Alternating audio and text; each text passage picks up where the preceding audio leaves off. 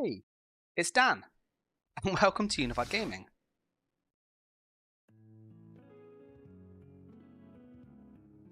So for today, guys, we are going to be going through and looking at the changes to Cyrodiil, and boy are they big. Like, they are really, really big. I'm on the Nightblade, and tonight I will stick primarily on the Nightblade just because the queue is like 150 to 200 people long, which is about 45 minutes to an hour. So yeah. Additionally, if for some reason we do disconnect, and yeah, then I will obviously have to just pause it there because, you know, waiting 45 minutes is ridiculous. So just going to preface it there. As with the changes, like, what is different? They have disabled every single set in the game. So I'm going to go through and just kind of look at what I've been able to see that's different, how it feels, and then kind of what you can do with a Nightblade in particular, and then we'll just jump straight into PvP. So first and foremost, this is the default stat page. So when you go into PvP now, on every single class you have a set of stats that are just preset. To Revolut, he goes, is lag fixed? Yes. Like, in my opinion, having played it for the past 3 hours, it is fixed. I've been in like 100 fights and I've not had lag, which is really, really good, but the gameplay is very, very different. So yeah, with the big changes, you will see that all of my stats are flat, which means I have like 70,000 health, which is insane. So with 70,000 health, 30,000 of other resources, 2.2k mag regen, 1500 stam regen, and just flat stats. This is the same for every single character. Any class, any character. Your race has no effects. So when you go into your skills, you only get 3 your class skills, and that's it. On top of that, with the class skills that they give you, you can't morph them or change them, but you can obviously pick which ones are on your bar. So there's a bit of choice here.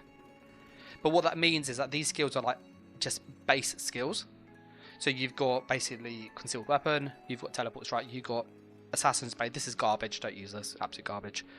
Piercing mark, same as before. Grim focus. This is really good. Like, this is really, really good. But what this means when you come to build your character is that you don't have access to any weapon skills. What you'll also notice is that all of the sets are disabled.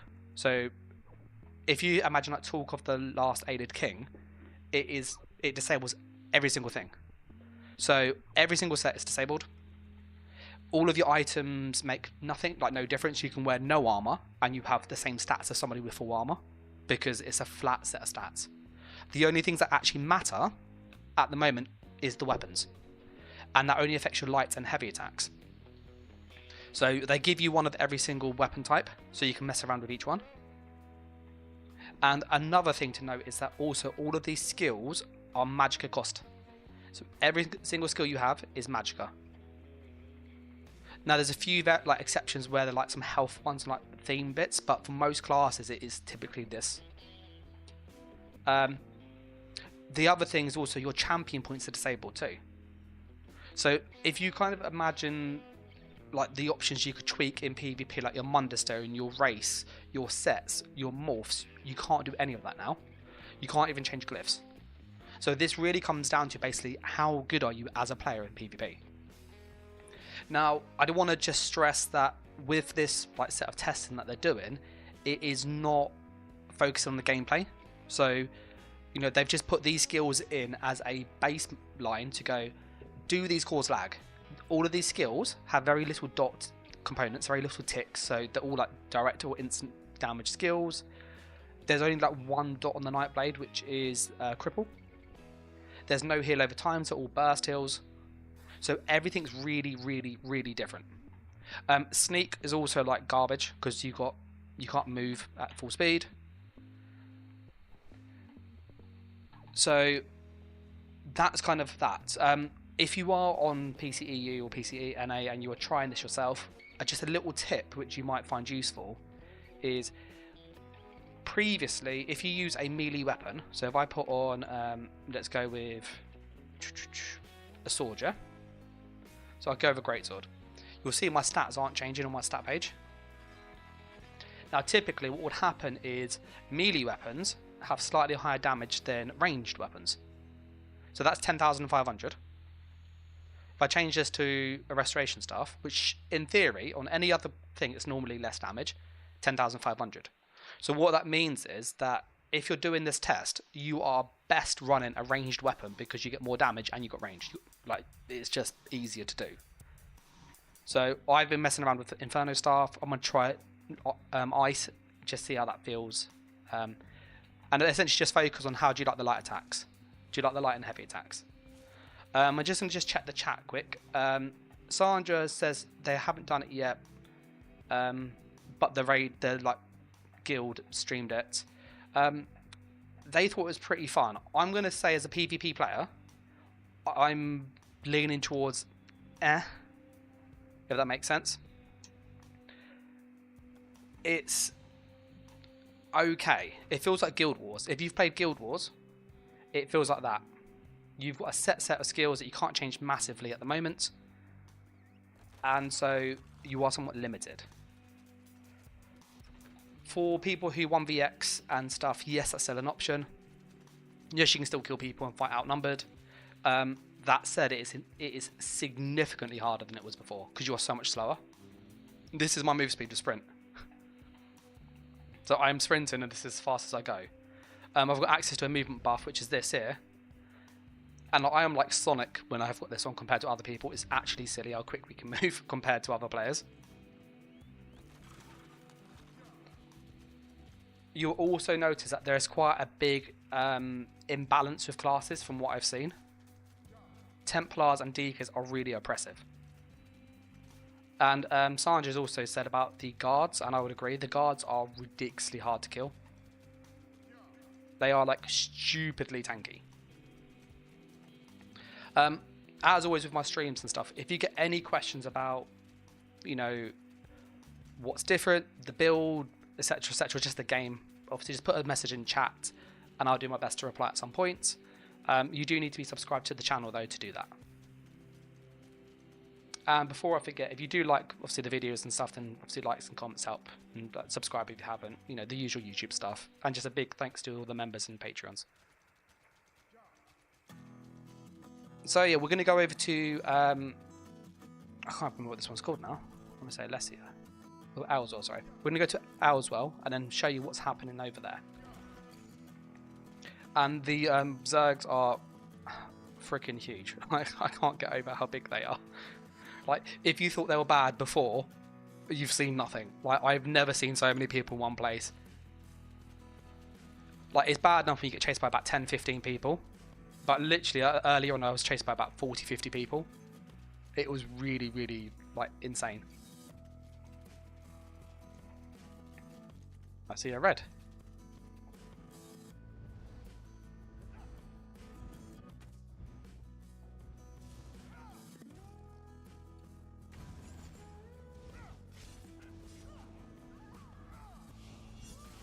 I hate the delay on the incap.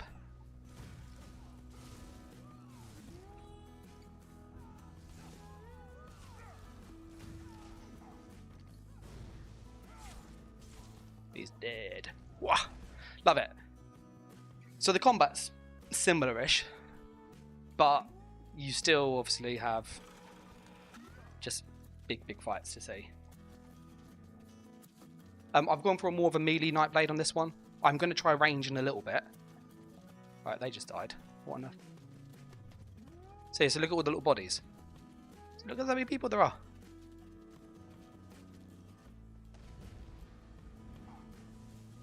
So many people. They got literally zerged down.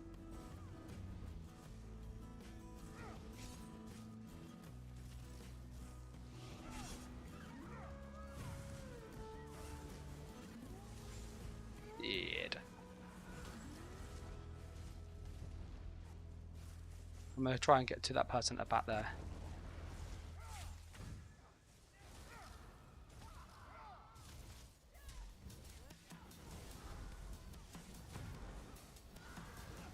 So,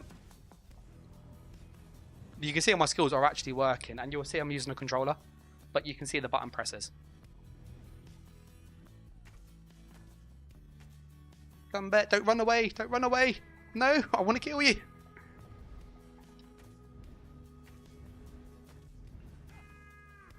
So he normally plays Nightblade, that guy there.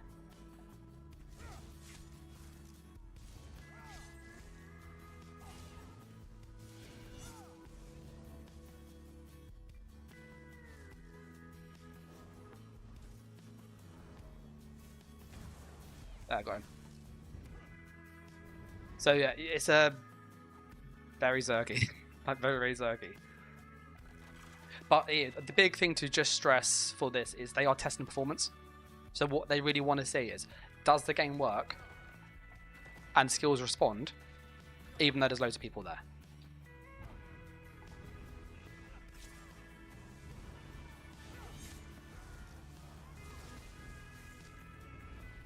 So what do you guys think so far?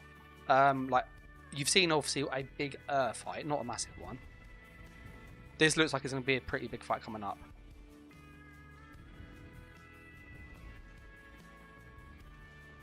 So I am pushing this way. You have to be super cautious on this. Guards are... Can I get the kill? No.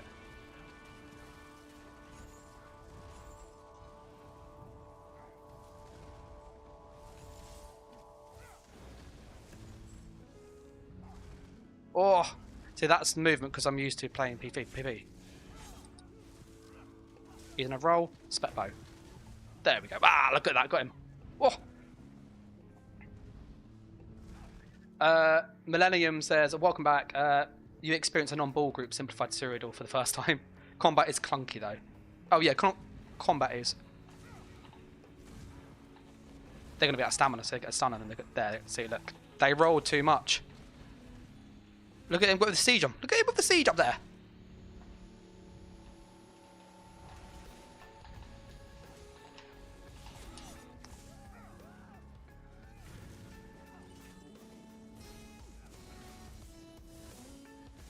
You can see Sulks are still freaking oppressive as hell.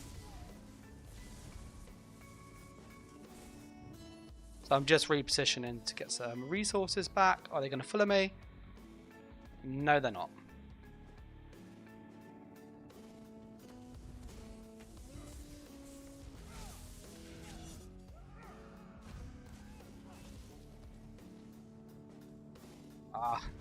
Got him so low, so close. So you can see I am like really trying to poke the bear, pokey, trying to get the kills.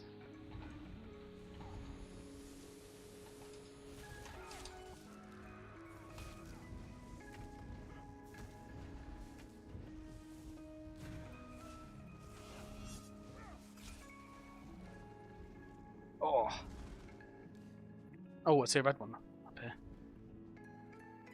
No, you do not. Ah, I got him.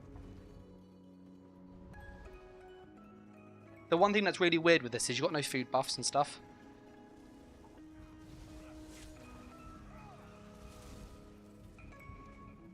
Cheeky kill. So you can see there was a lot of people here. Oh, and the one thing that's really nice is I got hit with siege there, look. Siege is like 14,000, which is a lot of my health. But when you have 70,000 health, it's not like death. Like normally when oil hits you, you get hit for like 15, 20,000 with oil. And you have like 30k health, maybe 35.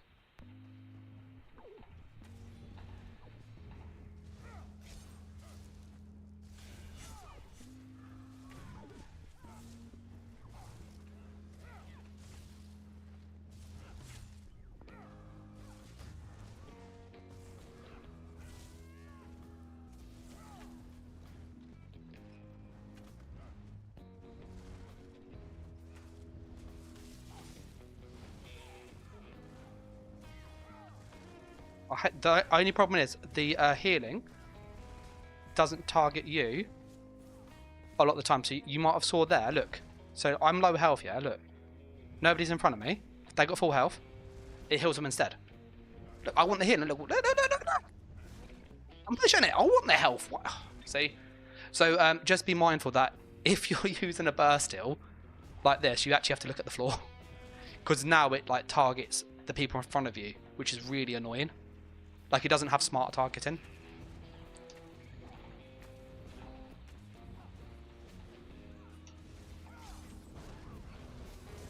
Dead.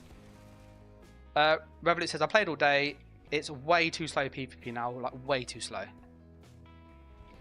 Yeah, that was my feeling, having played this for like probably 2 hours, 2.5 hours, is time to kill's too slow. It takes way too long to kill people. Oh, no. See, like up there, that is death. That is absolute death there.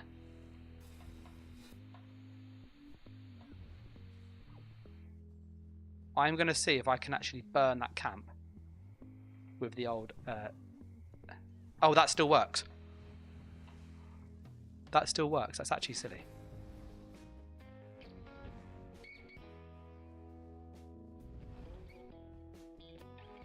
So I'm just being a bit cautious here because look, there's like a lot of people here. Okay.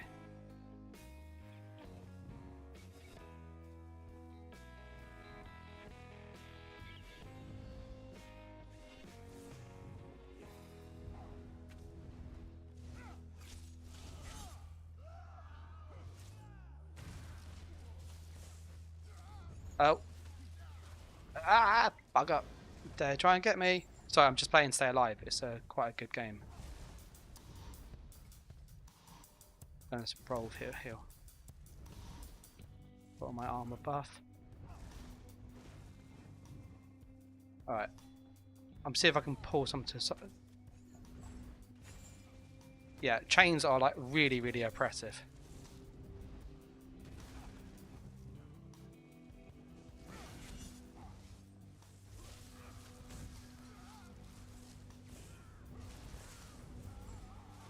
I'm going to hit with beam. Ah, look at me. So you can see, if you can move around, you can stay alive a fair bit. But not to sound like arrogant, I'm a pretty decent player. Like normally you'll die really fast to that many people. Because the damage is really high when there's like 3 or 4, you die really quick. Really, really fast. Sandra says, what works? Stealth? Yeah, stealth works, ironically. But it's like the old stealth. So... you cast it, you're invisible for 3 seconds, it also gives you a heal, and then it's got a 4-second cooldown. So you can't like spam it. But you just basically cloak, and then when it runs out you roll dodge.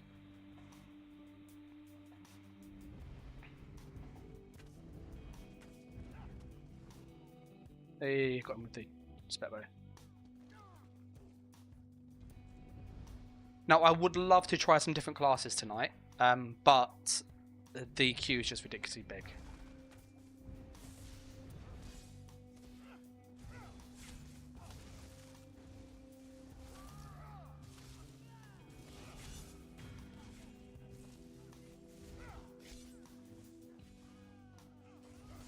Going for fear.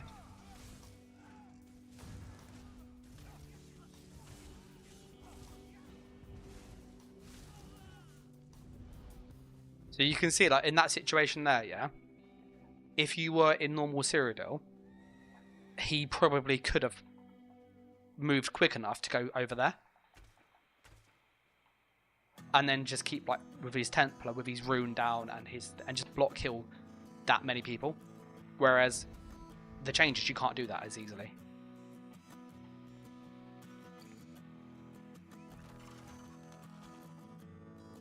Whilst they're going to go to Chalmon, I'm going to quickly just go through, because I was curious, and I'm assuming other people are just as curious. What are the Nightblade skills? So I'm going to kind of go through and then run through the builds too, so you got an idea. If we get attacked, we would obviously go and defend ourselves. So for the skills, you have 3 skill lines. They're all like Assassination, Shadow, and Siphoning, but they've just got Vengeance on the front. For the Nightblade, you have Deathstroke, which is your Fisher's Death. Now, this is an execute, so it does 10.5k damage, but up to 200 more the lower the health they are. So rather than using this as an opener, this is basically an execute. You then have Veiled Strike, which is your just spammable, melee spammable. You've got your Gap Close, Teleport Strike, so that's saying Assassin's Blade. This is garbage. Like, it does 300% more damage to people below 25% health. So that's like 15,000 tooltip, where that's 10,000 there. But if you're below 25,000 health, you're looking at about 15k, which you could probably kill with more light attacking skill anyway. So this is still really bad. I don't know why this is like, they didn't fix this. You've got a few major buffs on this class. You've got access to Breach. So that's what I'm using on the back bar. So when I see them, I'm constantly hitting them with Breach, which is the marked target, just to get that extra penetration, so I do a bit more damage to them, because people have flat resistances. You then have access to like an armor buff of some kind. So we've got Blur, and this is pretty decent actually. We've then got Cloak, which also is a heal. We've got our movement skill, so this is like basically my race against time. We've got Fear, which is quite good. We then have this Enfeebling Shadow. I've not actually used this, but this is like the shade. The damage just looks really low.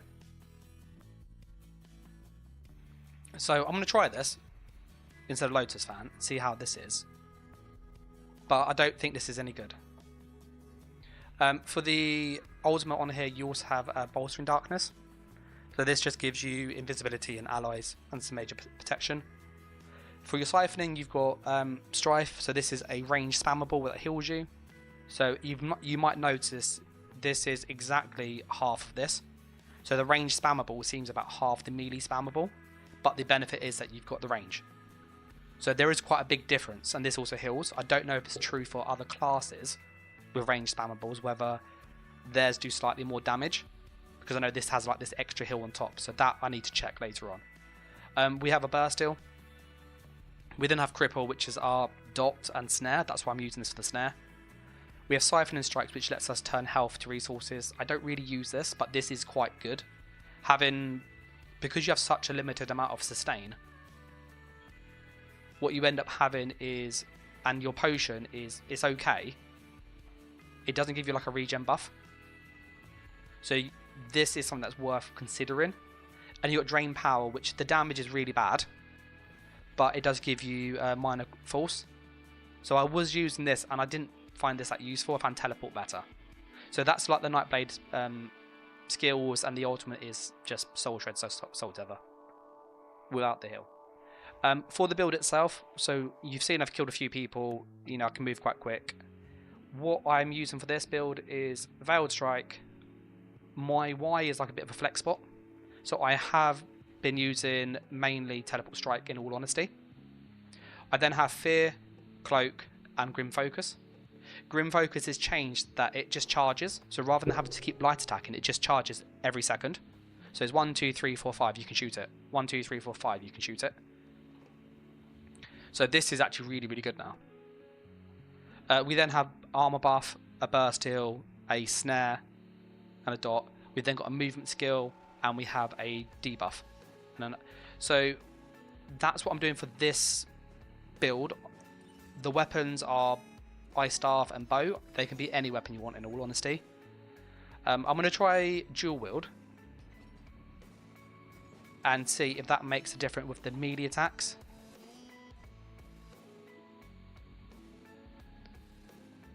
And as I've said before, I just need to stress that this is a test. But the way in which PvP and balance and combat is at the moment, that's not what they're testing. They are testing the performance to see if it's laggy or not. But as you can kind of see, the options that we really have are very limited. Like, you need a burst heal, you need an armor buff, you need a movement skill, you need a spammable, you need a burst skill for damage, you need a stun, you need some kind of mobility skill. So what you'll find is that actually, although you have lots of choice, in theory, from what I've seen, is there's not much choice, because actually a lot of the time you do need a specific set of skills to like make the build viable anyway. From a content creator's perspective, I'm in two minds. making builds would be really simple. Because I'd literally be like, hey, it's Dan. Welcome to Unified Gaming. Today we are using Veiled Strike, Enfabling Shadow, Aspect of Terror, Cloak, and Grim Focus. The ult is Deathstroke. For our armour, we've got Blur, we have got Healthy Offering, we've got Cripple, Path of Darkness of Speed, and Mark Target for more damage. And Soul Shred. For the weapons, we are using Dual Wield and a Bow. And that there, guys, is the build. Like, for a build video, it's really boring. Like, really, really tedious. There isn't much, like, choice you can have. I'm just going to let my cat in maybe one moment.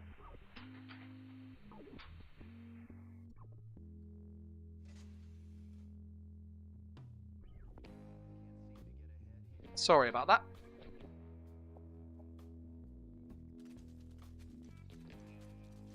So, yeah, that's kind of...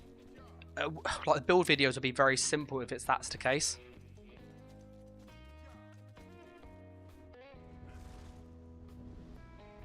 I'm not completely sold on the actual gameplay. Performance, amazing. So look, there's lots of people. We can probably get through this, ironically. I did push my potion. That didn't fire because I rolled. Oh, we got so close to getting through it as well. So close. I got impatient. Although, no, they're doing it.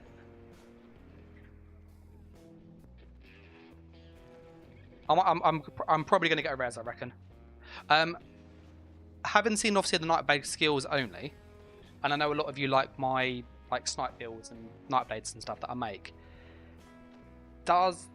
Do these changes, do they fill you with like hope for PvP, or do you think they're a bit like bland? There's no camp there, so we're going to go and respawn at Bleakers and just ride over and actually do some fighting.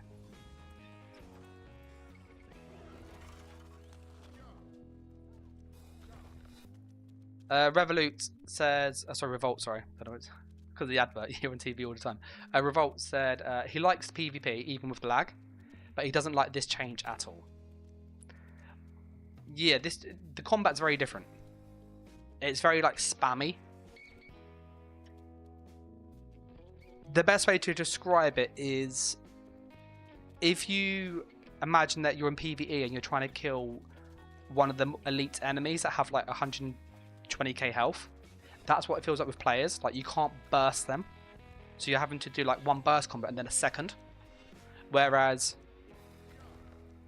if you're, you know, someone who's good at PvP, a burst combo timed well can kill most people. If they've got obviously a healer with them or lots of off heals on them, less likely, but generally a good burst combo can one shot or do it like 20-30,000 damage on most classes. Tamzy, I think it says, is Cyrodiil still active? Thinking of coming back. Yes, it's active. Yeah, look how many people are here.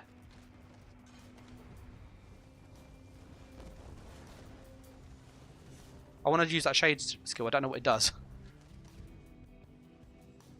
If you come on PC though, there is currently a test for this week only where they're trying different things. How much siege can you stack on you?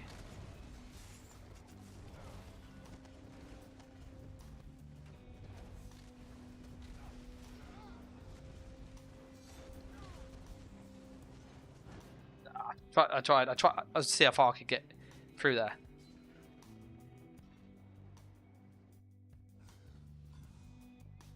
So you'll see, without Siege Shield, choke points are quite hard. You can get through, as you saw, but I didn't have enough healing.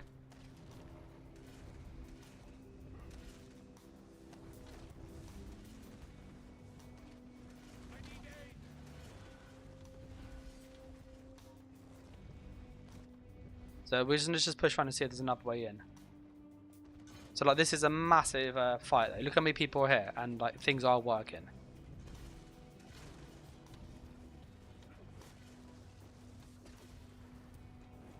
Don't really work out. I don't really know what that skill did. My little shadow thing. Oh, the heal changes though. Because you can't heal yourself with your skills, it's really annoying on Nightblade.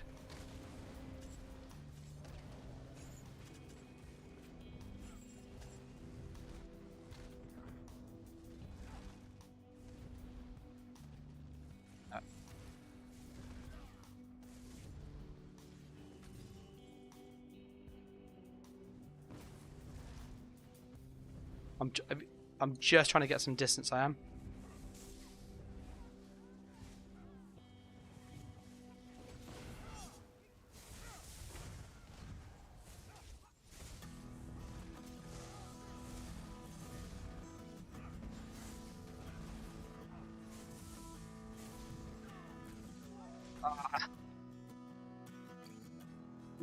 You don't have as much sustain.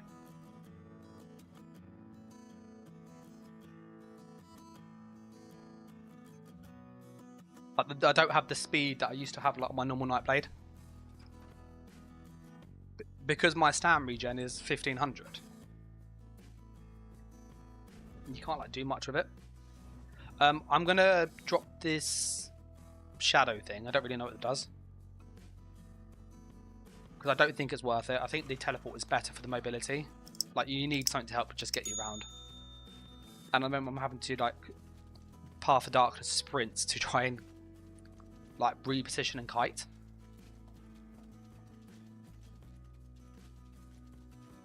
I will say, though, if you are somebody who likes to, like, 1vx or small scale, I'm not sure how this will play for you personally. Simply because, like, you're really, really encouraged with how this feels to, like, group up. But any number of any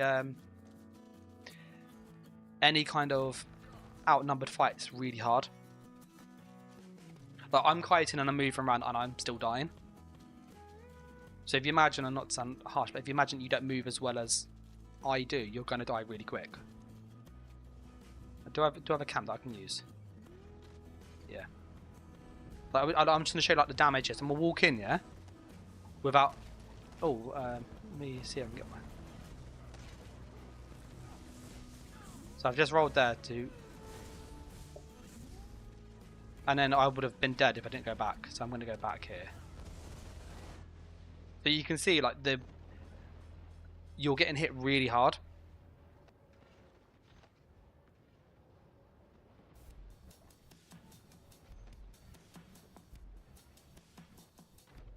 I'll get a res on me. But things are working for sure. So I'm going to respawn and actually go back and like fight properly.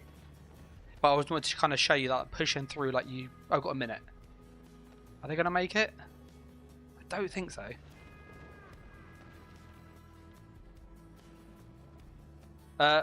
Lab guy says he has high hopes. Performance wise, really good. Like, performance is amazing. Like, my skills generally work. I don't think I've run into many issues where things don't work as I would imagine they should. 30 seconds. We're going to wait the 30 seconds rather than riding over.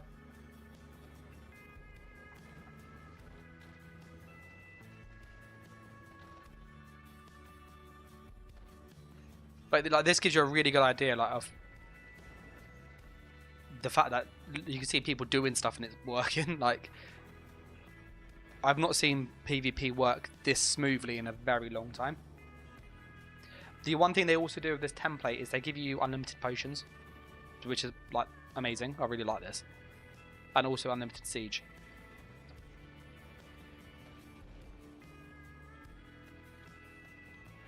Okay, so we've respawned. Sorry about that. So we're going to try and like actually focus on doing some fighting now. I do wonder whether a range build would be better. So can I get through? I don't think I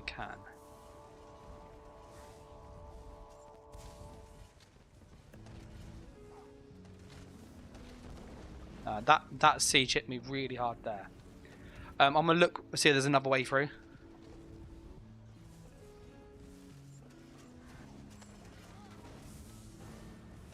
I still can't work out what that little ghost thing does. Oh, look, ghost my back. Oh, there's some up here I can actually trot on.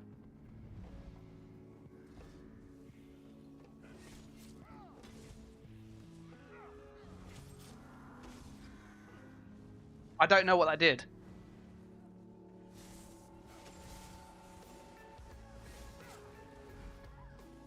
I can't work out what the little ghost thing does. Let's go to a farm and there's a person up here to kill quick.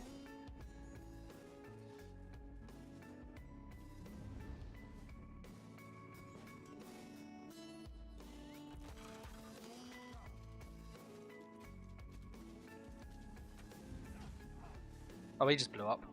Oh, Salk looks so good with the access to delayed execute. So I'm just going to try this skill because like this, I don't really know what it does. It just infuse your weapon with a sinister shadow and stab an enemy dealing magic damage and maim. Like the maim's garbage, that's pointless. You have way too much health anyway in a 1v1. You don't need them to have like less damage. So I'm just going to see what this actually does so I can change it. And then what I want to try as well is a ranged Magblade, or like a ranged Nightblade per se. Okay. Okay. Okay, you can animation cancel it. I don't get why you would use that beyond the debuff. So this is cool. You'll see it, it's charging, and then when it's ready, I can shoot it again. There you go.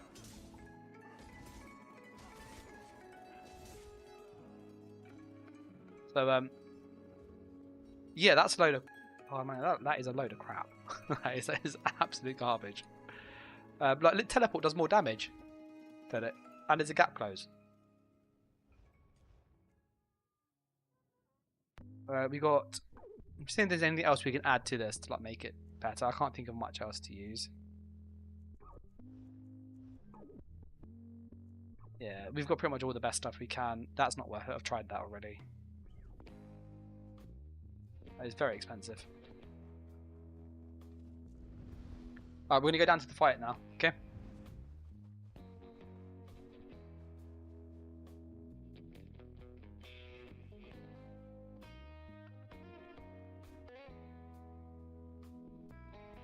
I'm just checking the stream stuff's okay. The in-combat bug is fixed too, pretty much. I've not really run into that. Like, I fight somebody and then I can get out of combat really quick.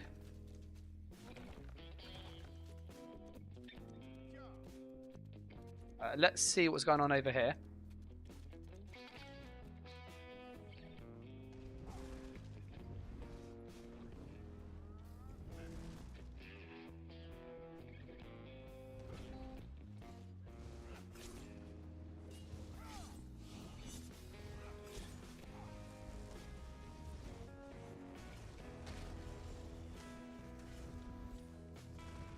So you can see, with the gap closed, it was way easier to get into the keep. Like, way easier.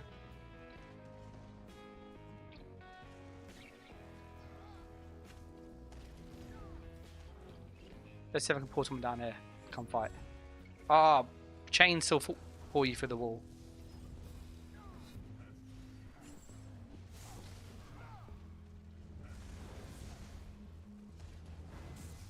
So like that was a good example where the game worked really well because I was able to bar swap and then cloak to get away.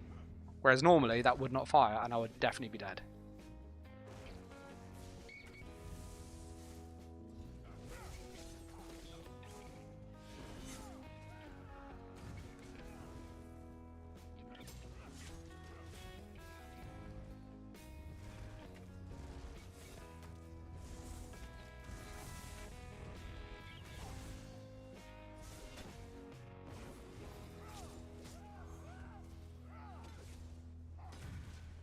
You can still see salts are very, very tanky.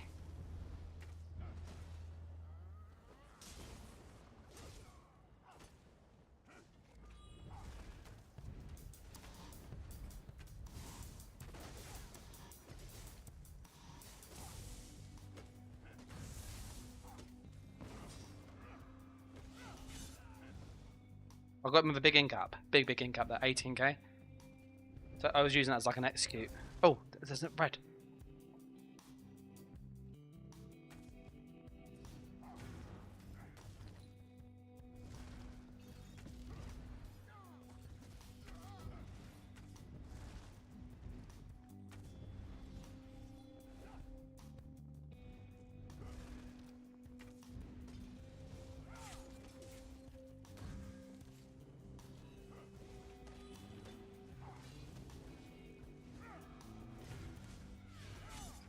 He got through the door. He got through the door.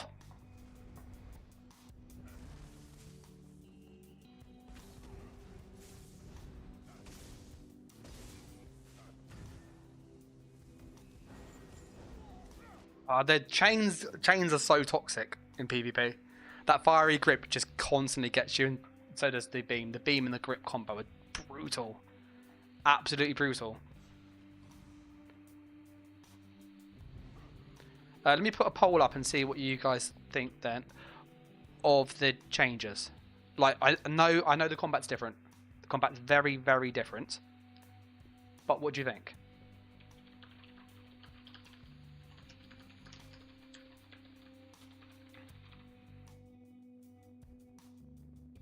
Okay, there's a poll going. Do you think the performance is better? Having seen it for a little while now. With what you've seen, would you say it's better or worse? Or like the same? I've kind of left it as just...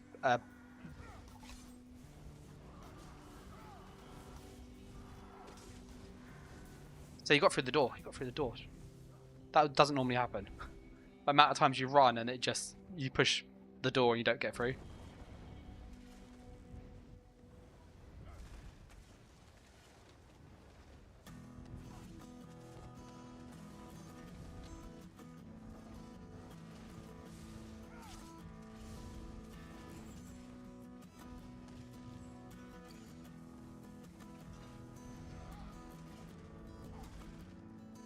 I am running.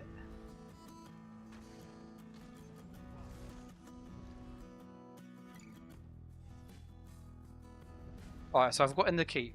If you can see if we can try and do some damage whilst we're on the inside.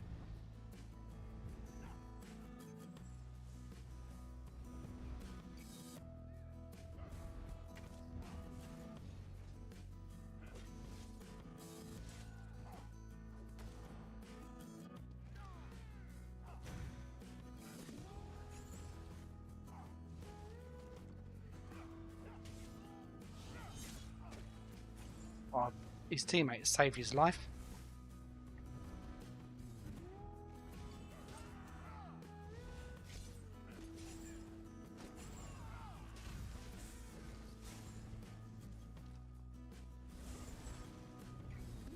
Just gonna push up here.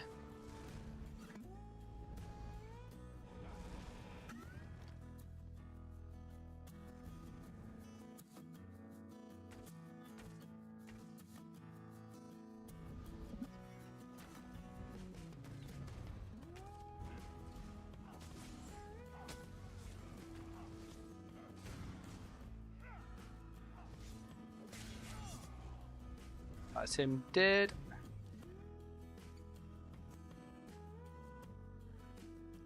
Yeah,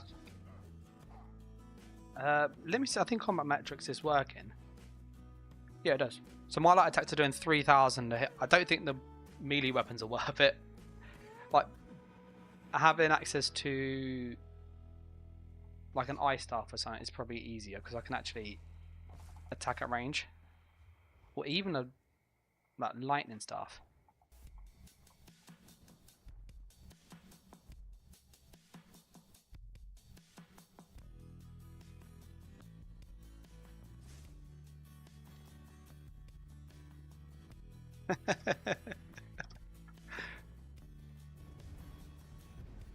Alright, we're pulling out to see if we can find any other people to kill. So this fight's still going.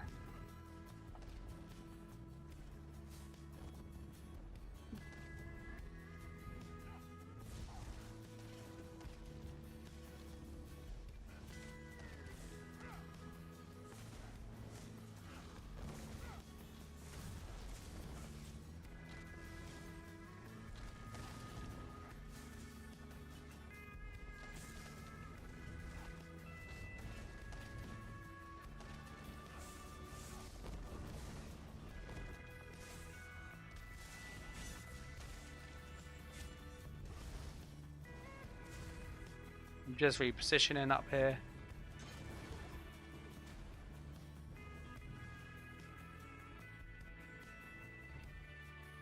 And I'm just going to pop down here. Anybody following me? Yeah, yes.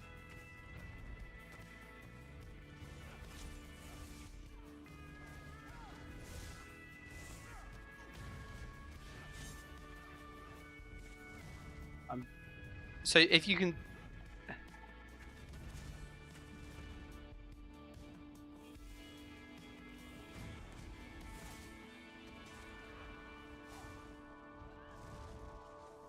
Pop up here. You gonna follow me? Here he is.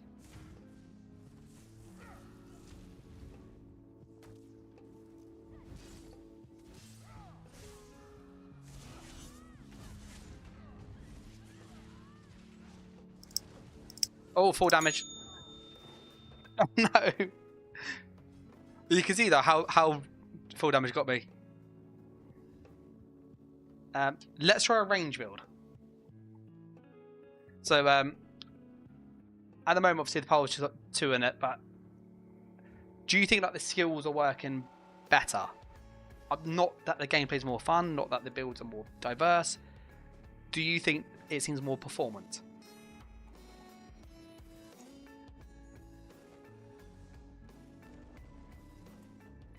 We are going to go and try and put on a range build. Is that... That is a bit of melee. It's like semi-melee. See, I just feel like if I use that, I'm gonna have like no damage. But I've got healing. So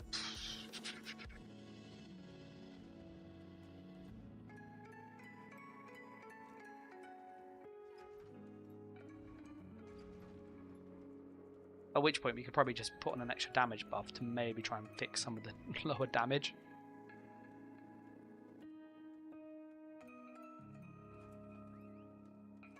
Let's put a blur back on. Sorry, I was just changing my skills. And I'm going to change this to an Inferno stuff.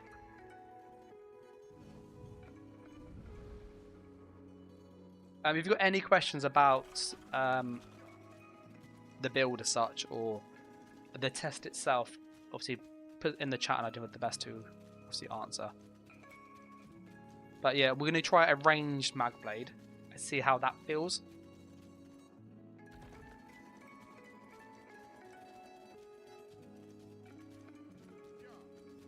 So we're just going to go back into that fight. That Charmin fight's still going on, which is insane. Like it's been going on for absolutely ages. Full damage is going to be bruised with that.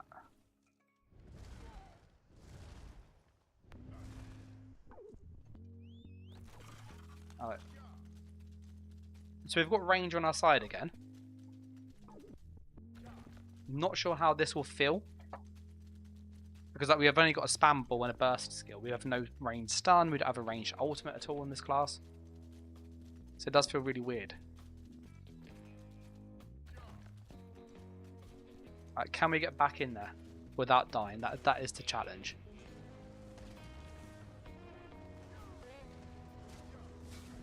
Oh, go on, little spider! Look at that! Look at this little spider go! Meow. That's one way for a keep. Look at that! Sorry.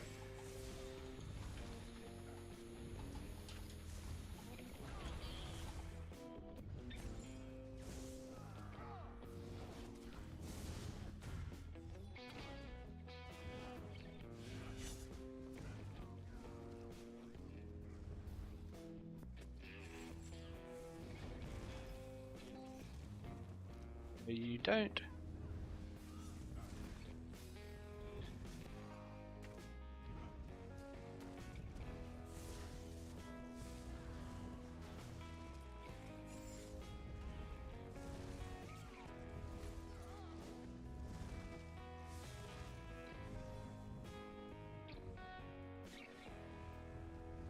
Will they see me? Will they see me? No, no, no, no! One was sensible enough to do it.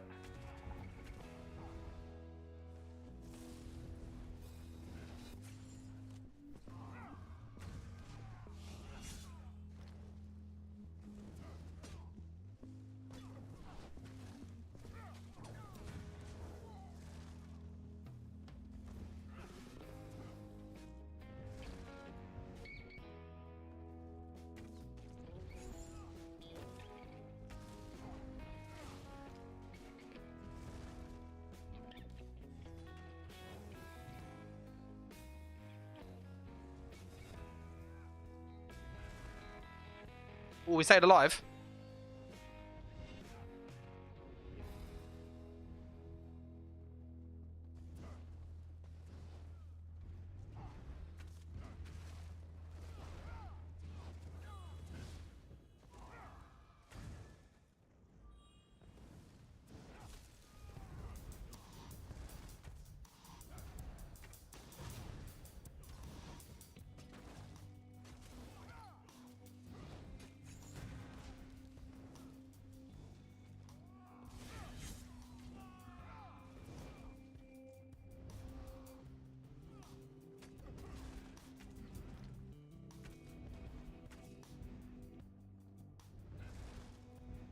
His mate coming up. He's on a jab.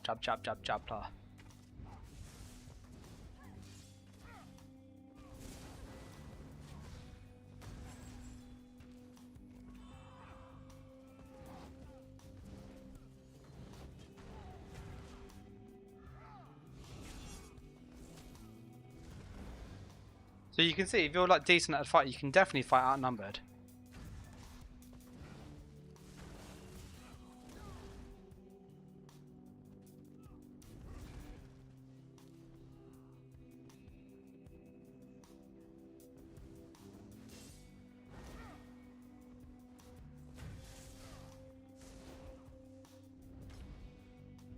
Let's put one on art.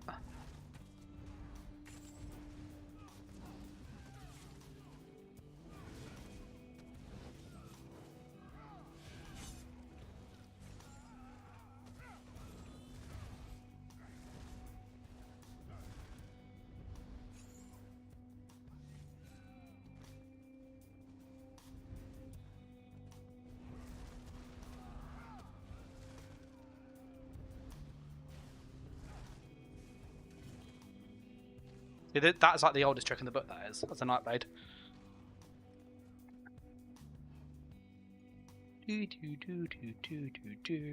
Oh! Just get our resources back.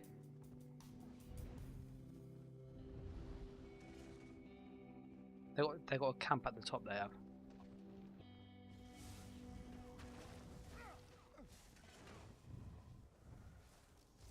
No.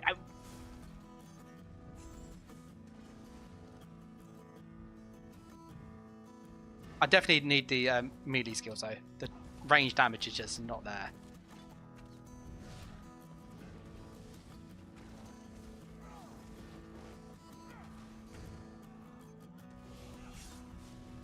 Yeah, Creative says this definitely seems good in all honesty. Performance-wise, is great.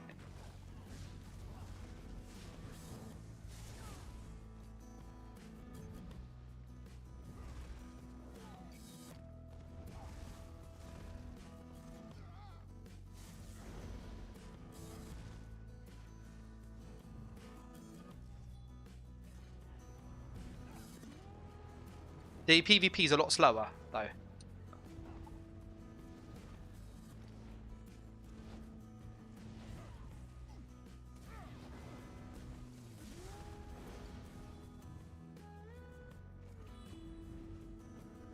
I quite like being able to spam my potion and actually not worry about it.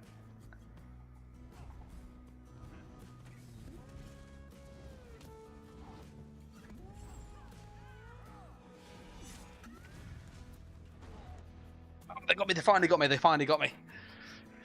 They finally got me. I got hit with 2 Grim Focus and a leap at the same time.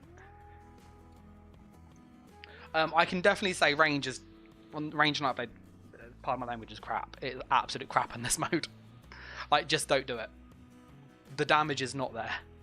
Like, you need a melee skill and you need a gap close or an execute. We'll try the execute.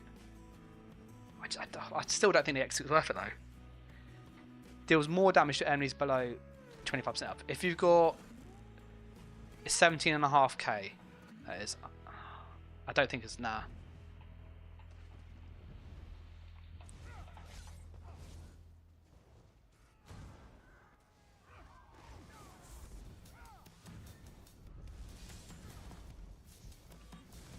Go for cloak. There we go. Creative says, luckily with such tight balance options available, they can tune the time to kill pretty easily. Fewer variables make balancing easier.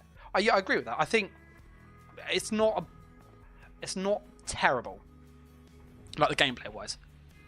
It feels like, if you're, in all honesty, it feels. Oh, that's who I was fighting earlier.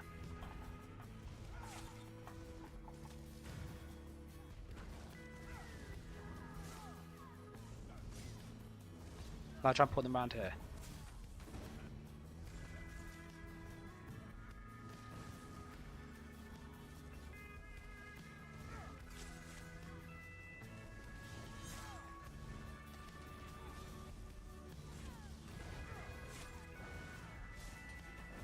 Healers are still pain in the ass. Oh, loads of freaking reds. Loads of reds.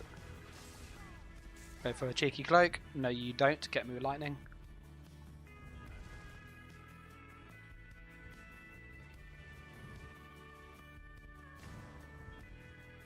I'm going to try and pull some over here because there are so many people. Yeah, I've got 3. I've got 3 I think is doable. Unless they hit me with fucking chains. No. Chains has got, like, chains is absolute, pardon my language, it's absolute bullshit. Like, when you get hit by it, you are dead. Like, the pull means you can't heal or do anything because you're stunned. And then, because you're being pulled, you've got like a second where you can't do anything, which means you're taking an extra 2 or 3 hits. Oh, that was depressing. I want to try Warden. I love Magical Warden. And I've seen a few people spam the birds, and the pigeons look awesome. They've like changed the skill slightly. Yeah, we're just going to say goodbye to all of those reds.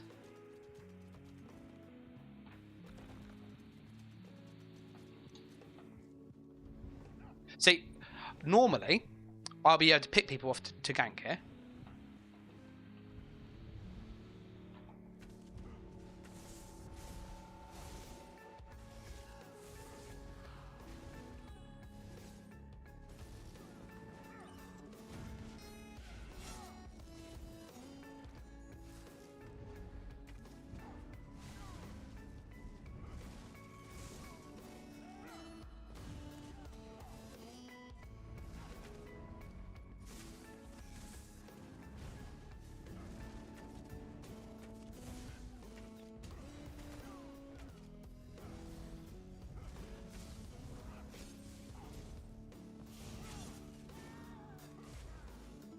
Ah.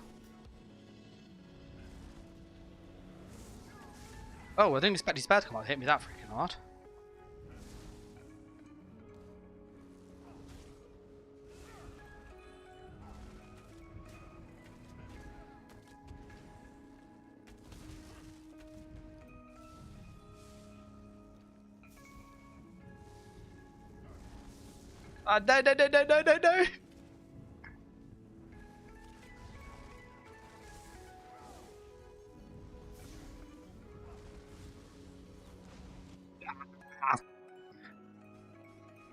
No. That fight with the Warden was good though.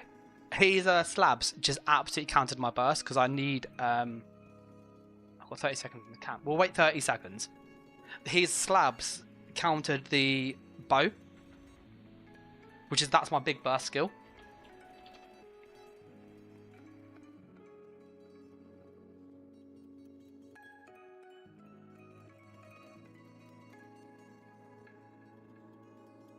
I wonder if it'll. Does it think I'm in combat still? The add-on. Creative Gaming is saying it looks like ESO PvP, which is good. So still has the same vibe. Oh, it's under attack. Oh, that's depressing. All right, we'll ride across, which gives them hope. And yeah, I'd say it kind of feels. It feels like ESO.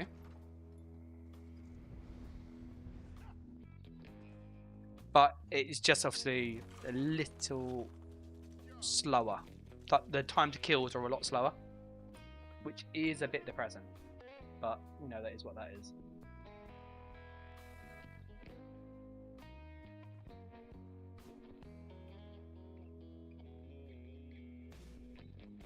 If anybody is on PCEU, Do they know what the queue is?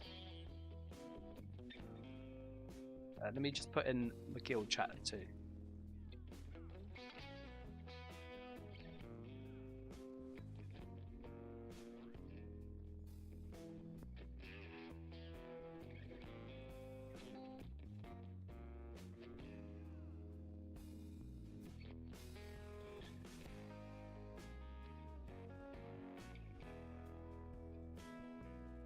Taka said, I swear you're gone for a good while, and as an honest, I was like, where is this guy, a Dan guy gone that kills people in ESO? And there you are, knowing ESO some stuff has happened, but I'm glad you're back. Yeah, no, it's really good to be back. I had a very busy couple months, which is, it happens, unfortunately.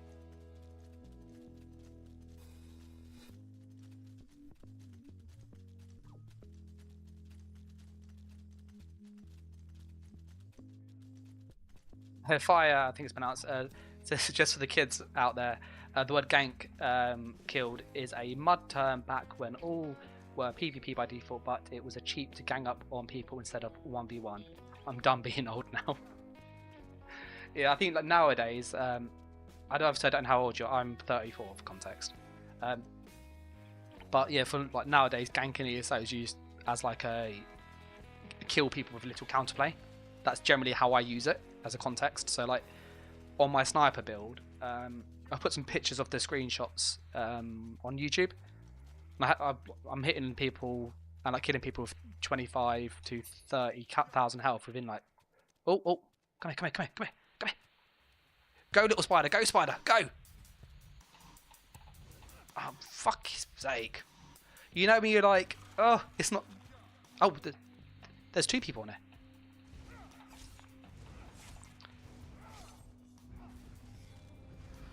Oh no, there's three. I found three.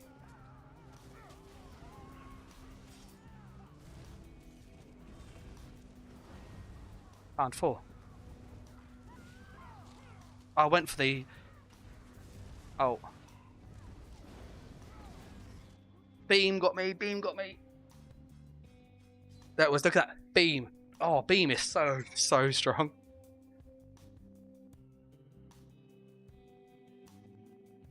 Creative says gank to him, it means attacking somebody when they're focused on somebody else. See, I've always used gank as like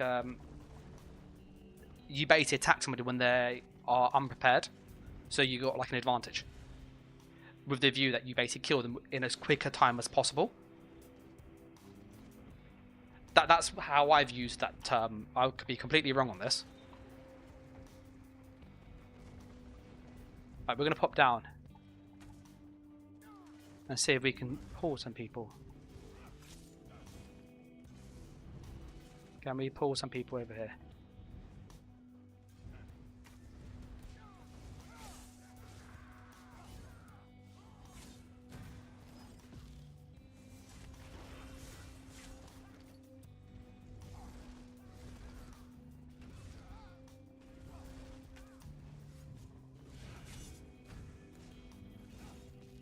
Ah.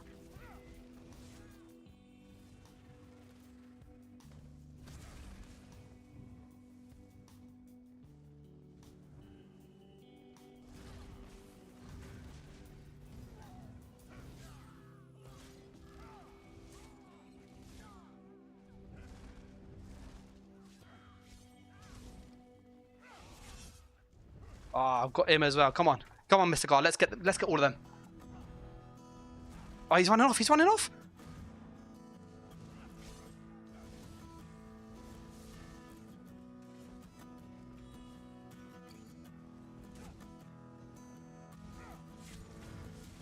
He ran off. He ran off. Guards are OP. They're like having extra players. They are. Ah. Space a cat. Cadet says, "How's it going?" It's going. I just got a little like 3v1 and I killed two of them and the third one ran away. So that was pretty good. Yeah. Come on. Over you come. Come on.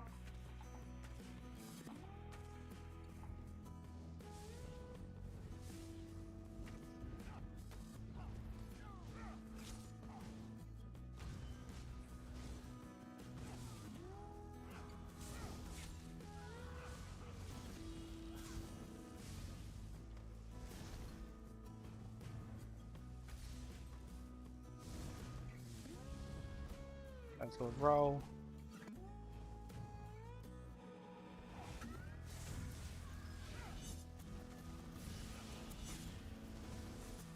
That thing, look at that. That thing is not going off me.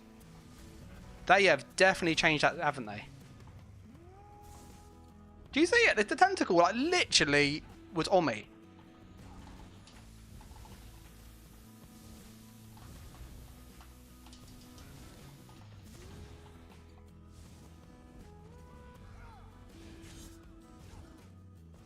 Ah, got him.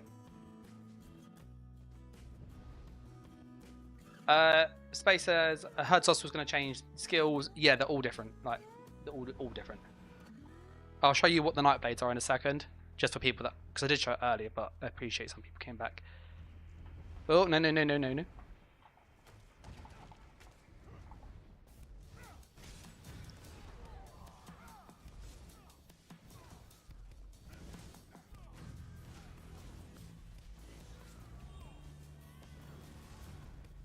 Get some speed going.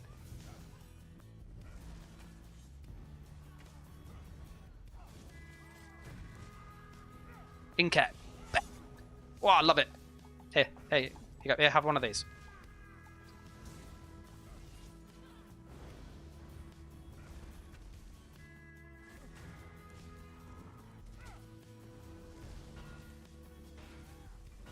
Oh, that was a great Colossus by that dude there.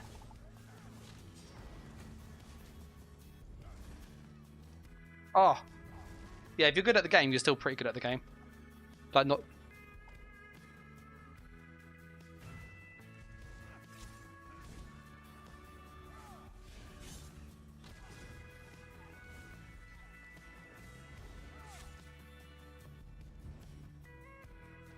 That was pretty good, though. That was a good little... Oh, there.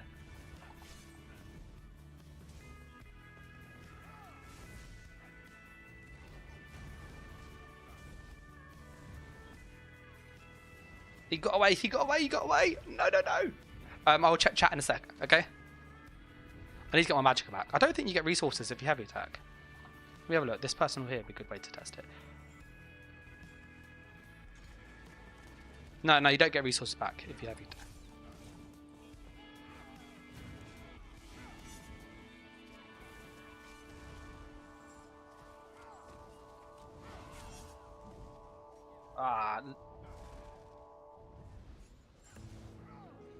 Sorry, I'm like busy now. Like, you know when you're in the... There you go. He's got... You know, you're like in the little kill mode. Alright, sorry, I'll check chat now. I think I had a little good run there. Good little... Oh, there's people there. Oh, there's more coming down.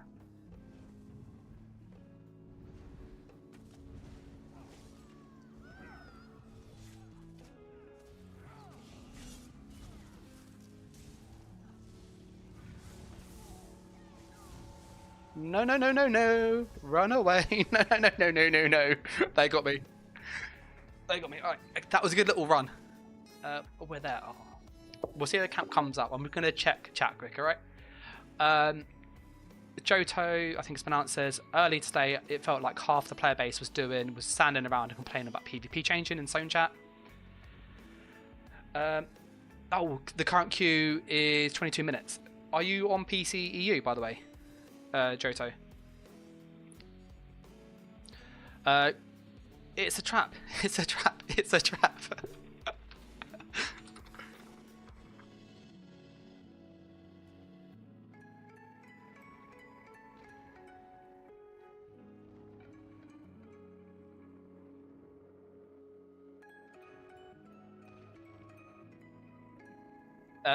Creative says resource management seems so important, which is pretty neat. I think if they kept their style, they should add resource bars to enemy health bars so you can see how much stam and mag they have. That's quite a cool idea, actually. Yeah, I like the idea of that. Cheers, Johto. I'm on PC EU, so I'm hoping if the queue comes down to like 5-10 minutes, I'll probably switch character.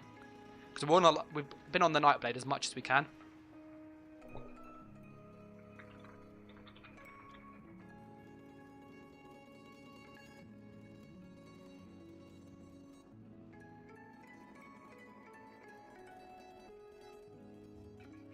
Oh, camp. Oh, see, my waiting word out. I swear I definitely saw someone with a red badge on them. Definitely saw someone with a red badge. I'm going to quickly jump into the keep here. And I'm going to show the skills, because I did say I'll show the skills again.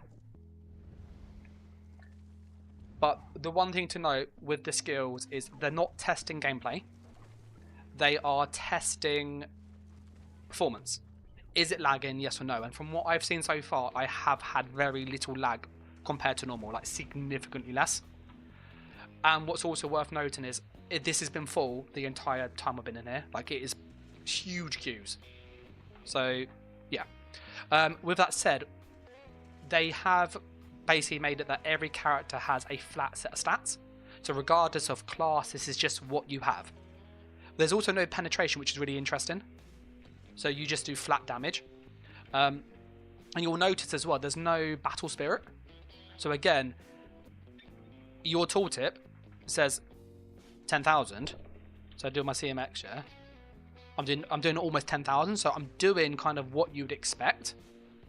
So actually, in some ways, I think getting rid of Battle Spirit and adding just flat stats is a really good move, because it's simpler to understand as a player.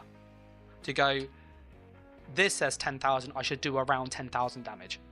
Whereas currently in PvP, this will be 5,000 in live, and if you're lucky, it will be less than that because you've got armor and stuff to come off again. So you got flat stats, you got no attributes you can slot in, it's just all flat. You have no buffs. The other thing they've done is changed all the skills, and they've changed all the sets, so no sets work. I quite like this, actually. Me personally, all the sets being turned off, it just comes down to skill. Are you good at the game? I would like them to have a few created sets, so like Hunting's Rage, Julianus, so you can kind of have a little bit of choice, but not huge. So that way you're going very, very stat dense without procs, because it's much simpler for the server to calculate, but it gives you the element of choice still. So it means if I want to really focus on magic damage, I can. But at the moment, all of the things are turned off, all of the traits are turned off. Like, even if this said Swift, that wouldn't work either.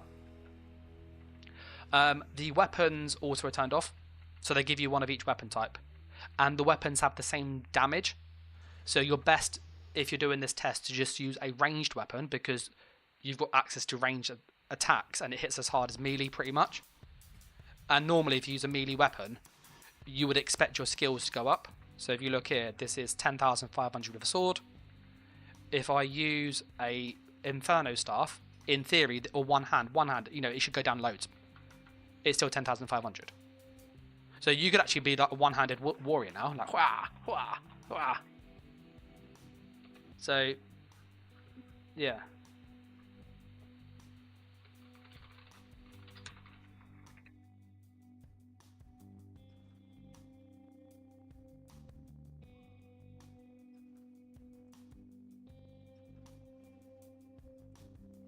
Sorry, I'm just messaging someone in game. So those are like things to just note as well. So when it comes down to like light and heavy attacks, just go with what feels faster. If you're going to try and be like real meta, my feeling is, I think the bow actually has a faster travel time. Oh my god, almost logged out. Yeah, the bow has a faster travel time than some of the other ones. So I think you're probably best using a bow. Like if you want to like min-max. So just bring a spare bow in personally, that's what I'd do. So that's kind of the big changes. I'm going to go through the skills for Nightblade now. And just check in chat quick. Joto said, would be curious to know what the max population for Cyrodiil is. Same as usual, or is the cap already higher than normal? I've been in fights where there's probably been about 100 people, like overall, and it hasn't lagged. So I don't know whether that's all of the group together, whether it's less, more, I don't know. So yeah. And then Joto also says, and if the skills are separate from PvE now, that might make it easy to balance going forward. Yeah. These skills are different. So you only get access to your class skills and they are slight variations. So what they've tried to do is to go, what is the essence of the skill? So if you've got 2 morphs, they go, what is like the main focus of the skill? What's like the base effect? Can we double down on that? So a good example of this is something like Cloak. Cloak's main job is to get you out of trouble. So it gives you invisibility, but because it's got a cooldown now of 4 seconds, it also gives you a heal. So rather than being able to spam cast this, you can't spam cast it anymore. So you got that, you know, that escape tool for very short windows and a bit of healing. If you go for like Fear, what is Fear meant to do? It's meant to stun people. That's all it's meant to do. So that's exactly what it does. If you go for Veiled Strike, this is meant to just be a melee spammable. It's not. There's no bells, there's no whistles, there's no bonus stuff to this. It's literally just melee, and that's it. So there's no like bonus movement speed when you have this equipped, bonus damage if you attack from stealth. There's none of that stuff. So that's kind of what the mentality of the skills are. And for Nightblade itself, in Assassination, you've got Deathstroke. This is your like base incap without a stun, but it acts as an execute. So when they're lower health, you do more and more damage, so you use this as an execute basically. You have Failed Strike, which is your spammable for melee. It's cheap, hits hard, 7 meter range, pretty decent. Teleport Strike, which is a gap close.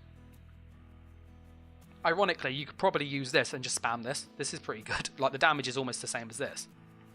A little bit more expensive, so you're going to have sustain issues. Assassin's Blade, this is garbage, but this is an execute. 5k damage, 300% more if they're below 25% health. You have 70,000 health. So half of 70 is 35. Half of 35 is 17.5. So if someone has 17,500 health, this skill will then do 15,000. So with a light attack you might get a kill. Whereas this will do 10,000 and a light attack does 3 anyway. So you're probably going to get a kill anyway. So and if you don't get them below the health threshold, this does like no damage. So this is really bad still. Mark Target, which is just your breach. Grim Focus, this had a big change. So rather than having to charge the light attacks, that's a light attack, and then shoot the bow, this just charges automatically. So every 5 seconds you can fire this, and it hits really hard. This is a really good skill. Like personally, this is a great change. This is a really, really good change. For the Shadow, you have Blur, which is just armor buff, and it also gives you some evasion. You got Cloak, which we talked about earlier, so go invisible, get a bit of healing, but it does have a 4-second cooldown. With Cloak as well, if you push it and you sprint, it turns it off. If you do any action like roll, it turns it off. So I can only really use this if you do like movement speed and then Cloak like this to get away. That's how it's really good.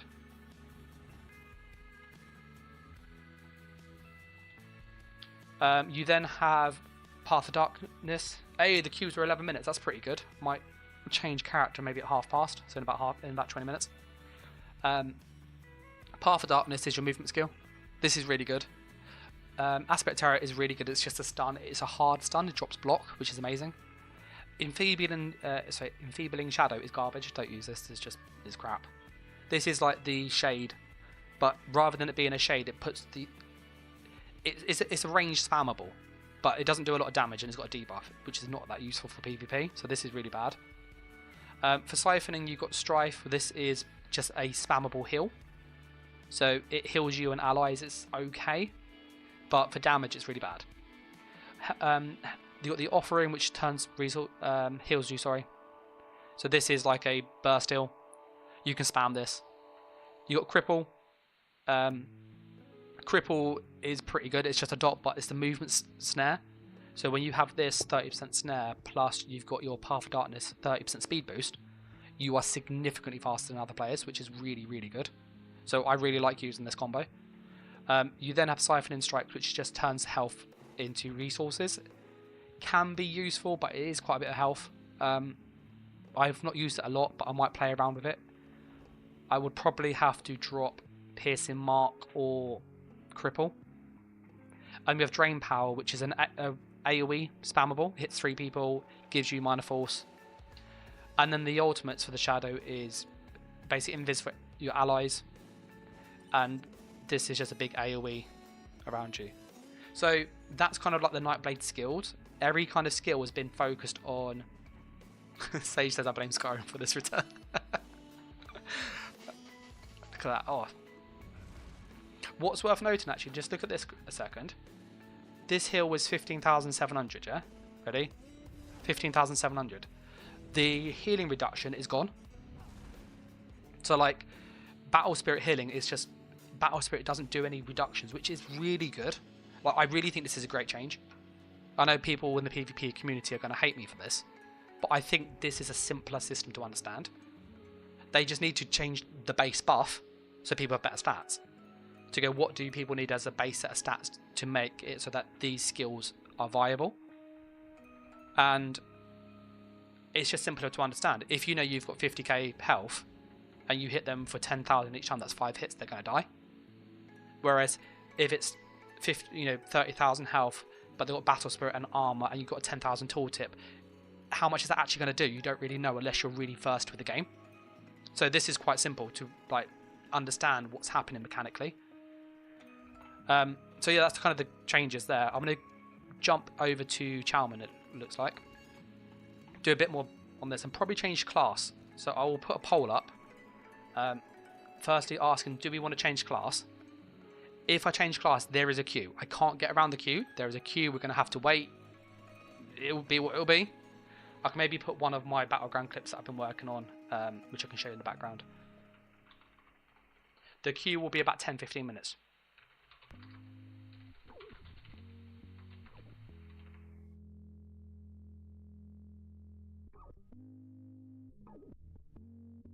I've just put a poll up to see what people think. Checking with chat.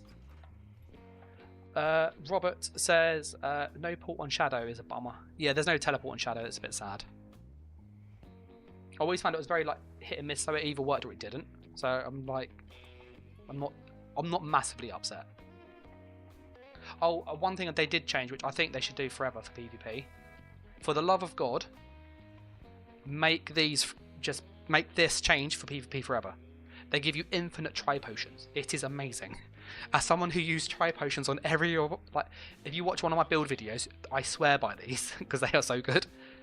And to be able to use these for free is amazing. Now, if they just had them like an Alliance version of this, I'm happy with that too. You spend AP for this, but Alliance tripods, please make it a thing. Sage says he blames Skyrim for the return.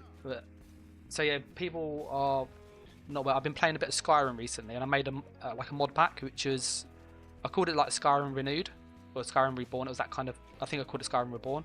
And the idea is that if you were to like remake Skyrim but keep it as vanilla as possible, what would it look like? So it's like got enhanced graphics. It's got like some dodge mechanics and a few just better combat mechanics, but it still sticks true to the vanilla feel of Skyrim, with just like quality of life and just a few better perks and stuff.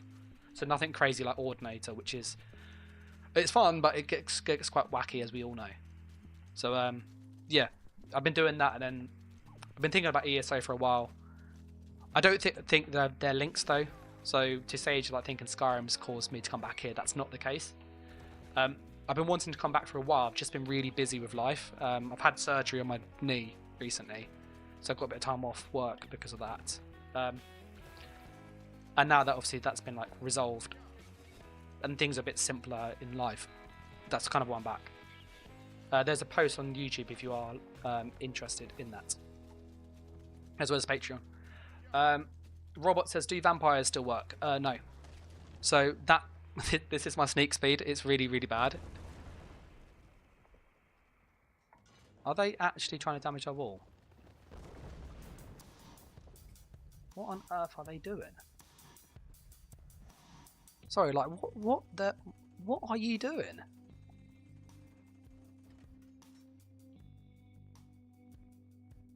Right, that's not me going mad, is it? Going, why is she hitting her own wall? Yeah. Space Cadet says, it's cool to kind of to see the difference in skill utility. I'm interested to see the other classes too. Yeah, 100%. I really want to see what the other classes are like. If we do switch characters, what I might do is switch to something that I've got a kind of build set up, so I can talk through some of the changes I made to a different class, like actual build video type thing. We're going to go to, I did say Chalman, but no, it's all Alessia. We're going to go Alessia, that's a big fight there. The poll at the moment is 50-50. Should we change class or not? There is a queue. I can't skip the queue. I wish I could. No, I don't have any streamer luck or anything like that. But yeah, there is a bit of a queue, so we can't switch easily at this moment in time.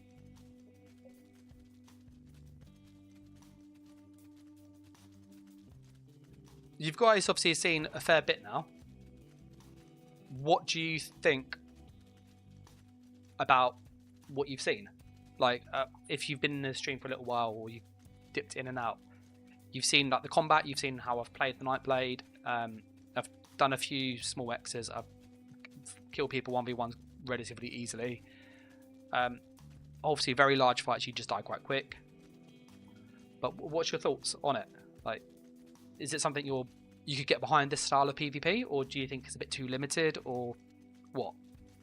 And equally, the big focus is obviously performance. Like, does it look responsive? You can see my control in the top right, so you can see when Dan's like rolling or pushing buttons, are they actually working?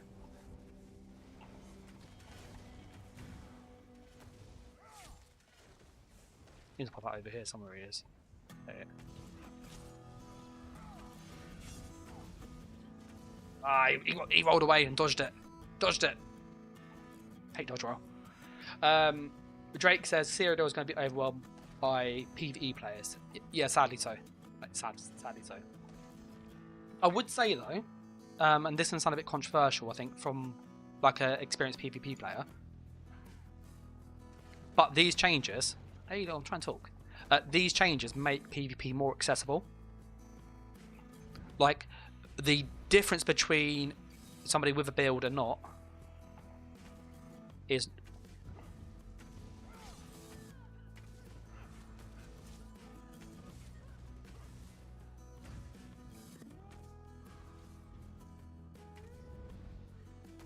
I'm back here.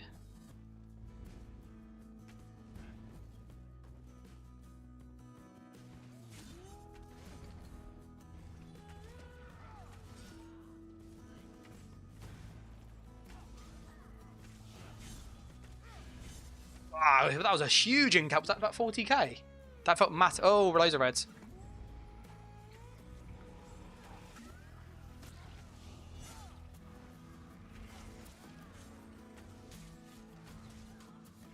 Ah, I've got the cheeky bash on him.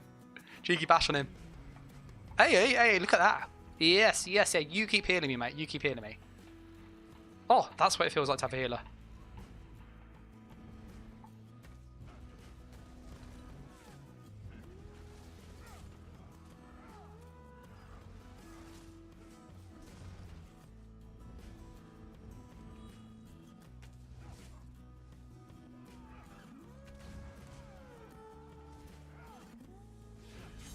Ah, 16k.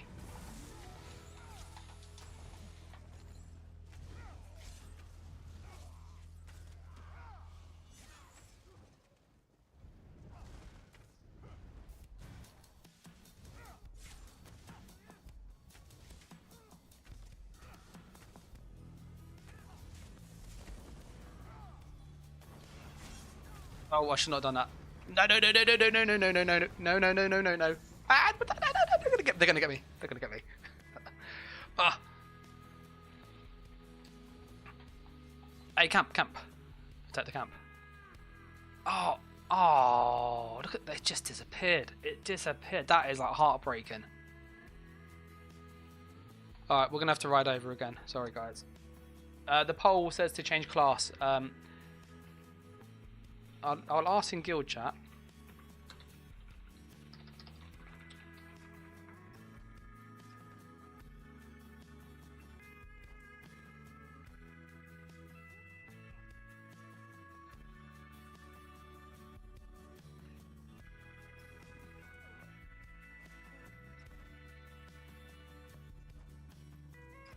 Yeah, I've just asked in guild chat if someone could tell me what does it say in game.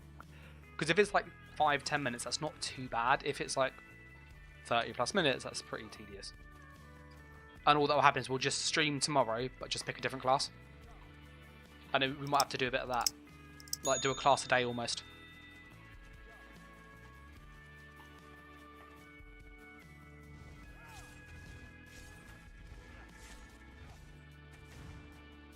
Ah, got him.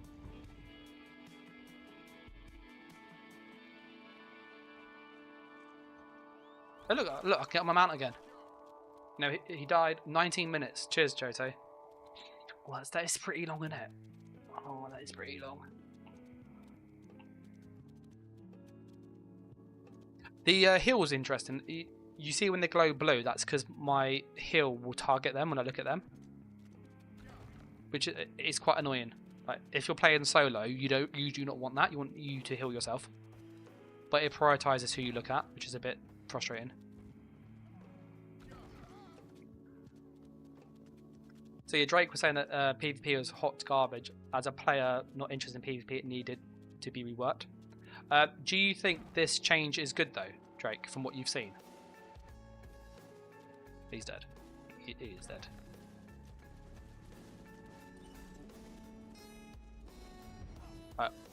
We're gonna... This is where, like, when you're experienced, you can, like, do stuff and pull people away. So can I pull... There we go. So look, we've got two coming this way.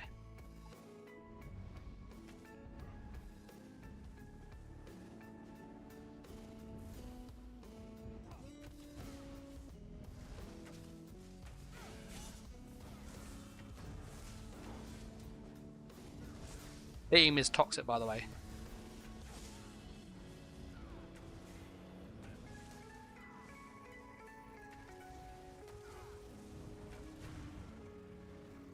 Beam is... Oh, see, look, I'm trying to heal myself and it keeps going to the other players. Look. Even though they've got full health. Look. It's really annoying, like, really annoying.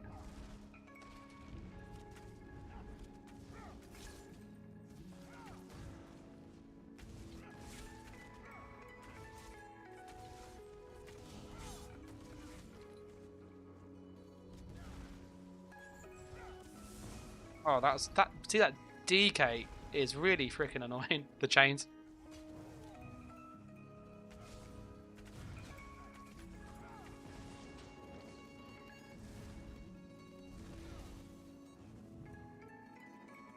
Oh, move away, move away.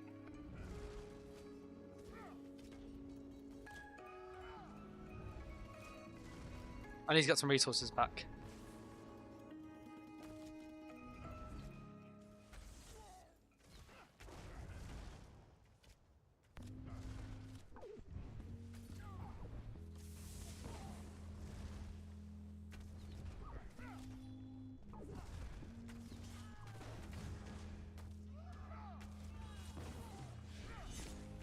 That was a good block by him.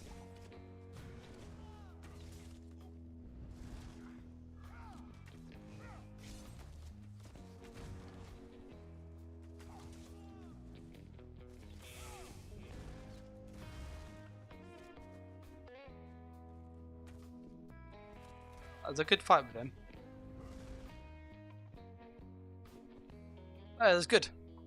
That was like a very balanced fight. You can see we're both decent at healed, obviously. I love it when you get like people. Look, they're coming here to duel now. Hey, it's Akino. Love it. Drake says player base of 100% and around. So player base of 100% and around 3% do PvP. So there should be no lag in IC or Cyrodiil. Oh, he almost got him though, didn't he? He almost absolutely destroyed him.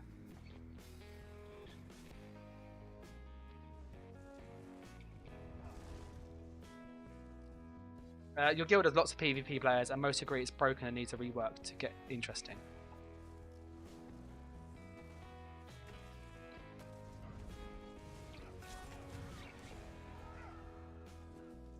So just go to the other dude. They tried doing 2v1. That's not fair in a duel, is it?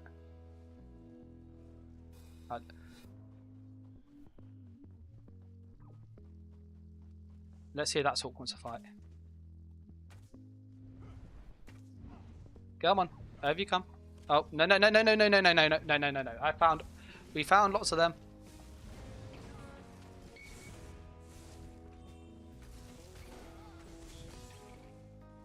Yay for cloak.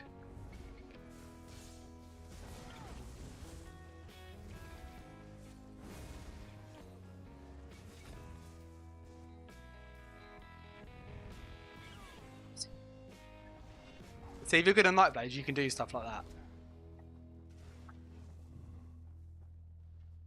They're like, he's gone. He's gone. Come on.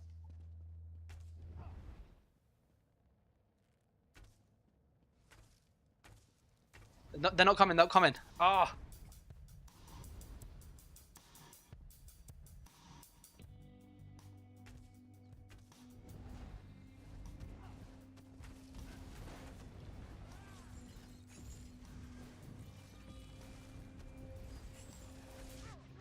They pull me in. Chains are so frustrating.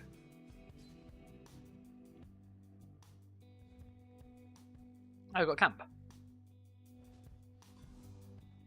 Yeah, I feel like as a Nightblade, there's not much else we can do gameplay wise. Like, I can kill people, I can fight 1v1 well, I can fight probably 2v1, maybe 3v1. Anything more than that is quite hard.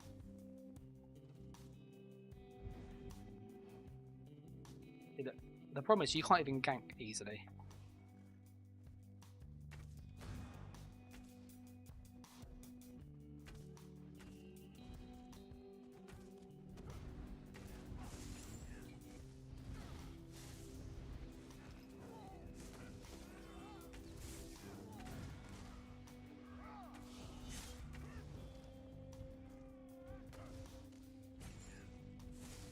Well, I pushed the hill a few times, but that didn't fire, did it?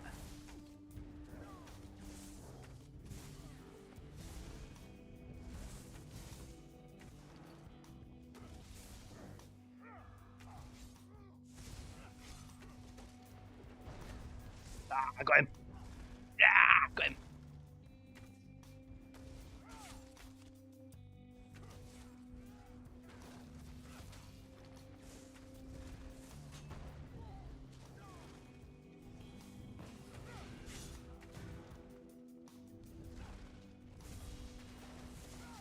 Oh, I got literally. That was not nice.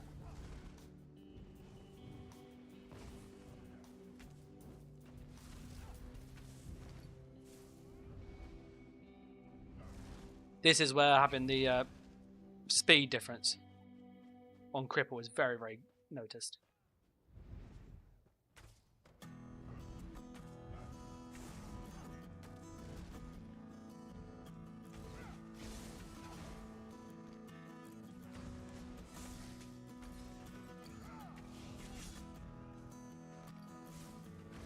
I'm probably gonna die here.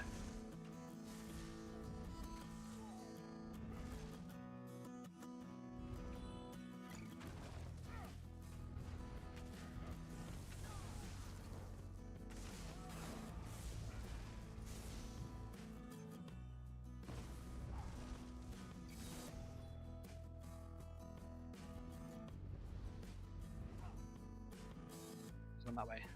I need to pull one enough, just one away, just enough.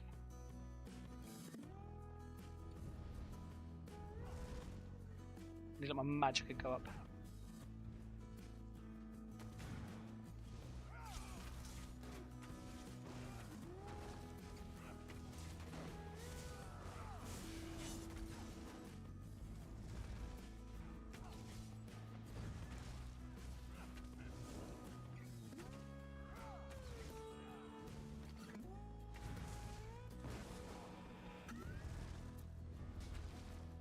Oh no no no! Can I see?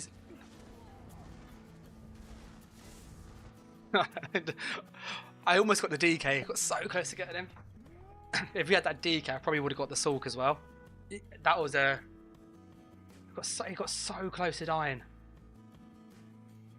That's where like I want a bit more sustain. I just don't have, because everything's magic based. All of your skills cost magicka. You'll see here, like everything's magicka. It means you don't actually have a lot of sustain. because your potion, so what you'll see here is your potion doesn't give you the regen buff. There's no continuous attack regen buff. There's no CP reductions.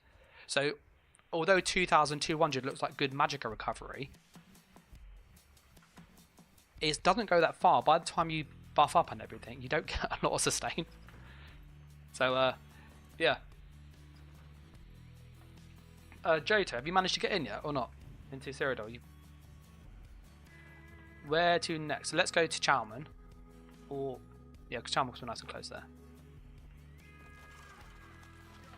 The chat is 50-50 on changing class or not. If the queue obviously comes down a bit and it's like 5 minutes or so, then it's not too bad.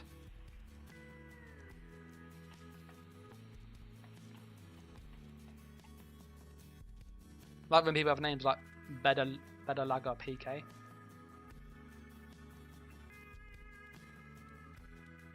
I would like battlegrounds like this. These changes here I think will be quite good in battlegrounds, because it will really normalise balance. Like if you had like a area where you speak to like the Battle Master Riven or whatever his name is, and it was like instance where you could like then access the PvP skills, I think that would be quite cool, because that way you could actually really balance BG. Because at the moment I can go in on my sniper and I can literally hold back a team of like 6-7 people by myself on my sniper, especially if the MMR is off.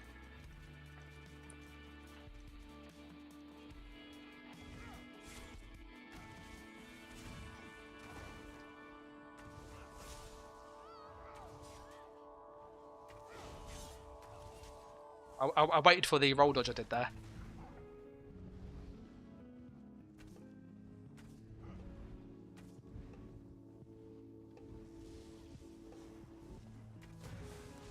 Oh, that's a huge bit there.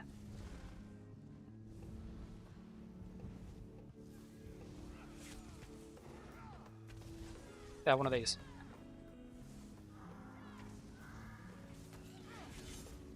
Ah, there we go. Love it. Oh.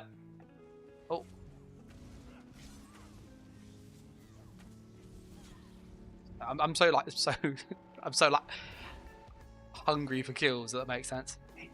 Don't get away.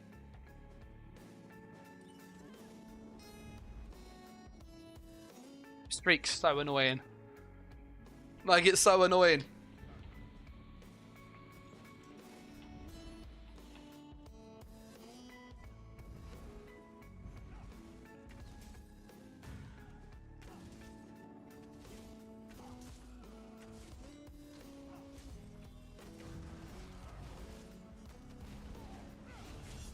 These are heals going from allies. No. They didn't follow me through. He didn't follow me through, did he? Johto says, haven't queued for Cyrodiil. All my experience in PvP so far was gathering sky shards, running like a headless chicken and getting slaughtered. May try tomorrow. I think if you're new to PvP, this is the best time to try it, because it's much more balanced than it's ever been. Like, I'm a decent player. Look how many people there are. There's more coming. Okay, let's see if we can maybe pull some over. Come on.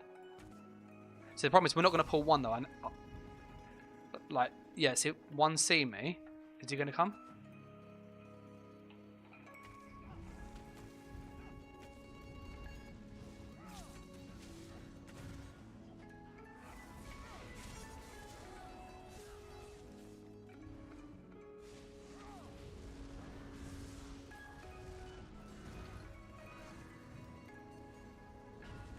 Run away! Run away!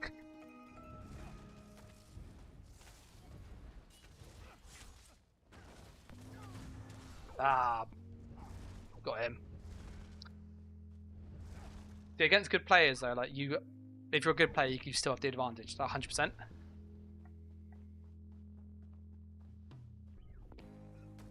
Hello, Mr. Templar. You've come to say hello. Love it. Go for a stun.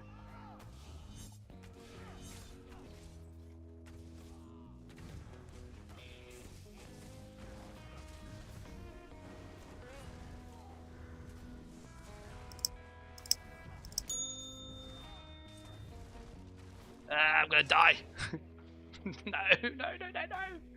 They got me.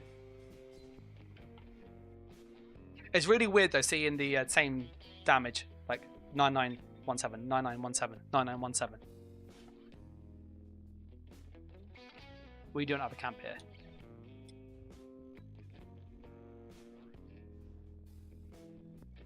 I really want to try.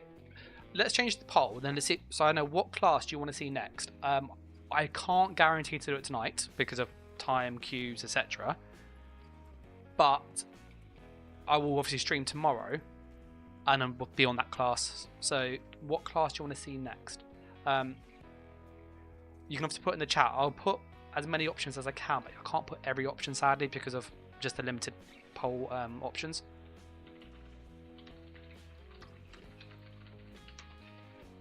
So I'm going to put Sorcerer.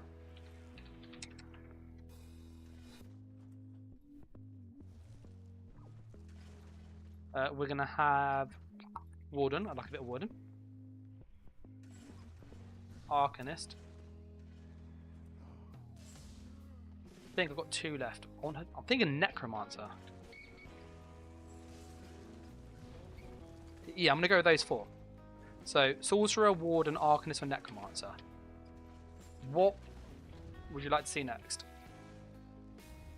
I'm going to send the Nightblade for a little while, obviously.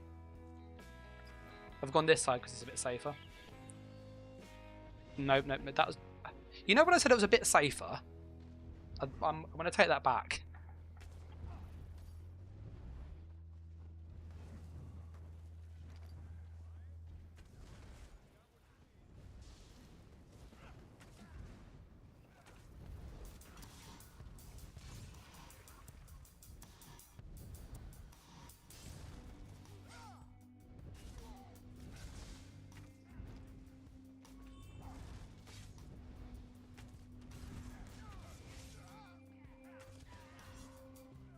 I literally walked right into the camp, didn't I?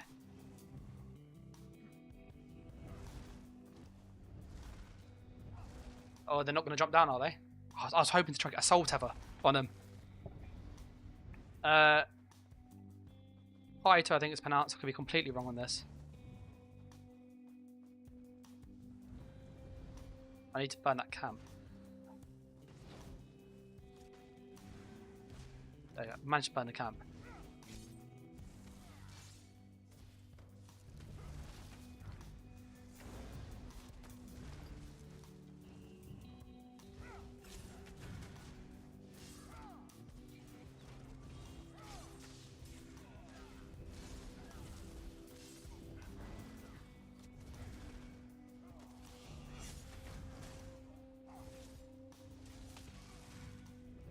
Alright, that's him dead.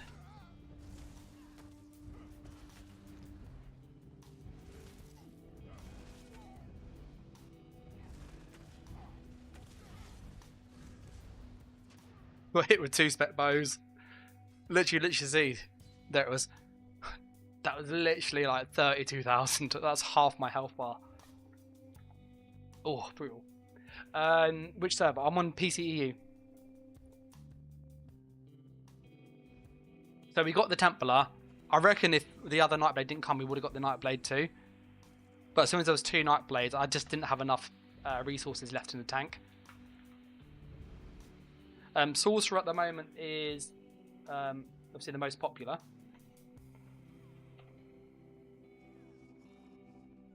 I'm just asking the guild chat if someone can tell me what the queue is for PCEU. Johto, he is right. There's PCNA and PCEU. So if you're on EU, you can't play with NA players. So you generally want to pick the server in the region where you live. You'll get better ping and better performance. So if you live in North America, for example, like Canada, America, even like maybe Southern America, so like Brazil, you're probably going to have more luck going with the North America server. If you live in like Europe, then you're going to have more luck, obviously, on the European server, just ping-wise and latency. If you live in like Australia, then you're just out of luck, sadly. Oh my god! Look at how many there are! Loads. Right, we're gonna. we're going to let them go away. And oh my goodness. You know, like when you think they finish coming, but no, look, they're still coming.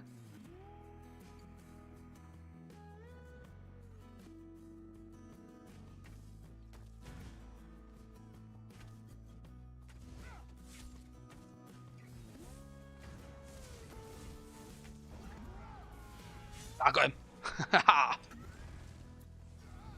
Oh, 8 minutes. Oh, that's pretty good. Oh, we might get on Sulk. No. Don't kill me.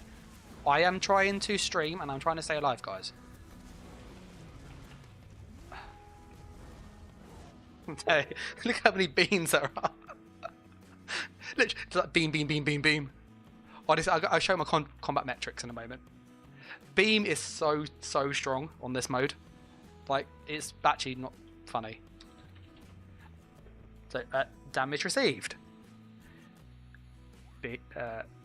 Beam. Look at that. It's doing 1,000 damage a tick. And so it does look like it's got its execute scale as well. There it is. Oh, disgusting. I know I'm hitting people for like 15k but spec bows, but still. 8 minutes isn't too bad, actually. Cheers for checking, by the way. That's really helpful. I feel like we might be able to switch. Red circle or doom? Let me in, please. Thank you. I'm going to be smart this time, and I'm going to put a camp down. Someone has put a camp down already. We're going to go up here.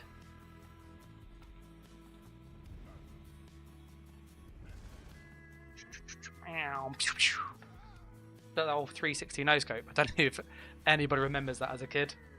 Modern Warfare 2. You need to have the sensitivity way higher for that.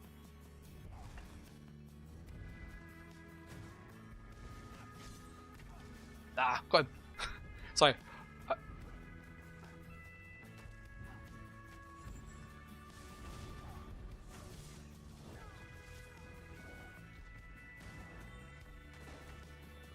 I thought he was going to try and come here. Come on.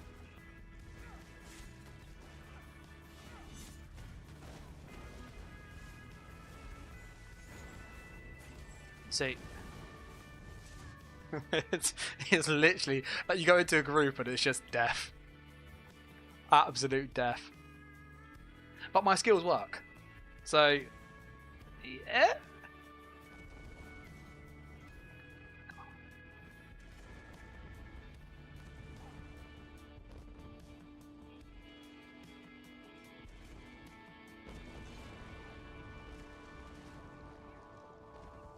So, on one side we've got, let's try and count them roughly. Is that 4, 10, 15, 20? There's another 5 back there. Sorry, I'm trying to count. I'm getting hit with siege. That's 5, 10, 15, 30. There's about 50 people there roughly, I'd say. They didn't get me up. I want to get up. Wait. Thank you. Go on, I believe in you. I believe in you. Keep going. There we go. You did it.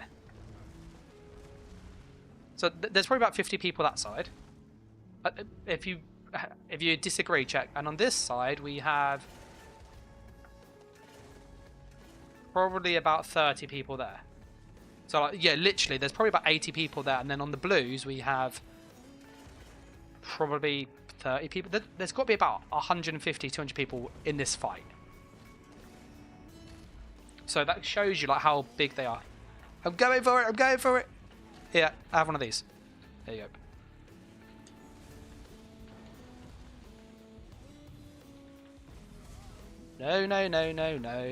No. I got through the door. Oh, I don't know. I don't know which door's better. There's so many of them. There's so many of them. Prior says, I thought there were servers to choose EU on. Not in this. What they do in this one is it's like a mega server. So you join one server and it moves you around based on the number of players to try and like keep performance. The difference is though that you can't play with any NA players. That's like the only difference.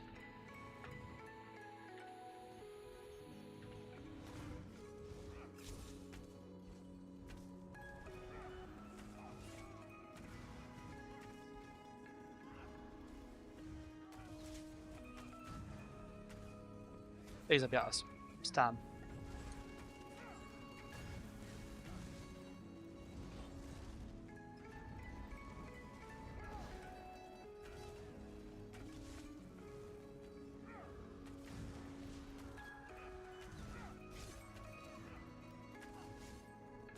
See, he rolled way too much. No, no, no, no, no. Ah, I knew it coming. I didn't have enough stam and I wanted to try and get through. Oh, Scorch looks good though. Look at that. 12k Beetles. 20k. Oh, that's like 20k burst combo. That's like a third of somebody's health.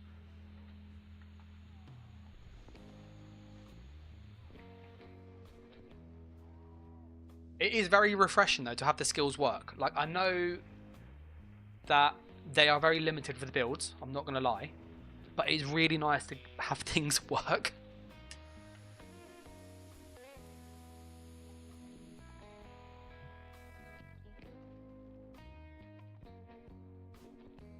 Johto, are you able to check what the queue is, please, if you're still on? For PCE, I'm thinking of switching, and it's currently... The poll is 50% Sorcerer, Arcanist 42%, surprisingly. A bit surprised with that. I don't know what the skills are like, by the way. But I've not actually... Because they haven't shown them, I can't see what the skills are like to be able to then know if it's a good class for PvP, if that makes sense. From what I've played against, though, Templar seems very good. Sorcerer seems very good. 6 minutes. That seems pretty doable, that does. Are you able to, Johto? It sounds a bit silly. Could you queue up, though, and keep it on and then in 6 minutes' time, so let us know if it let you in. Obviously, you don't need to accept. But that will give me an idea of... Because sometimes it says 6 minutes and it's not really 6 minutes, it's like 30. Because if it's only like 6 minutes waiting, that's not too bad. I think we can manage that.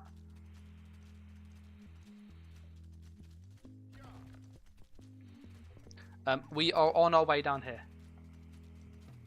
Balar says, can I change the class here? I wish we could do that as well.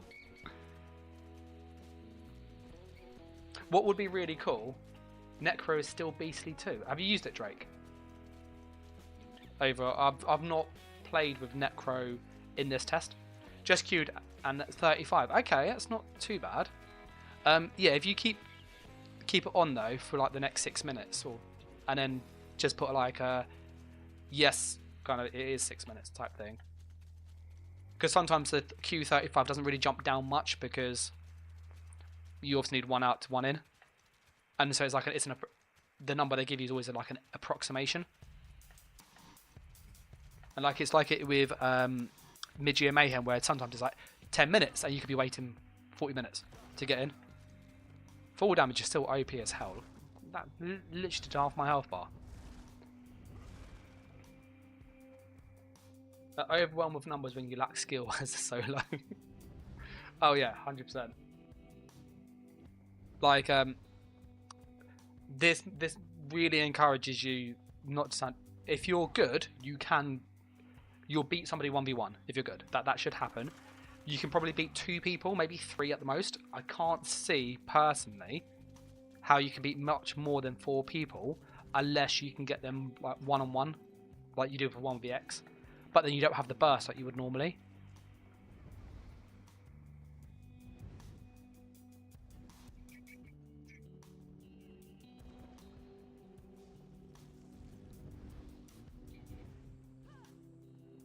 Good. The gate's open at the front.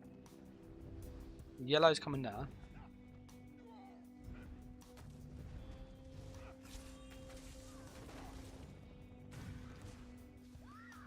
Goodbye. That was a good kill there. That was a great little kill. Oh.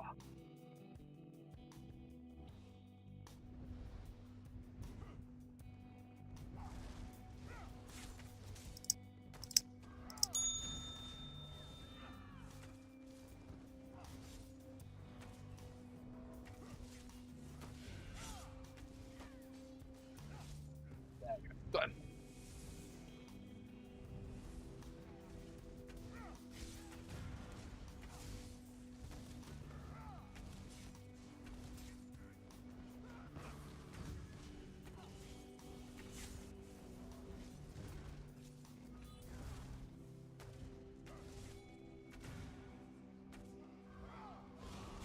I'm 20k in cap. Oh, juicy. Juicy. Absolutely juicy. Love it. My YouTube says there's a slight issue with the stream, but it doesn't look like it is. Is there a problem with the video? Was it okay?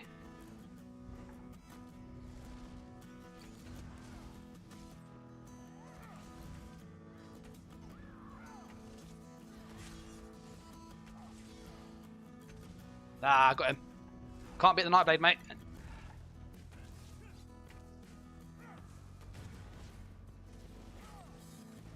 I went to go for an in cap. Oh my goodness. Whoa, that was a lot of reds. Oh my god. Did you see how many reds there are? Takia says no issues. Okay, cheers for that. The stream cut away for a while earlier. Currently okay. I'll have a little look what it is.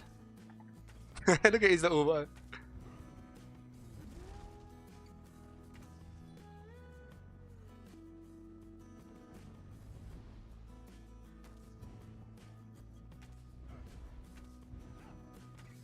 Come on, come on. Look at that when I light attack him to death.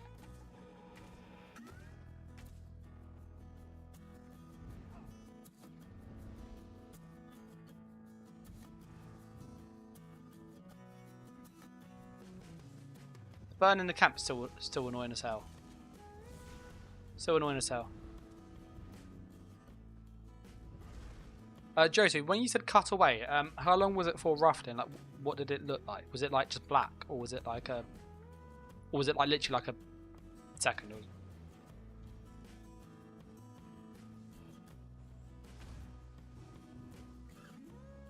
I love how you. I love how you can literally sit with step bow. No, leave me alone.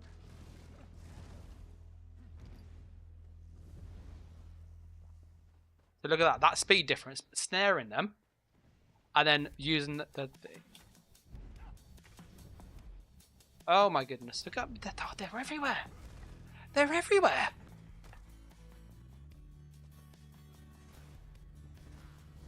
Oh, he wants to fight.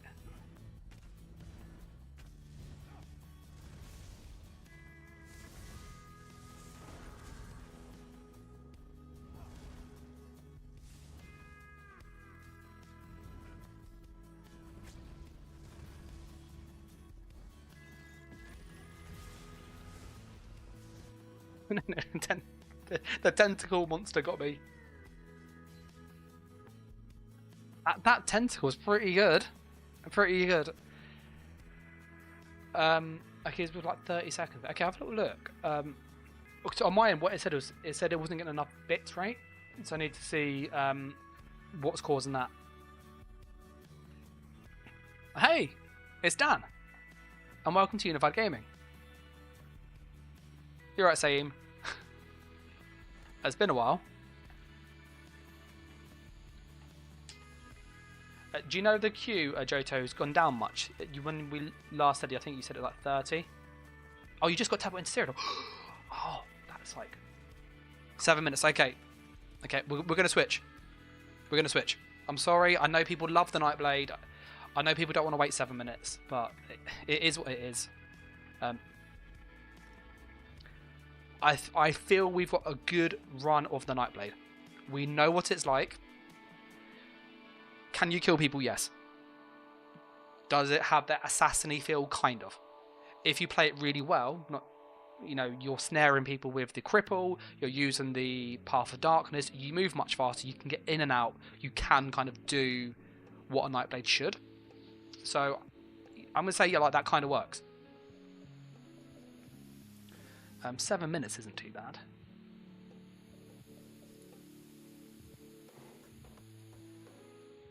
Yeah, Same said it's been a while. And cheers for checking, Johto. I think I'm saying it right. Takina says, didn't experience any freeze or during the whole stream, so I wouldn't stress about it, to be honest. You know, it's good to know. I mean, I need to work out. I use one PC for recording and streaming. So it's got an RTX 3080 Founders Edition. No, what's that company called? I forgot the name of the manufacturer. Begins with an S. It's got a 3080 and a 5950X, so it's about probably 3 years old roughly now. So I'm looking at like a new PC anyway. But yeah, look at that as one run. I've got loads of kills. Let's queue for Cyrodiil. Come on, give me like less than 10. 22, 22, we'll take that. We'll take 22. That's pretty decent. I don't know what the skills are like for the Sorcerer in there. So we're going to have to roll with that.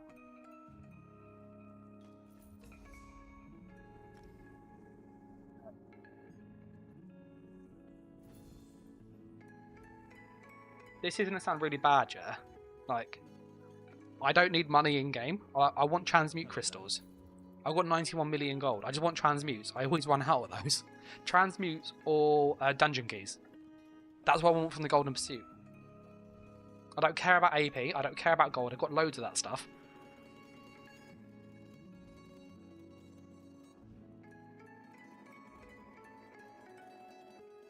Let me...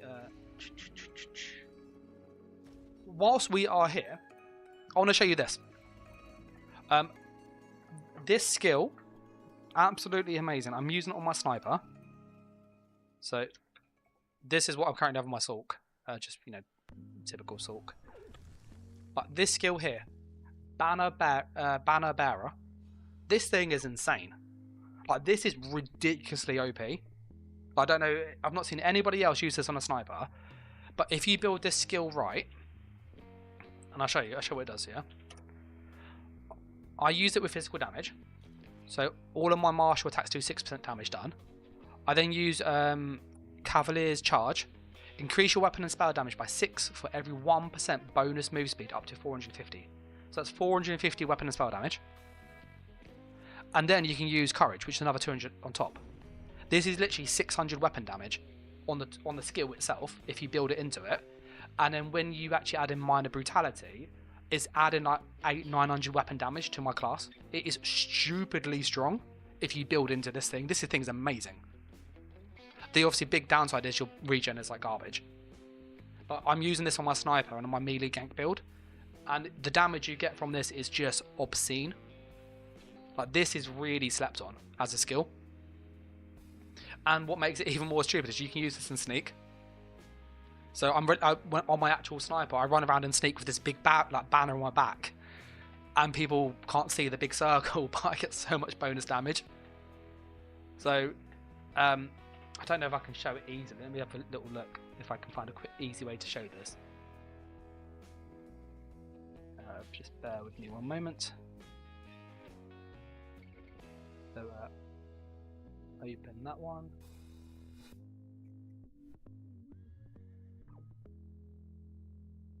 If you have a look at this, yeah.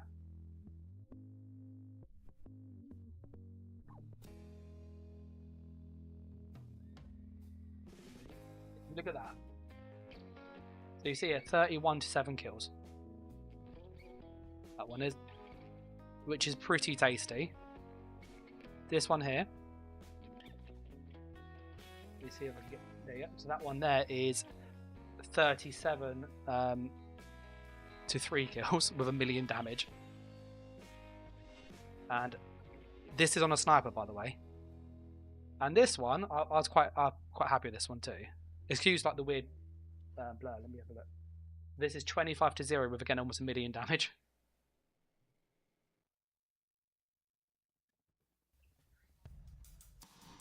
So that skill that I was showing a minute ago, this thing is stupidly good. Like, do not sleep on this. This is very, very good for a gank build. And we can go into Cyrodiil. What timing is that? That's like amazing. Just curious, has anybody else seen people use that skill in like on a gank build? Because it's 6% bonus damage. It's 670 weapon damage roughly, tooltip. And then when it actually goes into a stat page, it's like 900. It is stupid how much damage it gives you. So yeah, if you have seen someone use that, like, let me know in the chat. But I haven't, and I don't know why. It's so freaking good. Sulk. So yeah, if you've joined the stream, we're in Vengeance, which is a new campaign for this week only, and they've changed all of the PvP skills.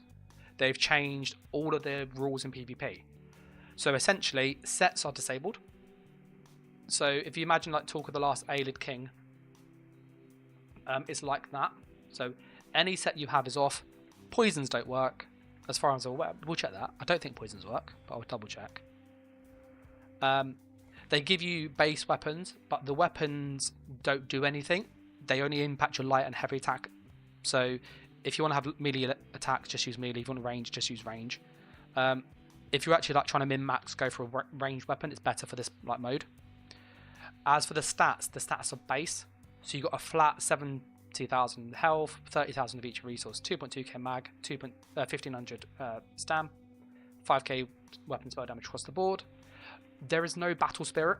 So what that means is that all of the skills and the tooltips are exactly as they show. So we'll have a little look and see what we have access to. So this is a 15k. That's pretty good. That is 15k shield. That's pretty solid to take that. Close those down.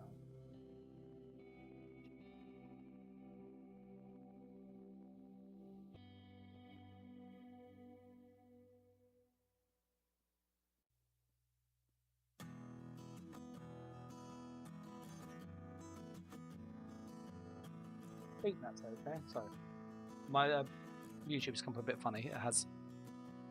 I'm not sure why. The other thing with it is also all of the tooltips show exactly as they see.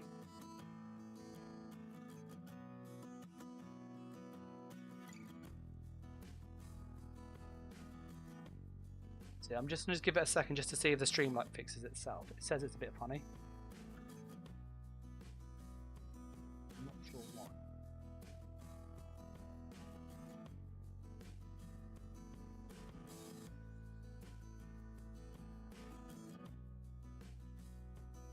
So my end, my end says it looks all fine, but YouTube says it's a bit funny.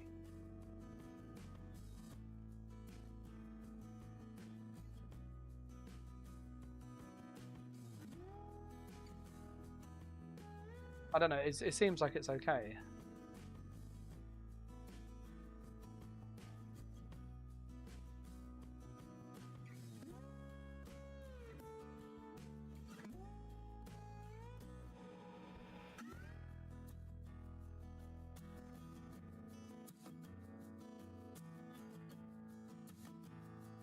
Onto here, sorry.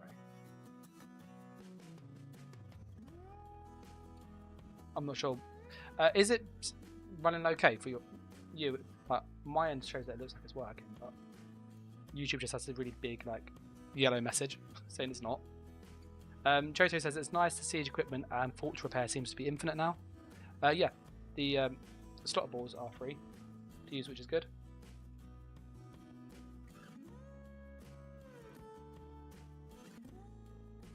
So anyway, I think it's working. I'm just going to carry on anyway. If it's not working, can you let me know in the chat? And I'll put a message in there too.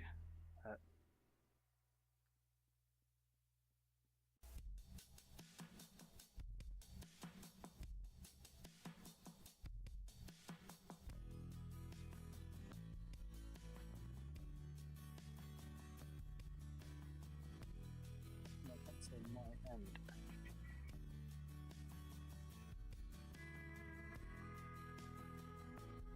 Anyway, I'm going to look at the Sorcerer skills if it is working. So, all the skills here are created, so they are only the class skills. Daedric Summoning, what do we have here? Summon the Remnants of Storm Astronauts, dealing damage to... seems fine, great.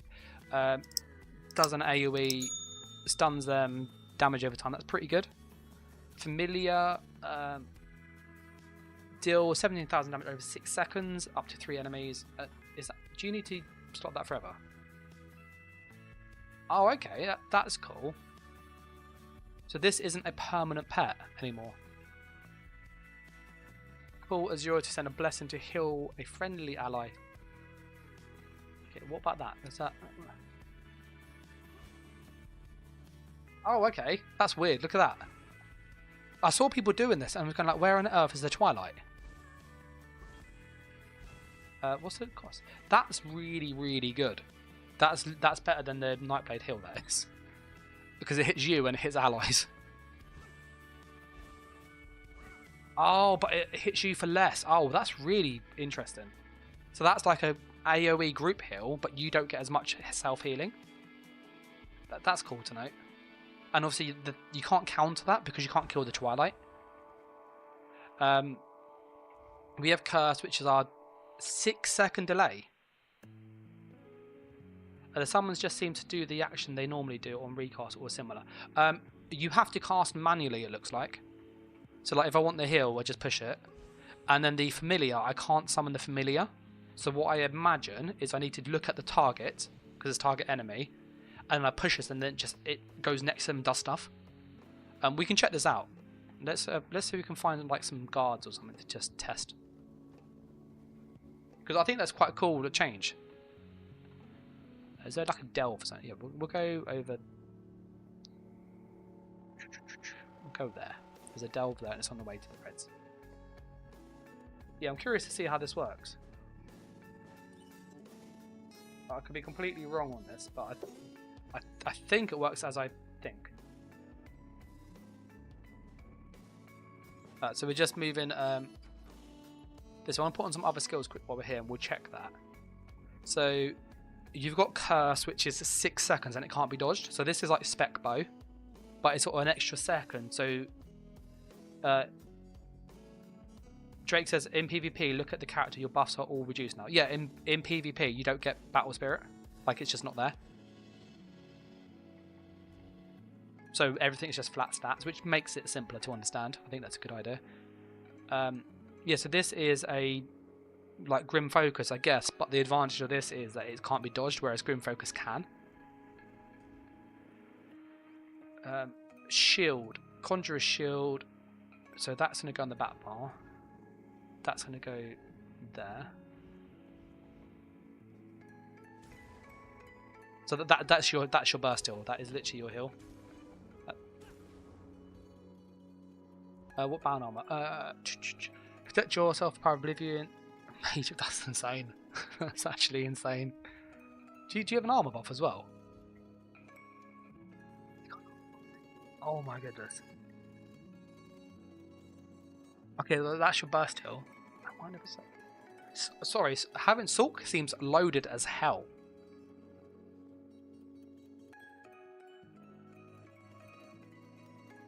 So this is an execute, but there's no delay on it anymore. That's interesting.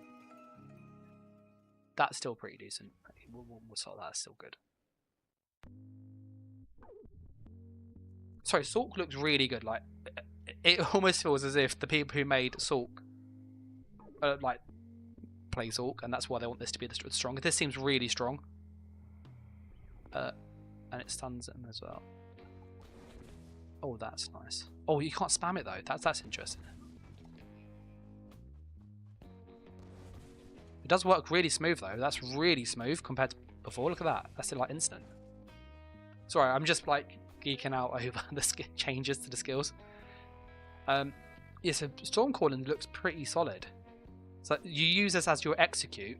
The problem with this though, I'm going to say, is that because it's below 20% health, it's not enough for them. I don't know. Let's see if this has a debuff, but it doesn't sound like it. Eskimo says, is it coming to console? I'm just confused as to what Vengeance is. So Vengeance is a Cyrodiil test where the developers are trying to find out what's causing lag. They have given character templates. Battle Spirit's now gone. Sets do not work. And they've given specific class skills, with the view to go, is the issue with performance because of all the calculations from like the sets, the passives, the buffs, etc, etc, and if that's the case, then what can they do to streamline that so performance is better? And performance has been significantly better. I was in about 150 fight, so there's about 150 people, and I had no lag, which is incredible. Obviously, you are missing some build like creation, but they want to see if this is the cause. And in all honesty, I could probably get behind a version of this if it was refined better. I think this is a good idea. So to your question, it's not coming to console yet because they're testing it still. And once they've done this test, they'll probably then look at the data, make some changes. I will be quite happy if they made this as a separate campaign. Like, I think they should, once they've done this test, have this as a standard campaign that's always on. If people want to use it, to just check how popular it is. Because I think people would use this more. If it's not going to lag, I think people are going to play it. Going back to skills, so with summoning looks good. What about dark ones? This is your spammable. It's a 0.8 cast, so you can be interrupted. This is your immobilize. Room prison is your stun. After a short duration, they're stunned for 3 seconds. Dark exchange, turn stam into health and magic. This is amazing. Oh my goodness, this is so good. Sorry, all of the skills you've probably noticed have been pretty much Magicka. Literally everything's been Magicka apart from this one here. And when I was on my Nightblade, I was always having Magicka issues, not Stam. So being able to do this is going to be really good. And it's a heal as well. This is great. And with mines. Surprise your foes by detonating 3 mines around you. Robert's like Magsock Raw. Honestly, having used Nightblade. Oh, can animation cancel that? Oh, that's well cool.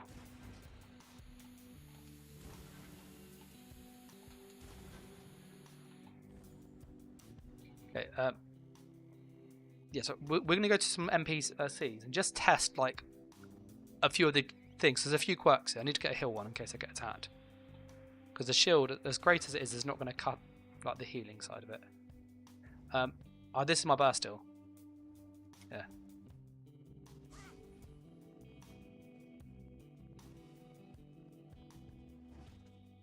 Oh, but you can't spam it. Yeah, so Daedric Mines on here, literally, is an AoE around you. It's got a 5 meter radius. That's pretty cool. Like, I'm sorry, that is pretty neat. So yeah, I'm going to go to NPC plays and just check how the familiar works. Robert says he needs to make a sulk. And what's good with this, Robert, with this change is, if you are on PC, it doesn't matter what class, like what character level you have or gear, because it's just flat stuff.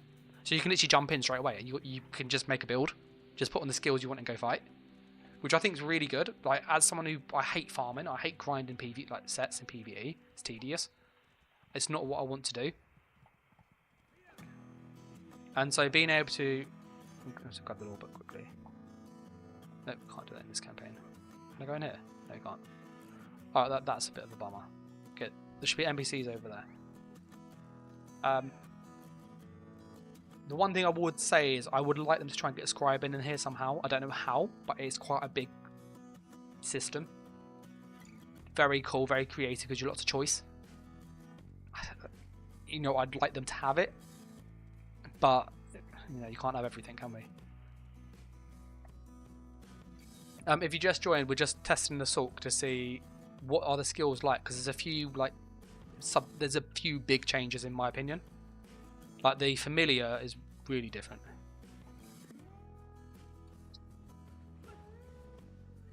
That's cool. Look at that. It's a little bomb next to it. Okay, that's quite cool. That is. Okay. Okay, that didn't work as I expected it to. Does that put a debuff on them? No. Okay. The familiar does seem pretty good though. Currently experiencing engaging full pair gameplay. So yeah, so that just does flat damage. What I want to test is if I get them below like 25, would it trigger there? No, it didn't. But then this should do loads. Yeah, that did much more. Okay. So I'm just checking. You press the quick stop for the 300th time. Okay, this is pretty cool. So it does 6 seconds. So what you're looking about 2,500 damage a second roughly, or about 3k, which is pretty good. Almost 3k roughly. That's not a bad skill. That's very. I would quite like it like that in PvE, to be honest. Hell of a lot easier to use. Like, look how easy this is to use. Look, watch. Boop, push it, and then it's got the dot on them. Pulse, pulse, pulse. Just does damage to it. Boop. Okay, so let's actually look at making a build now. Because the rest of the skills I can't have a feel for. Oh, and the mines, I don't think the mines are going to be worth it. They're very expensive, aren't they? Yeah, very. And they don't do enough damage. Okay, so that is our spammable. Why does it do more on that bar? Is it wire slotted? Okay, so yeah, we need to put that on the front bar then, that one. Sorry, I was just... Okay, so that's just a damage buff. That has to go there then. Does that mean... Sorry, I'm like testing stuff and I'm being a bit geeky. So in theory, I need to get a baseline of what that does. 12987, okay? Okay, let me streak away. 12987. 12987. So what I want to test is, does it work if it's like the explosion? So if I take this off here, for example, and I cast it and then switch to the front bar, does the explosion track? So it needs to be the other way around. Does the bonus damage scale based on the cast of the skill, or does it factor in when it was actually exploded? Like, so because you can do a few like shenanigans, you can with stuff like this. So the way we'll check, we'll literally cast it in the swap bar, then that'll tell us the answer. So in theory, we should have the bonus damage now. So this should be higher than the 12987. 12987. Okay, that's interesting. I know it's the same. Yeah, that should be the same. And then this should be less. So then this should be like 10,000 or something. Oh, it's a crit. Of course, it's a bloody crit. That really was unhelpful. That crit then. Is there any NPCs up here?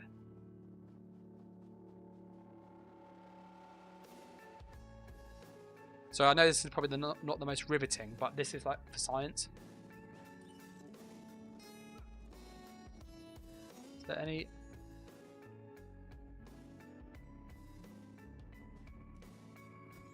Dark anger up there. The guards would be dead by now. All I need to find is something like a wolf. Just a lone wolf that just needs to be a test subject really quick for this. I'm curious to see what the other classes are like. If it's not too long to get in, I might switch to some other classes at the end just to look at the skills at least, so we've got an idea of what there are. And I'll stream this again tomorrow if people are interested. So I'm hoping there's enemies outside this delve. Yeah, there is. Sweet. So in theory, this should do less.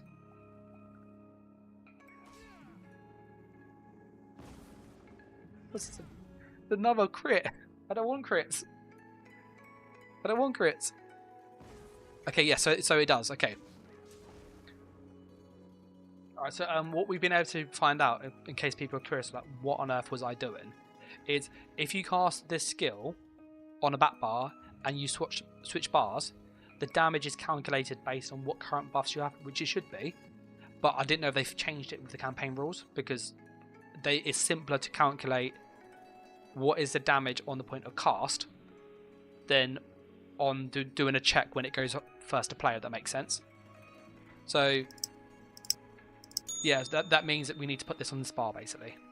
So we've got spammable, burst skill, shield, just damage buff, mobility skill, stroke pseudo heal, so that's like our survival skills. We'll spam this and use this when we need healing. On the back bar we then have armor buff. Don't need that. Don't need that. We've got that already. Don't need in case. Rune Prism, we don't need that because we've got Streak. I think we'll go Bound Armor. It's major protection, that's like huge. I've got a spare skill slot, I don't know what to do. I've got a spare skill slot. This was good, actually the Familiar is pretty good. We might use him. Because he's cheap, like really, really cheap, and he's a dot. Because I don't need 2 allies, I don't care about those. And that's got a cooldown anyway. What does Negate do? It doesn't do any damage though. We'll probably go with the Atronach. Okay, so if you're playing Sorcerer, my recommendation for a build for this campaign would be these skills. Crystal Shard, spammable. Daedric Curse, burst skill. Ward. Vengeance Surge, this is just a passive damage buff, but also a burst heal if you need a heal. And it's a big heal. Streak, so this is your stun or get away. You then have Overload, which is just bonus damage. Lightning Form, which is your armor buff. Curse, which you use on the back bar, so I'd start with Familiar, Curse, swap bar. Obviously this can change here, I can probably get rid of this for another skill in a second. Bound armor as a, if I'm taking loads of damage, put this on, it will give us a bit more survival. And then Dark Exchange for more sustain. So we've got one spare skill on this Y which we can change to try and maximise our... I don't think this is needed. Rune Prison could be decent for range, stuns, so like... But we, what's Streak? Streak's got a long range. 50 meters, that's pretty decent. I'm not really sure what to run on the Y, to be honest. We don't need the Execute, I don't feel. Just look as almost the same amount. And it's about the same money.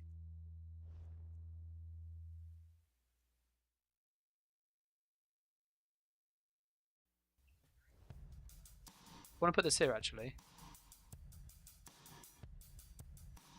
Oh, actually, what we can test is, whilst we have this, does the damage go up or down with the dot? Sorry, this is another test while I'm here.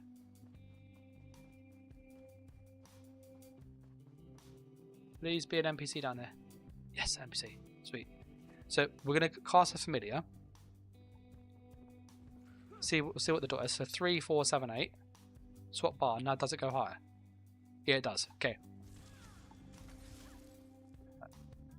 So in which case we don't need a thing. Robert asks, can the skills be morphed? The answer is no. So then I'd do this, I would.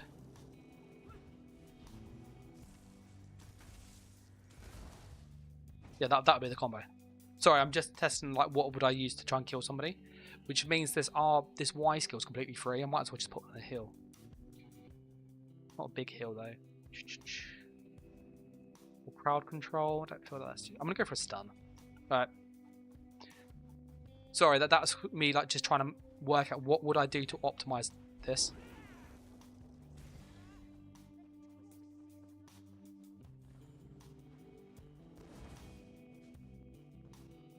Right, we're gonna get into combat now. So apologies for the Oh, we're in combat already. Who's chasing us? Which card? Oh, we're out of combat. Let's go to via the mine to Bleakers, okay? Robert was also saying about they should consider shrinking the map a little bit. I would agree. I think the map's a bit too big. I don't know if anybody's played New World, but played the Outpost Rush. I quite like that. I think that's quite a good size.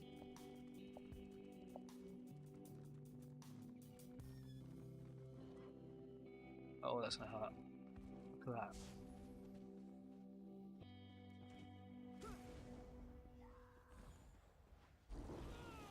Yeah, so my healing is from those. Okay, that's good to know.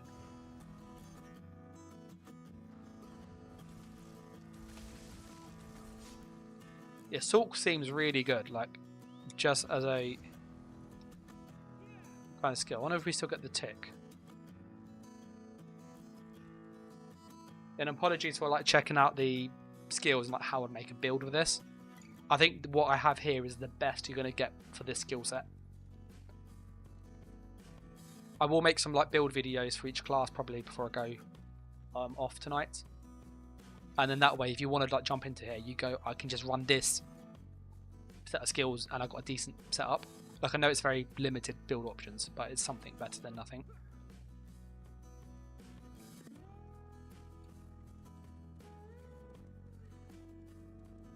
Alright, we're almost at... Oh, Bleakers has gone blue now. Okay, we'll go to Chalman.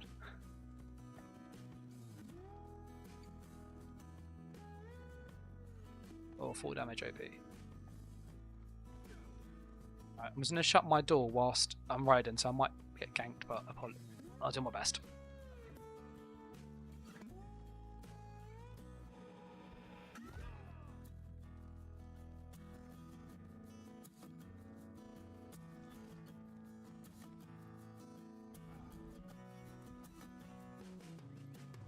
Sorry about that. Yeah, we are on our way to Chalman.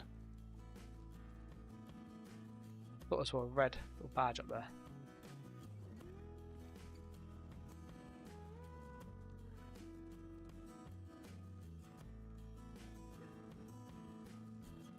What do you guys think of the mode, by the way? Like, you've obviously seen me use the Nightblade loads, but do you think this is like a good idea for them, like PvP wise? Would you like be like, oh yeah, I can actually get into this? I know it's a lot less options, but I could stand behind it. I'll put a poll up, so I know some people don't like typing in the chat, which is fine.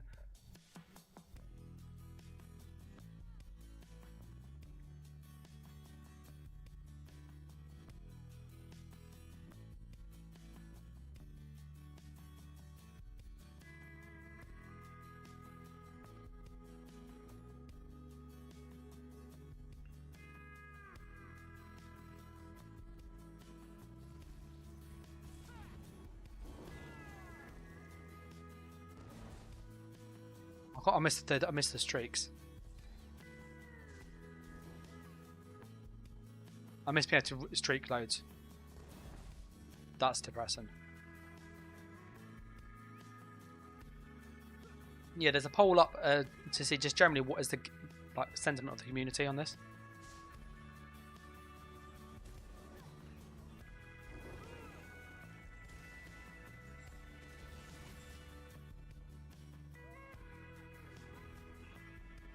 that guy, these little camel ran away.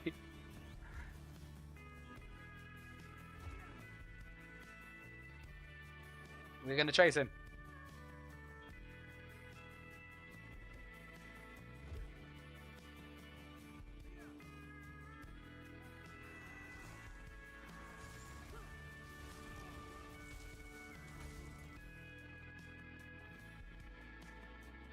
It's interesting the little pet doesn't explode straight away, so they can be dodged.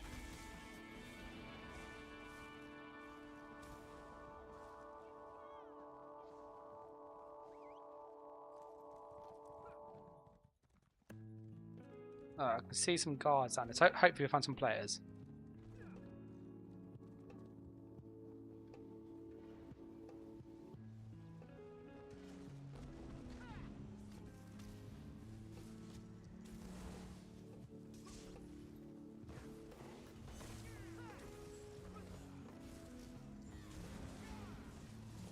Does streak do damage?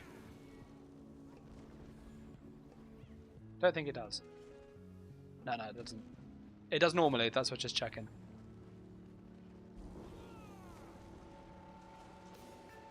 Now you got some people here. Look how many blues there are.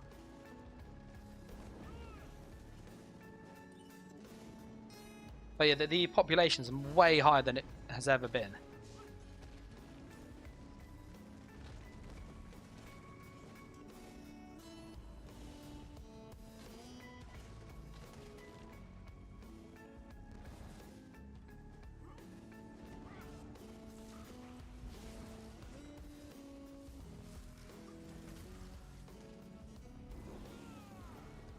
I'm curious to see what the other classes are like.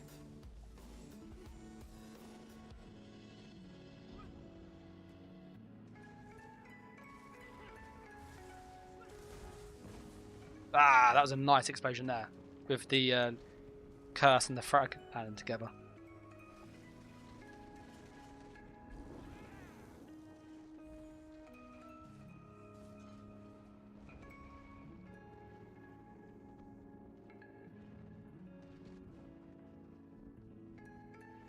If you have joined, this is one of the smaller fights we've had tonight.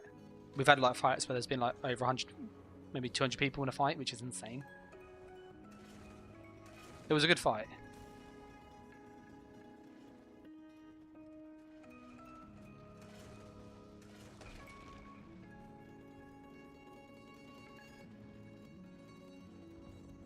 I'm just seeing.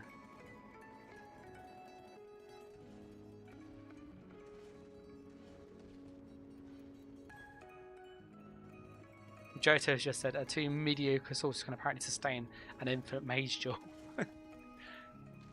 I think it comes down to how well you combo.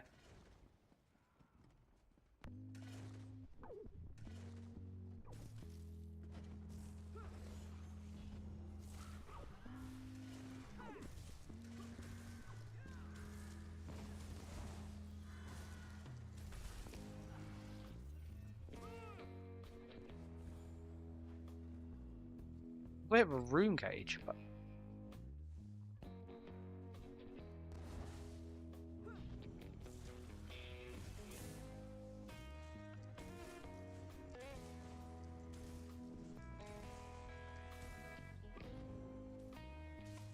you won't make it through the door.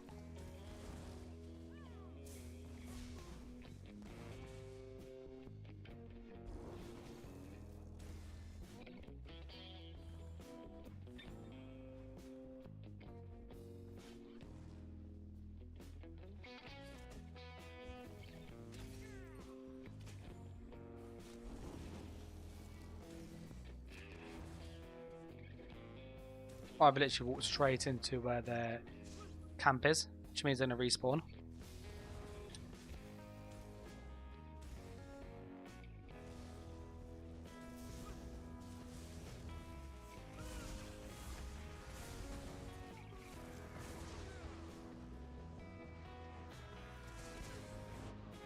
That's interesting too.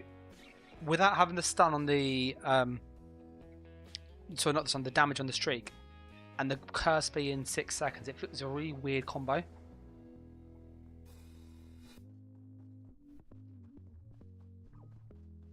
Mark Tius, I think it's pronounced, said he likes the large battles, but maybe just having a few like variations of the skills and build options would be better.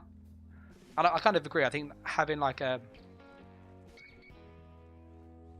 having some choice would be nice, so there's a bit of variation. Like, it shouldn't be so much where like you're relying on proc sets for kills, which is what you need to do currently. Like, most builds run 1 or 2 damage proc sets because people are so tanky.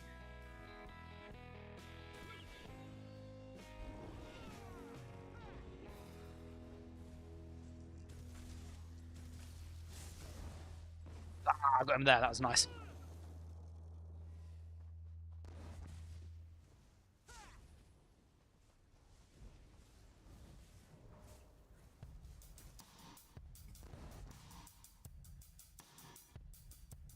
Oh, that's weird. Do you actually have to look at somebody with overload? Charge your fist with power of the storm to deal... Oh, that's really weird. Oh, I don't like that.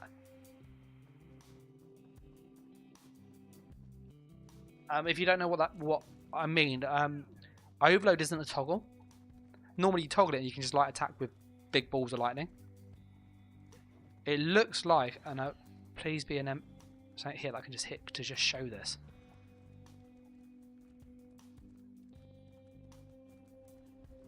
But they're not. Okay, where are they going? Look how many people are. There's so many people. Friggin' hell. Dark Conversion works exactly the same. You turn stamina into magical and health. It's actually really good. Sorcerer feels like a normal Sorc. The only difference is it stuns enemies near your final location. So there's a bit more skill now with Bolt Escape. So if you use it as a stun, you have to actually land on them. Whereas before, you could just streak through them. Makes a big difference. Sulk has got a few heals, Johto. Sulk has Surge, which is a big burst heal, but it's got a cooldown. It then has Dark Conversion, which is a 1 second spam. It also has access to Twilight and also shields. I'd say shields are heals. It does exactly the same thing as a heal. It gives you effective health. You know, a heal gives you 15,000 health. A shield gives you 15,000 shield. It reduces damage by the same amount. Obviously, the difference is that the shield will disappear though after 6 seconds. Yeah. How to turn this wolf? I'll show you. Well, I have to use the ultimate whilst I look at it. There you go. That's really weird. Like, if you're on a controller, that's not a nice ult because it's clunky. Like, you have to use it multiple times to like use all your up. Oh, there's somebody over there.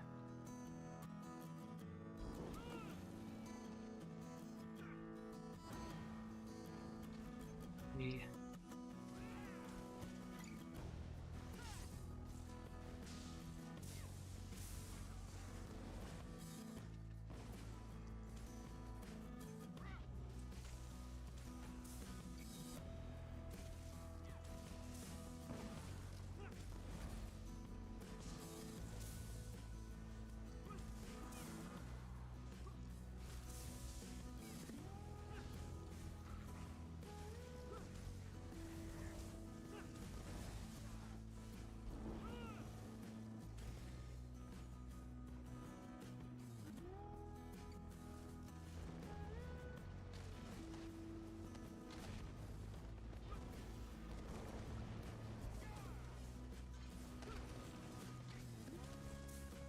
Oh, that's a good combo though.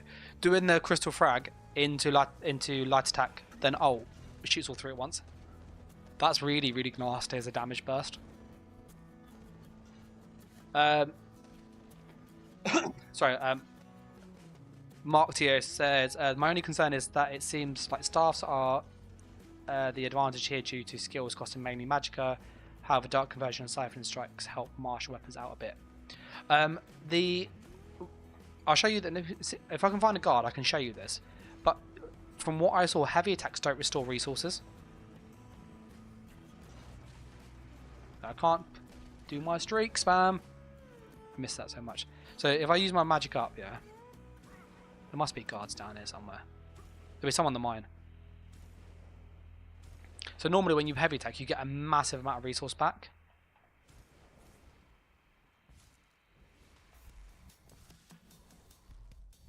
Oh no, you do actually. You do get some. It's about 2k.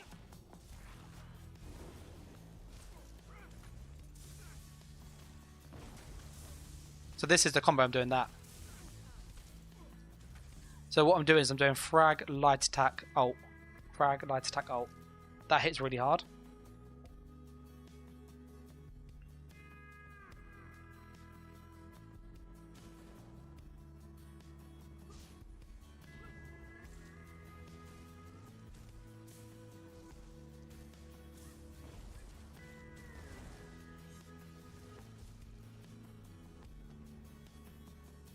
Sulk definitely feels like in the best spot out of between Nightblade. Sulk feels very good.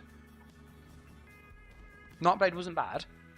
You have to be good at it. I could kill people really, and I killed loads of people.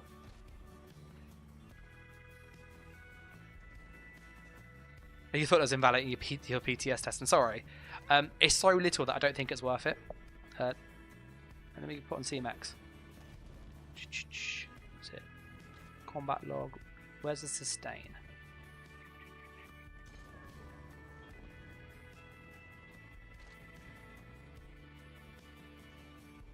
You gain base regen.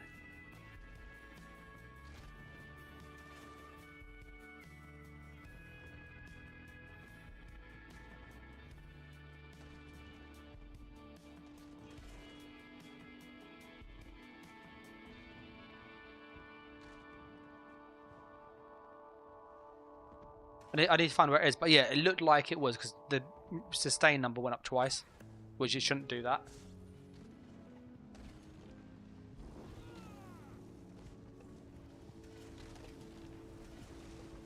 Yeah, that's death. Let's not go in there quickly.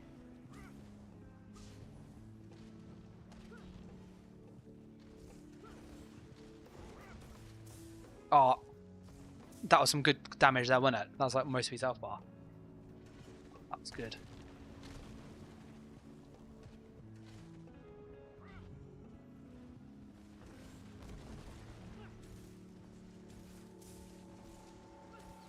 Oh, do you see how much damage I did to him there? I did so much damage. Oh, Assault feels like the burst is amazing if you can do that combo.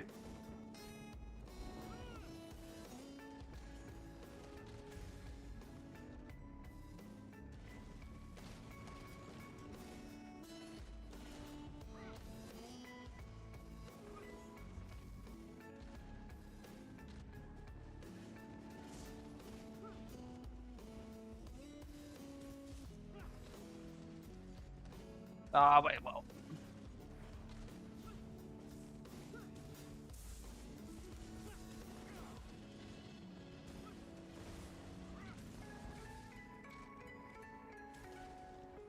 Let's get some healing going.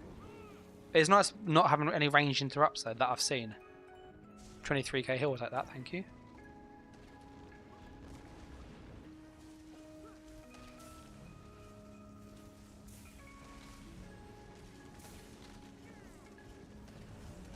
Oil is nasty though. Whoa.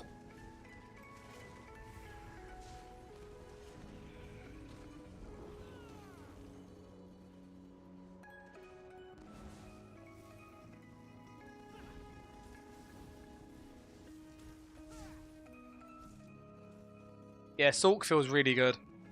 Really, really good.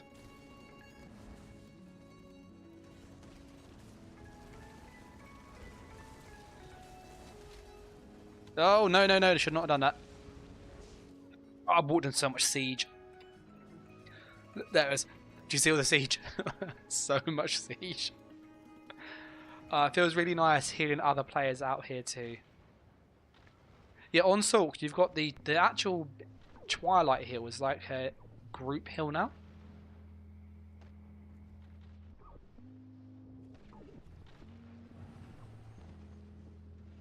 So like Sulk healing seems good. Hey, got a res. Thank you. Oh, I don't even have any potions on. Let me go get some potions.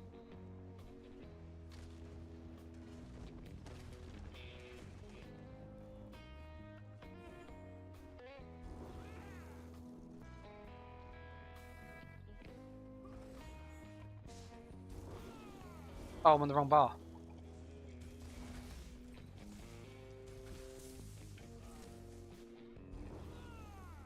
Done 30 minutes of Nightblade as today, and a couple of hours in PTS.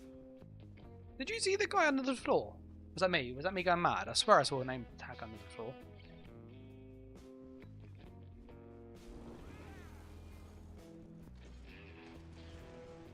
Well, the fights are pretty big. I'd say Nightblade seemed to have like much more consistent healing. Sulk was very bursty. The heals are very, very bursty.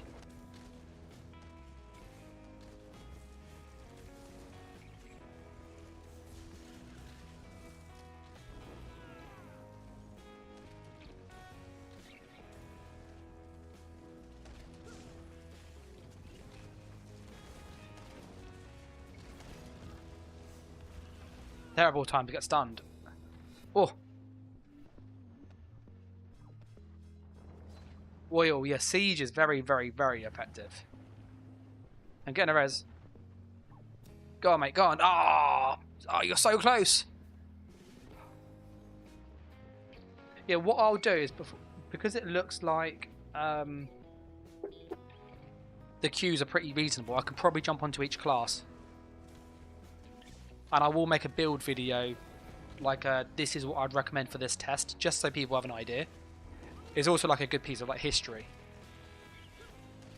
Can I get through the oil? Look how many people there are.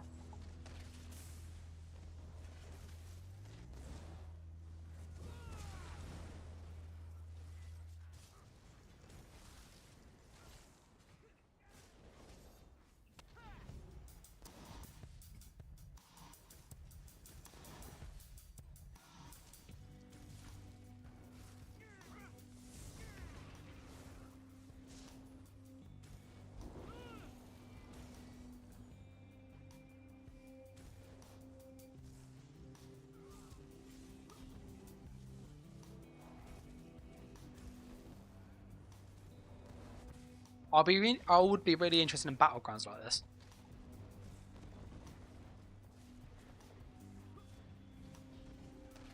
As of now, it's unique that the builds is just what skills we choose.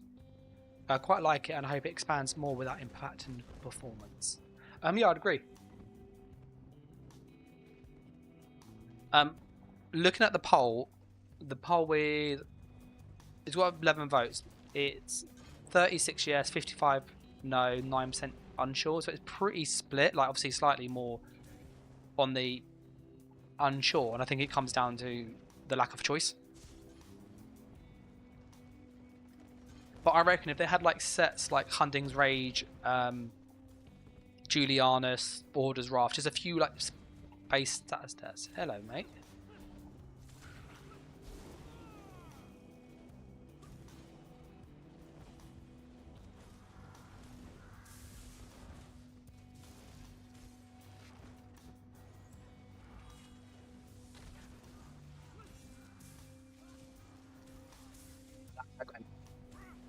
Oh, someone's coming up there to play.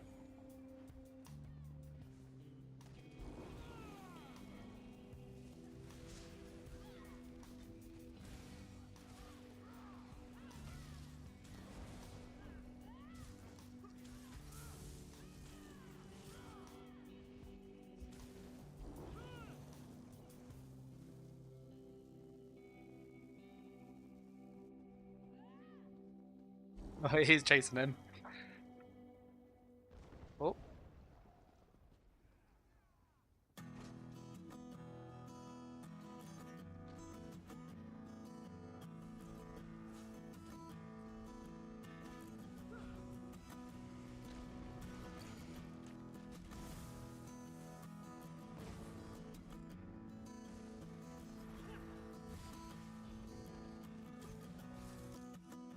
He literally disappeared, didn't he? He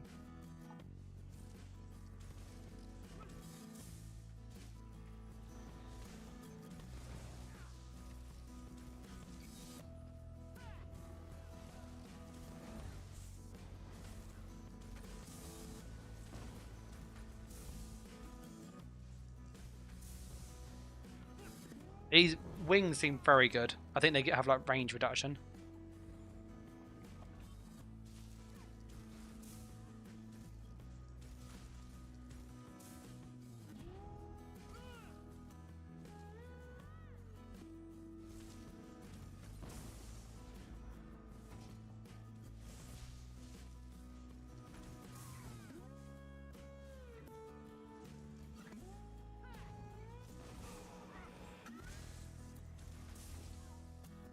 Yeah, I think Rune Cage is a bit easier to use than Streak.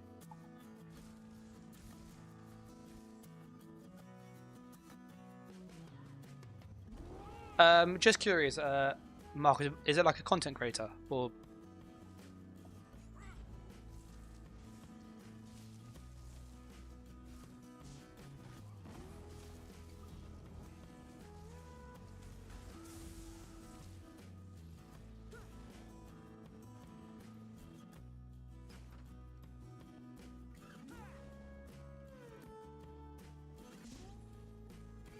The one thing I wish they had a bit more base health regen.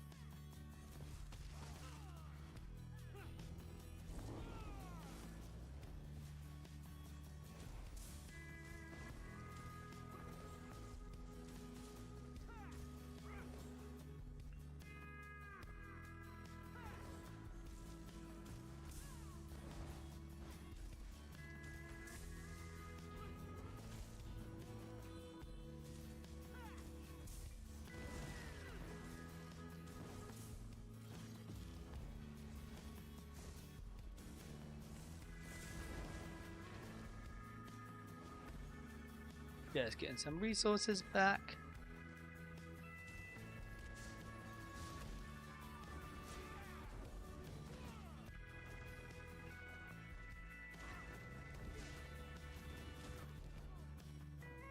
Pain in the axe.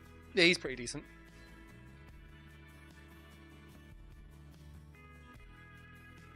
Yeah, I don't like having the only thing I would say with the overload.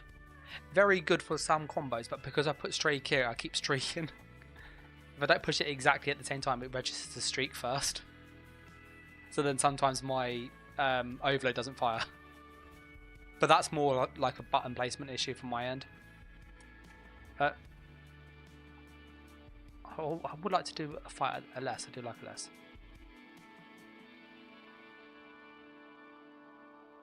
The arc stun seems clutch. It's very good.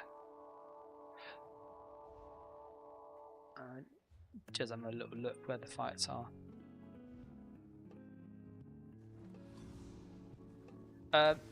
Just Chris, does anybody, if you're on PCEU, know what the queue is for DC? I feel like I've got a feel for how Sulk plays. Sulk plays like Sulk, basically. There's like no real changes.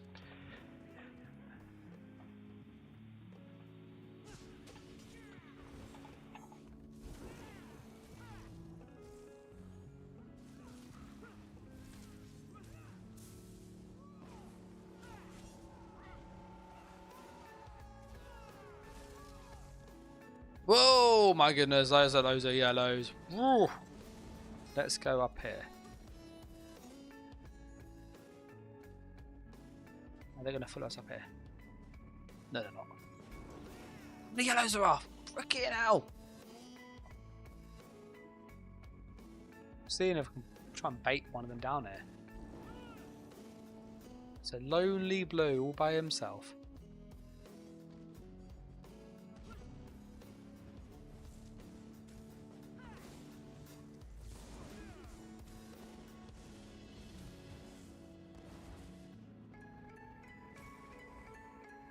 So no bombing. Yeah, there's no bombing at the moment. It's pretty sad.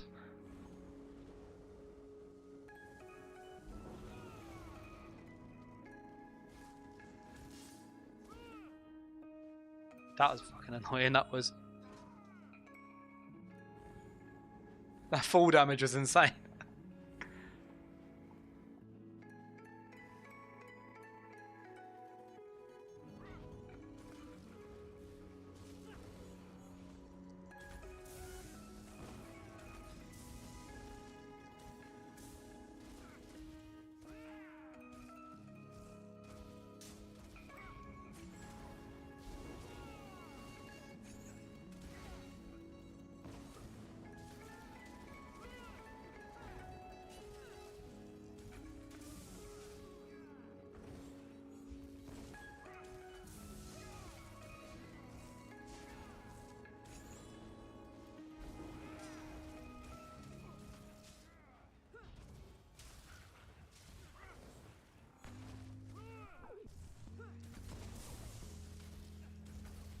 Ah, look at that. Oh, that's sorry. That part of my language. That is fucking disgusting. The damage there.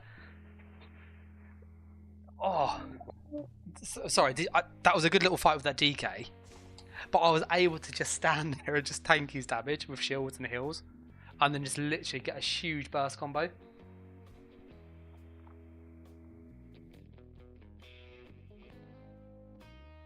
Yeah, that literally burst combo when it landed, that did like 3/4 of his health.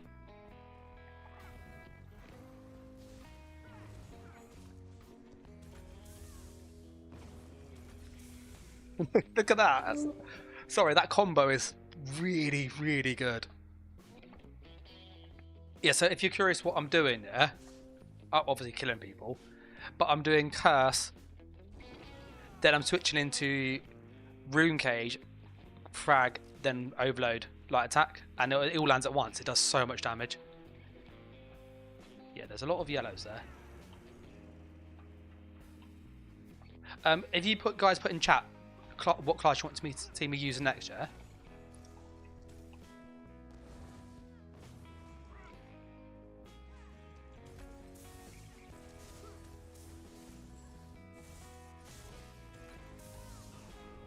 Goodbye. Oh, we use a potion.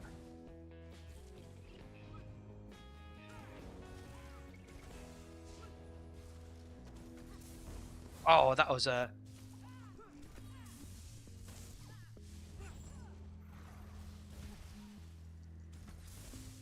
Goodbye. Oh. Do you see the damage? The damage was stupid.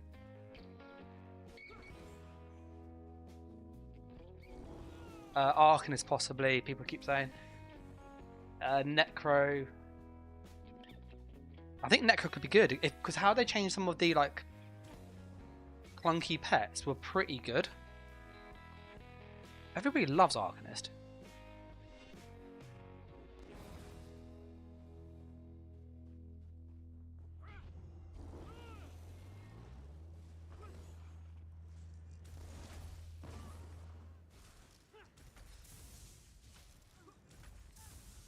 That combo is really like, it feels like it should be illegal.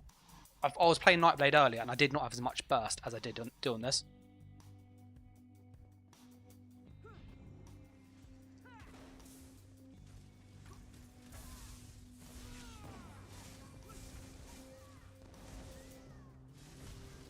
Oh, I got greedy. I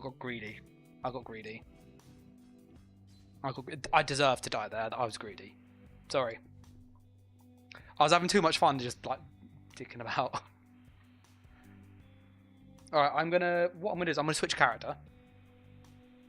I think. Let me just have a very quick. Does anybody know what the Q is for Cyrodiil?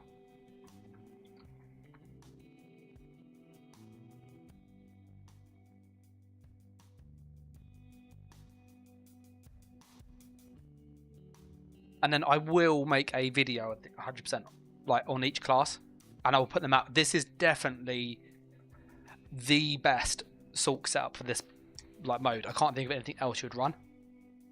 PCNA.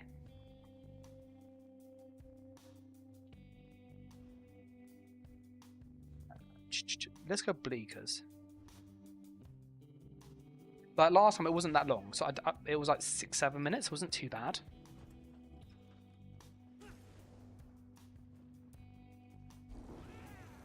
Here's Siege. I want to see what how much we were actually doing to people. Yeah, so this combo here, it's 11,000 if it crits plus 9, 20,000, 30,000 there. What about the previous fight? That gives us a better idea.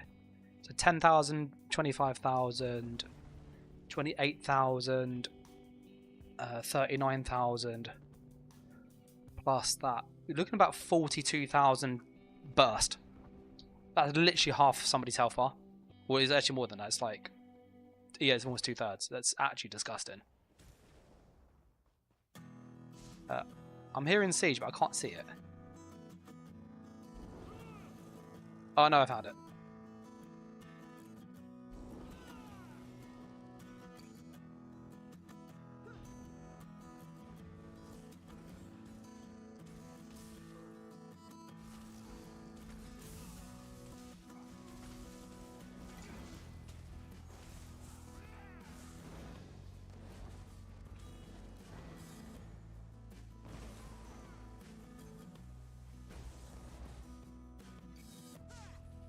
Through the wall.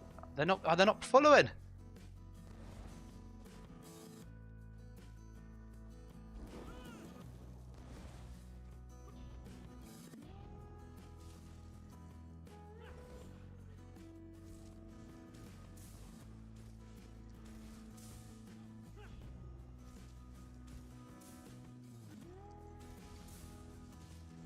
Ah, oh, look at that.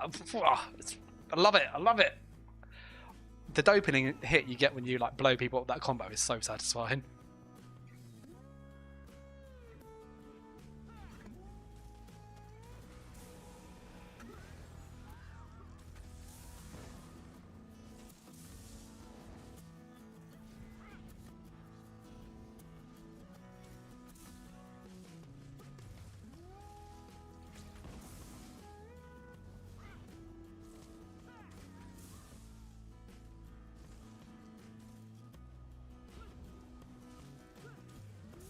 Oh, he actually used his ult. Better play to him. Sorry, Mr. Necro, though. Oh, he's going to be out of stam now. Oh, did you see that? Oh, It lacks dynamism, to be honest. But you don't care about bombs and ball groups. Pardon me, I don't like ball groups.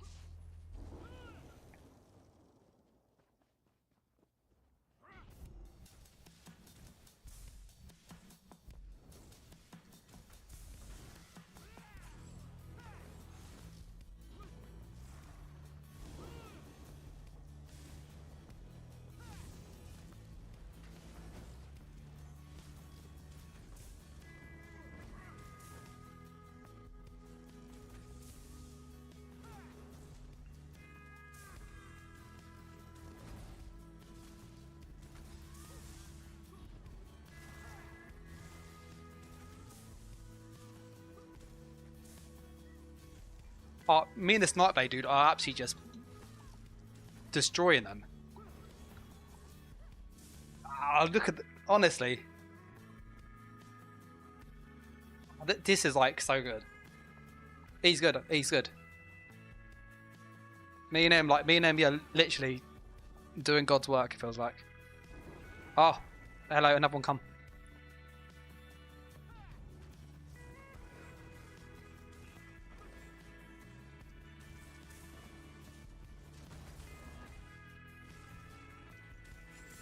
Dead. Look at that. Honestly, that is.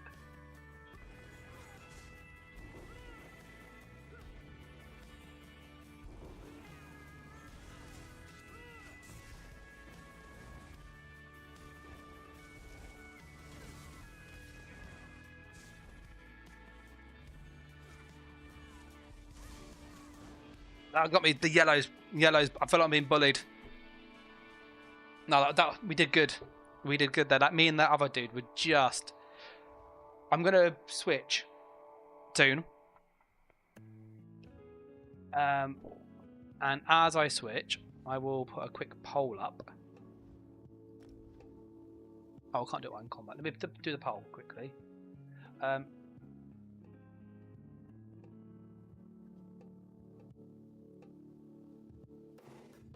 Templar, Arcanist, Warden. You can probably tell my least favorite class is DK, because that's one I haven't put on there like both times. My cat's very sleepy. She's like looking at me, going, "Dan, pick me up, give me a stroke." But yeah, Sulk is very, very good. Like very, very good as a class.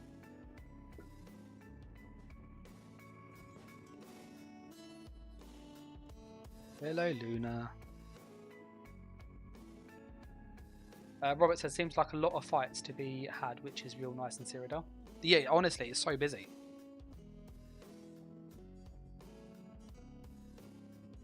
My cat's now laying on my lap.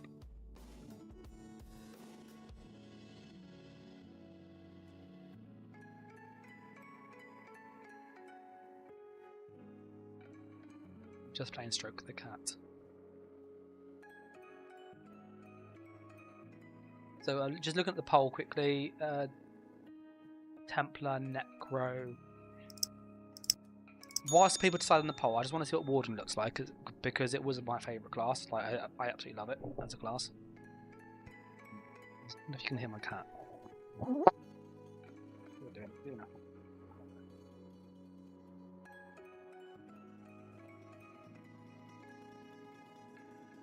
I don't know if you heard the cat purring or not, but I tried.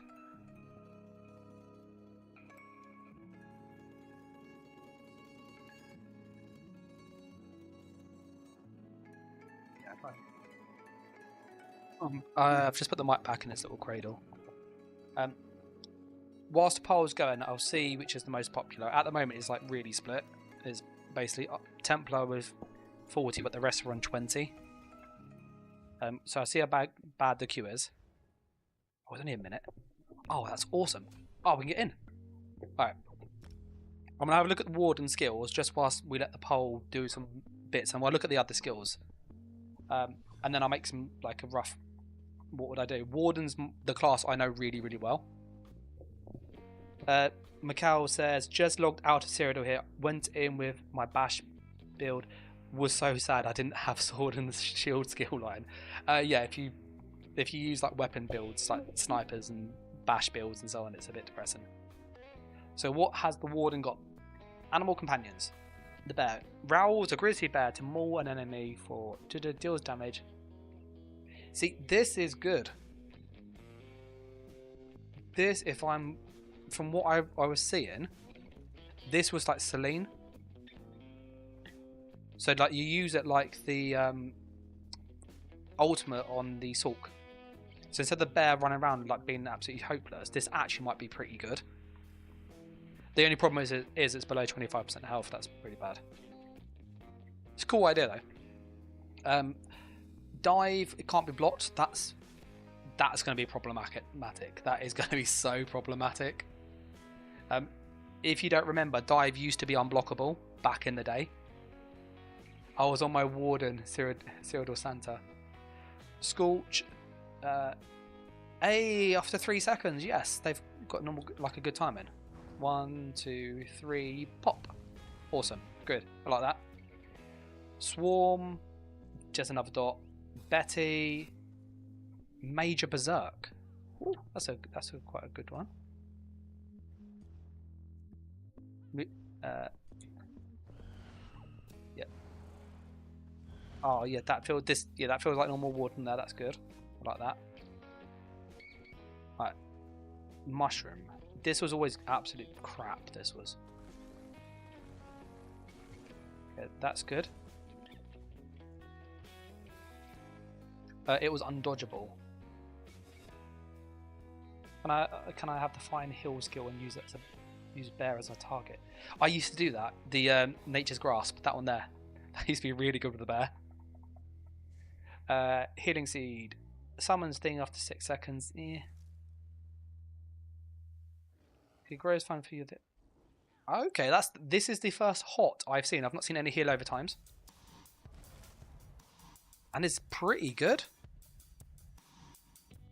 That is really good, that is. Yeah, that's quite good. Lotus Flower. Embrace Lotus. Major. Prophecy. Savagery. Okay, that's pretty crap.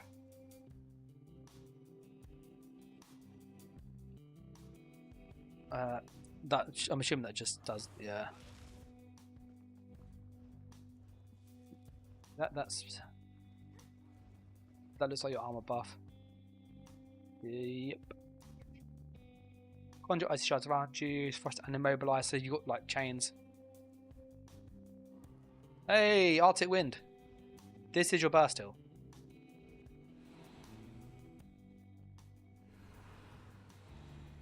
You can animation cancel. That's good. I'm sorry. I'm just like testing the skills. Slabs. That's just really good still. Teleports and after 2 seconds teleports an enemy in the area to you, and there's a load of crap that is still.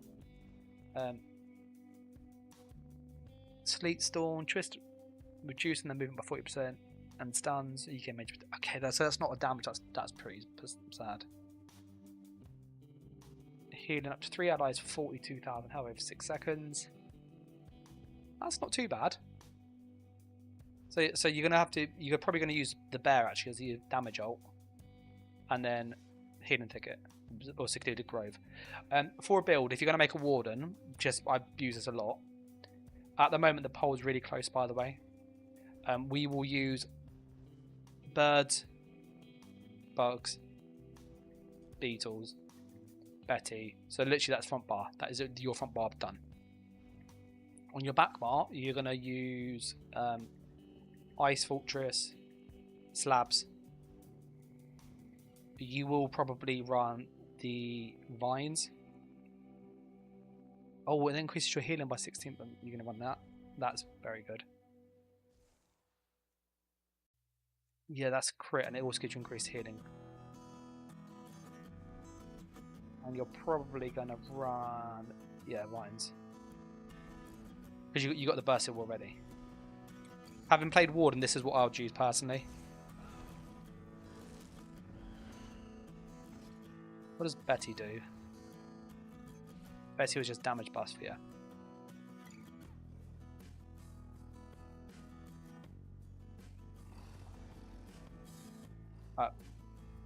Whilst we are waiting, when the poll has, say, 20 votes, then I'll go on whatever's there. I'm going to just mess around with this.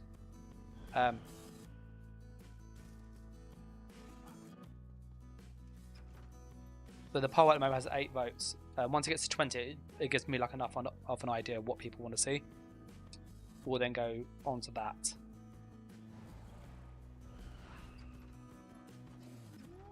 Oh, I pushed the button twice.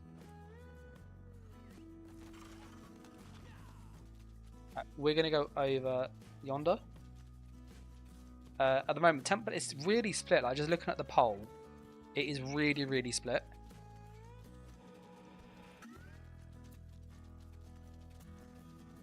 If you're in a group play, by the way, if you're in like a big Zerg, you may want to just tell everybody to run this skill and just spam this. This is undodgeable. Like, it can't be blocked, sorry, so you can literally just spam it, and they're going to have to roll dodge out the way, or they take damage. And they'll take a lot of damage from it. A Warden might be tough on resource sustain. See, I'm used to playing Warden, so I don't think it will be too bad.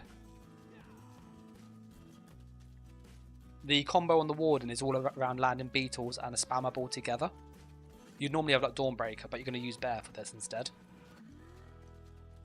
The only issue is you don't have the Nature's Gift passive healing, giving you sustain, and the Betty. And I normally run about 2.2k mag regen anyway. So I have like the typical amount of mag sustain that I'd normally have. Let me just get my potion quickly before I forget. Oh, no, I don't need that one.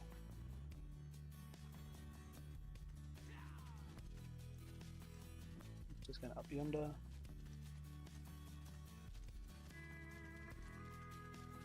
My wife's just in that village.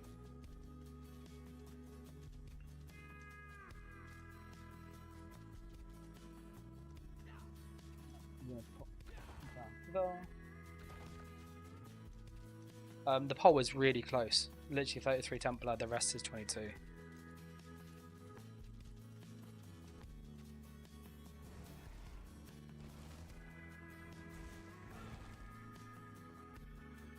I would say guards feel like they're on steroids though, at the moment.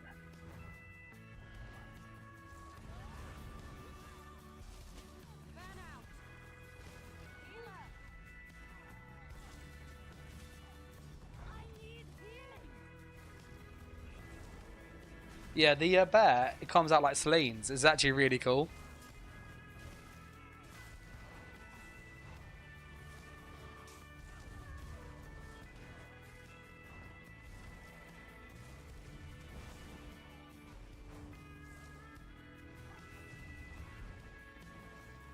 Is Betty free to cast still? Here it is.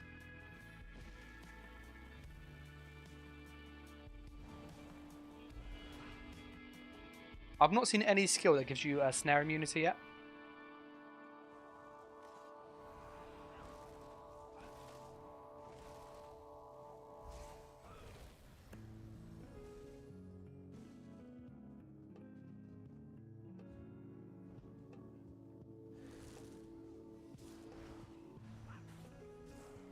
Go on, little pigeons.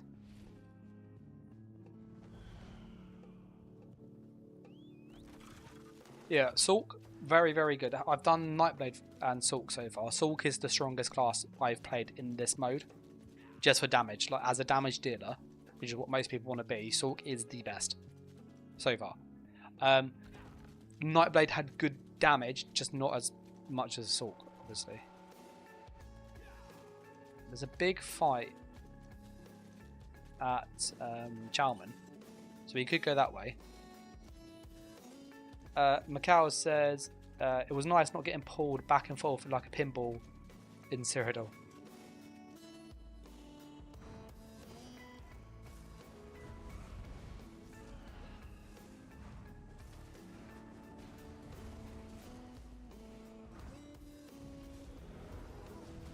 Look at him, got him with the bear. Got him with the fucking bear. Yeah, you might be able to tell that's 2 kills there. You might can tell Warden's my main class. I'm quite good at lining up the beetles. Look at him with his little heals.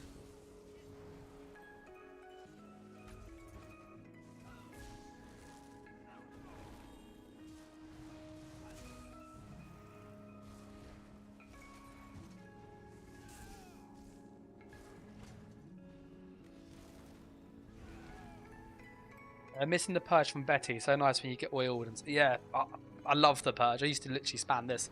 Just do that. I like the major berserk on it though. This is like... You actually hit quite hard. Like, obviously, Warden's always a weaker sorcerer, in my opinion. The advantage, obviously, is that it does have better yellow Nightblade.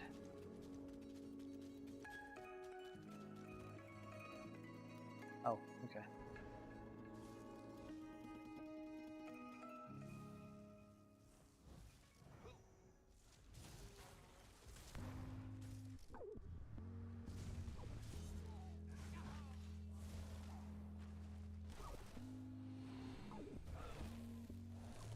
He's going to get him, isn't he? I feel harsh. That DK is going to die. Oh no, that was a big heal. I don't know who's your money on. Who's your money on? I feel like the Nightblade's got better combos. Yeah, he's just got a stun and he's going to kill him. Yeah.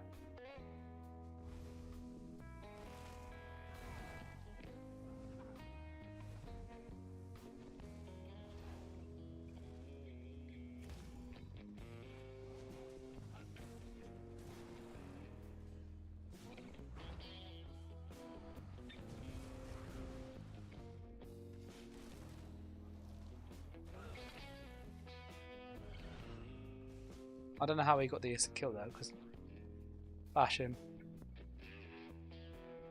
It's going to the toilet. She is. Hey, the keeps under attack.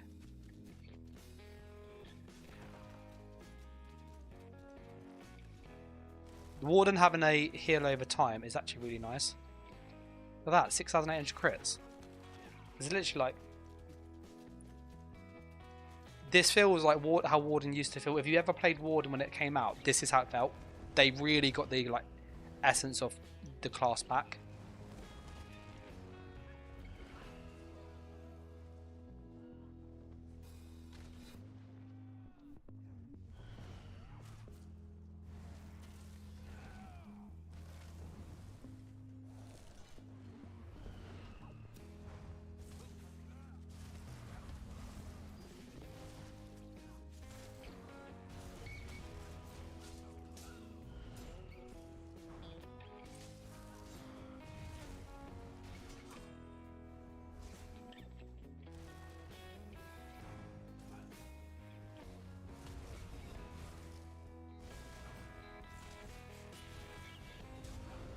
Ah, look at the little bear. Love it. Love it, love it, love it.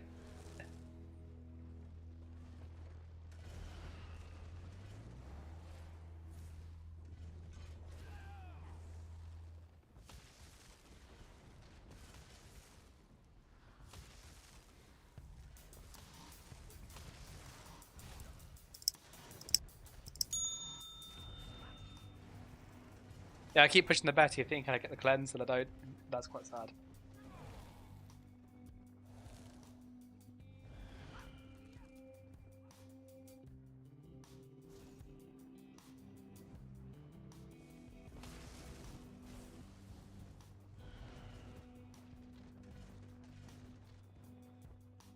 Alright, I will check the poll in a second. I'm just going to quickly sort out the cat's tray. And I'll just sneak here. I'll be like 2 minutes once this guard's dead.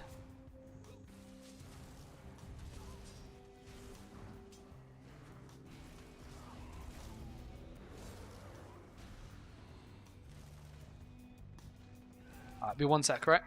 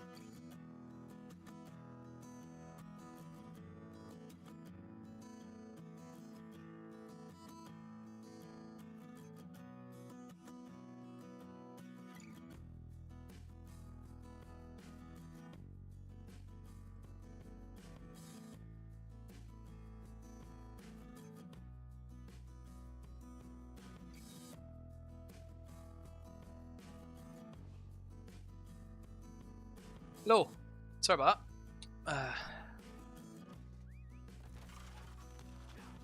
What I said, with how hard salts are hitting, slabs will be useful against them, 100%.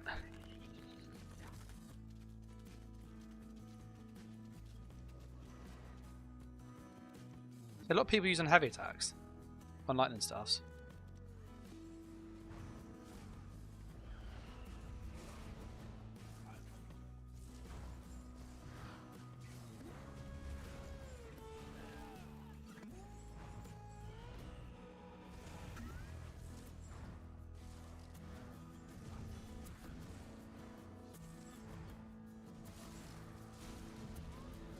Oh, did you see that burst there? I got them with the...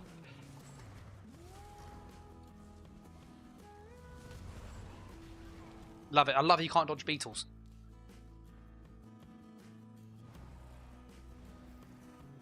Oh, I love Warden. I love Warden so much. It is like my favourite class.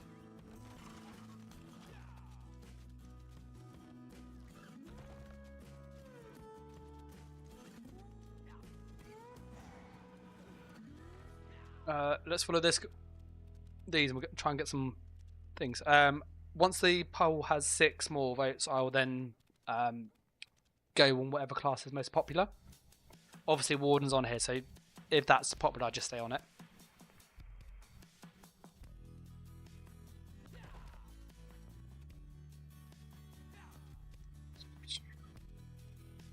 But I would say I've had quite a lot, like for Cyrodiil, I've had quite a lot of fun. Quick question. Recently, Vengeance, they changed Necromancer Death Scythe, so it's dodgeable. Was Cleave always dodgeable? AoE skills aren't dodgeable. So unless it's single target now, then yes. So yeah, it depends if they've made it as a single target spammable, then in which case yes, you can dodge it. If it's an AoE still, where it hits like a cone, for example, like it used to, then it shouldn't be dodgeable.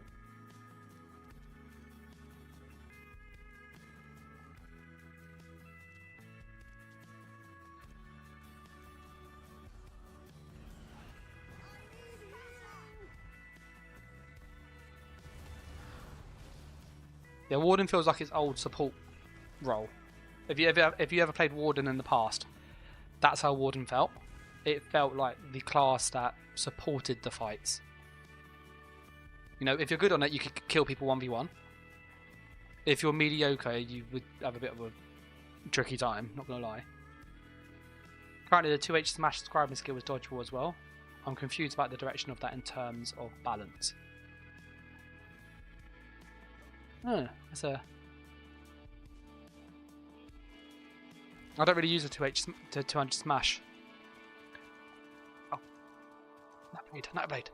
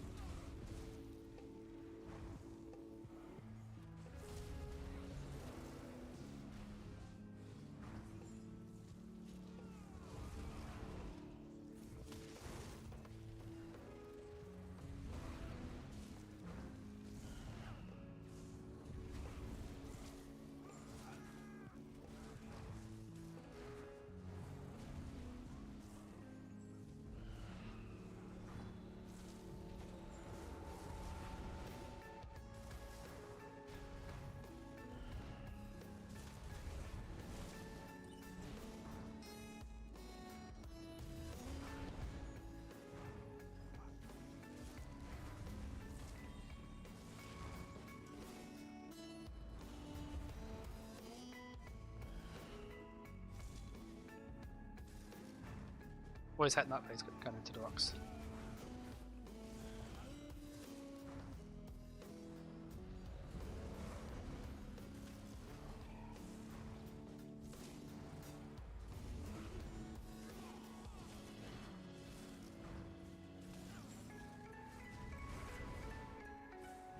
He's using his cloak well, give him that.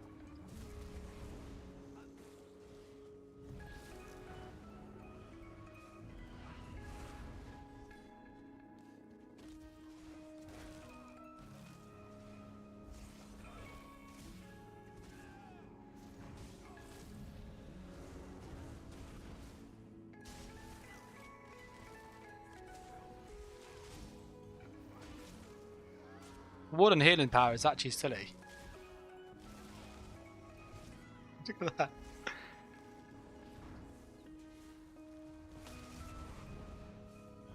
Yeah, the healing power on the Warden is insane.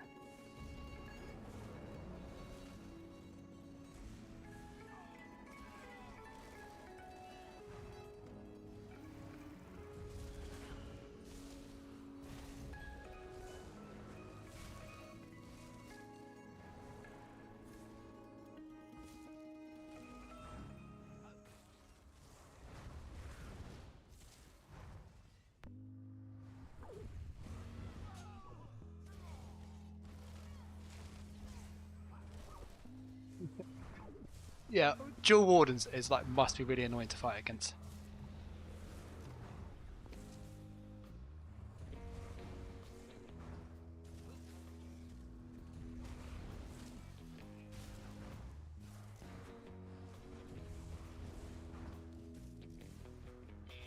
It does really lack killing power though.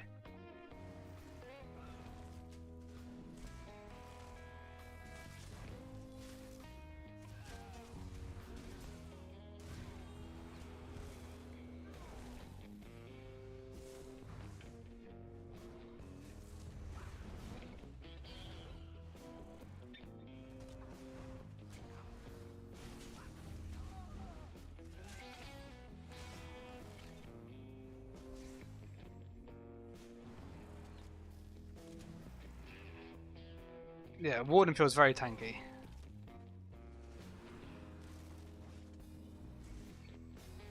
I'm gonna move away from the rocks, and that way he doesn't have the rocks to hide in.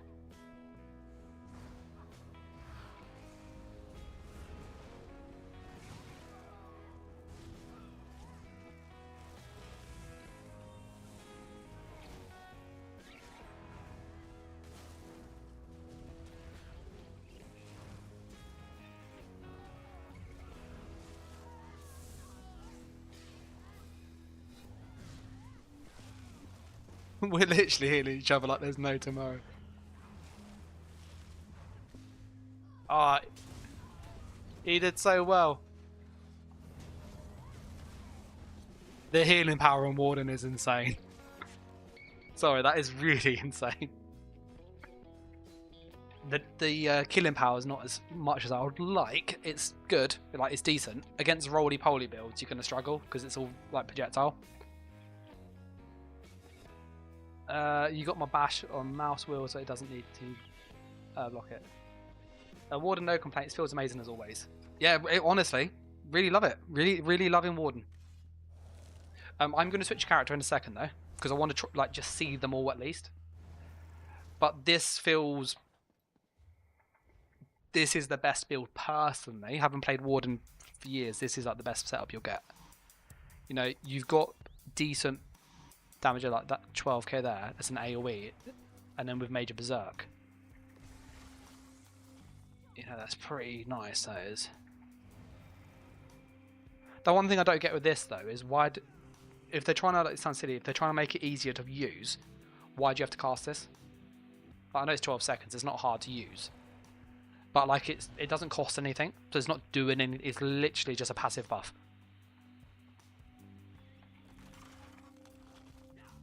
When I die next, I will switch class, whatever's on there. As long as there's like a real clear winner. At the moment, Necro's 21, Templar's 43, Arcanist is 14. The Warden's kind of like 21 as well.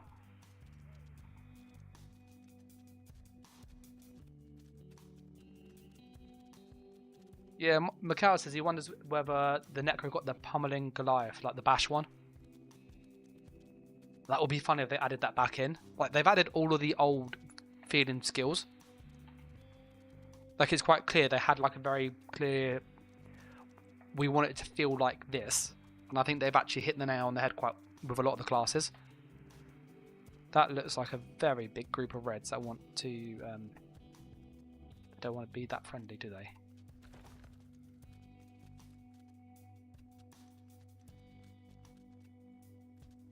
Run, Spider! Run! Run! No, let me get in front of him.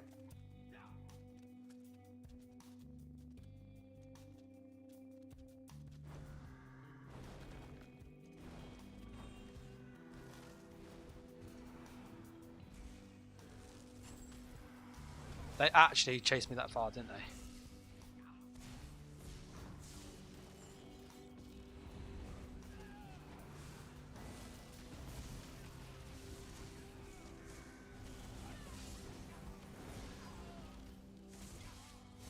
I ran out of stand, but yes, she can move quite quick. Look how many of them are. There's so many.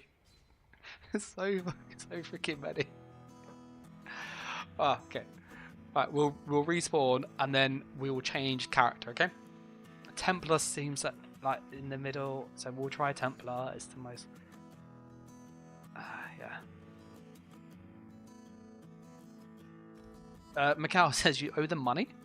I'm not quite sure what you mean by that. Sorry. I'm assuming that's to the message above, maybe about the bash wheel. I'm not sure.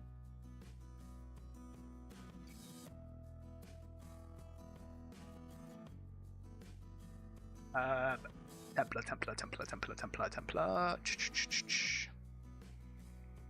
Farmer's like, oh no, I deleted my Templar. When I was fighting Templars, they felt pretty good, like to go against.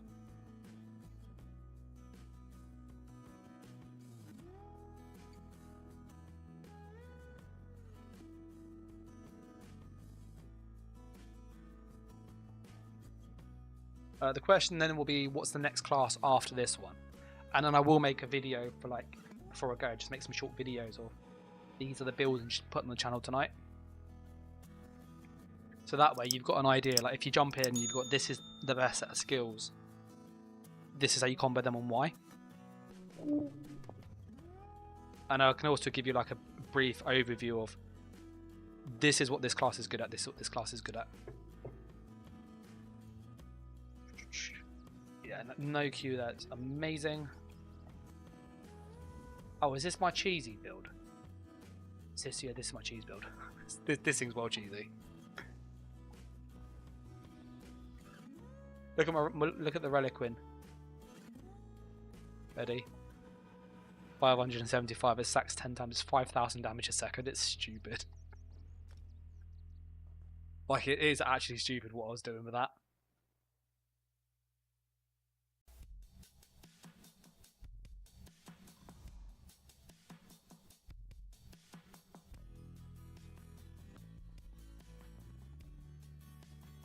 Okay, so just a quick summary for people who have joined recently.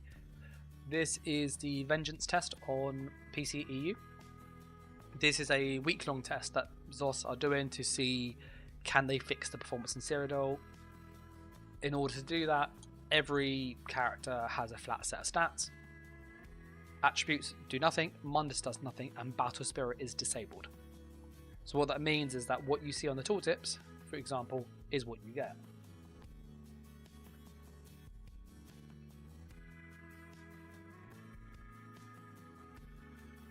And then the other thing to also note is that the sets are also disabled. So they're disabled. And on top of that, there's no CB. So we're going to go through and have a look at the skills, which are also limited to, and there's no morphs. And then you can see what can we do with our Templar.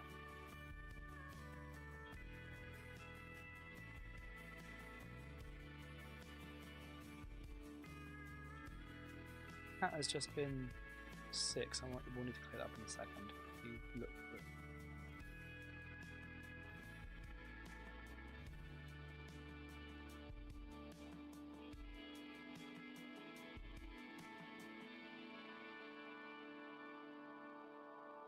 He scoffs his food, he does. Then that makes him sick. For the ultimate, Templar has Radiant Sweep, so 15k. This is like a burst skill, same tooltip as like Curse. He's got Jabs, which is 12,000. Oh no, it's not. Launch jab 3 times. Oh no, it is 12,000. Spear is a stun, so not back. Toblin charge impales them as a gap close. Spear shards is an AoE spammable.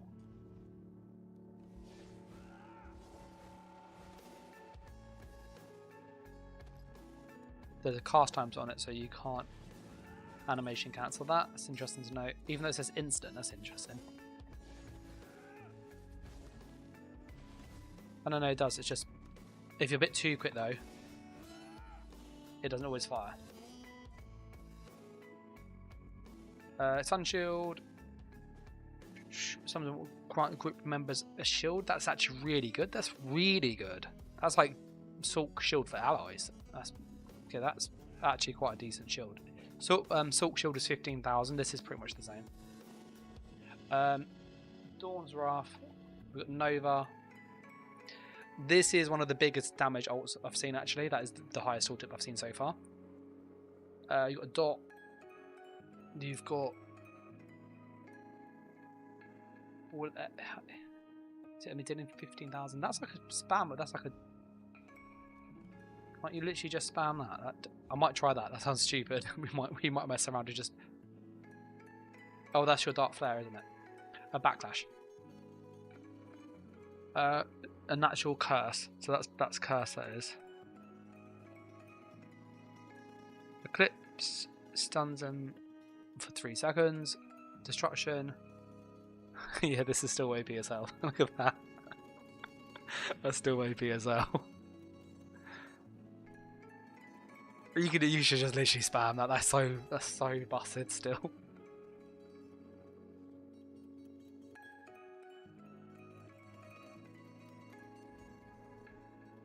That's gonna go there.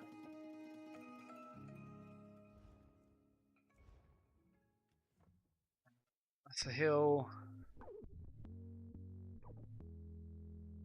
So that is burst heal for you. That's AoE heal. Minor regens. That's quite good. Cleanse. There's only 2 effects. There's not many dots though, to be fair, so I can kind of see why it's only 2. Major resolve. Okay. And then you got this big heal here. Just, it feels like it's another lot of. Oh, that's a free sustain buff. That's quite nice.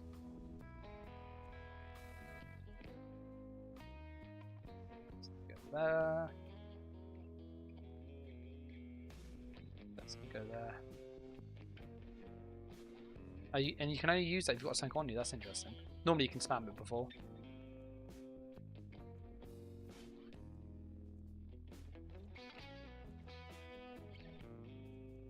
You'll probably run like a dot on the back bar or something. Just backlash. Because you want it on the 6 second, doesn't really matter if it's back bar. What's interesting is you don't have a range spammable. So like if you want to play the range build, it's quite hard actually. I'm just trying to think of the only thing you got really is this, which isn't bad. It's not bad actually. You've got stun there, so you can make a range build with this. To be fair, shield.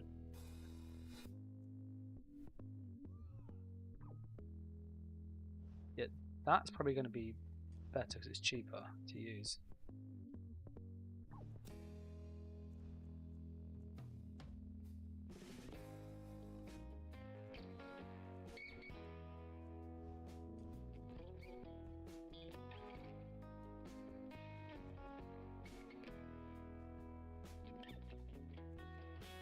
You've got Sun Shield on the back. Alright, this is what I'd use on a Templar. Just looking at the skills on what we have access to. And I'd probably go for that because you've got pretty good healing anyway. You've got the shield there. So you could do that. You can spam this. You got the extra sustain, which actually is pretty noticeable. That's quite a big amount of extra sustain.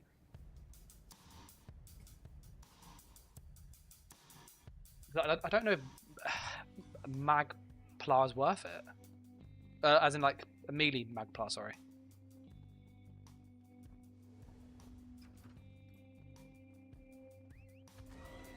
Where is the fight? Let's go down to Ash. There is a poll going, by the way, on which class we're going to look at next.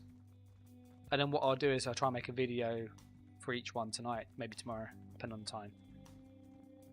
So that way people have like an idea of what setups to use if you're curious. So Plar will be our main healer along with Warden, I guess. Yeah, Warden. So Warden is basically heal over time. That is what Warden excels at. It excels at heal over time and also big self burst heals because of major mending, which the other classes don't have access to. So Warden's like your, yeah, it is big heal over times and big single target heals, whereas Templar's group AoE healing, that's it's like looking at the heals. There was a big difference with that. Not to say that Warden was bad. Oh crap, that's gonna hurt. That fucking hell. So Warden was the only class that I've seen so far with a heal over time. Nothing had a heal over time, and actually that heal over time was really, really strong. It was like with the major mending they have, it was 6,800 crits. So when you're getting that every second, and the spam ball hits you for 10, it almost negates a spam ball with one hit. It's really, really strong. The other advantage Warden has is it's got lots of AoE damage.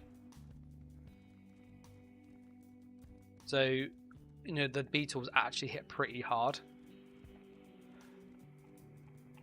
It just lacks a stun. It does not have any stun in the kit.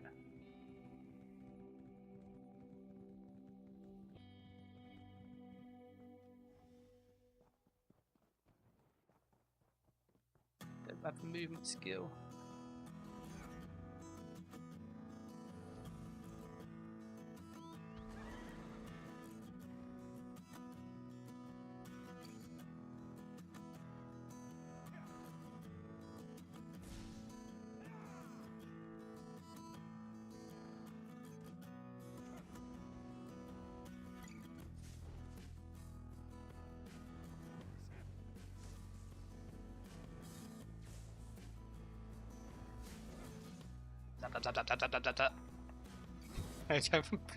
Beam is still freaking busted. Sorry, that's so stupid.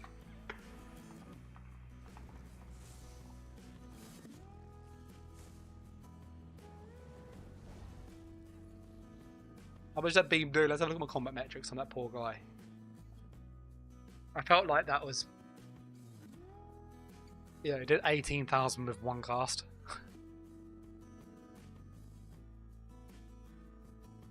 That was only 2 ticks that time.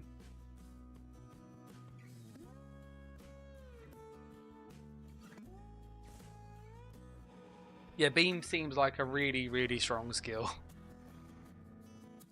Like anybody gets low health, you just keep spamming that and they will die quick. Because he had a shield as well, which it doesn't always track against shields properly. That in PvP.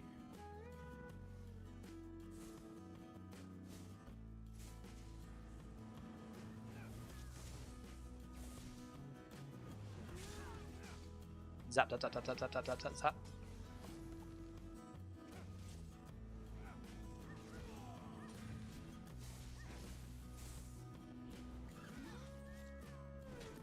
Goodbye.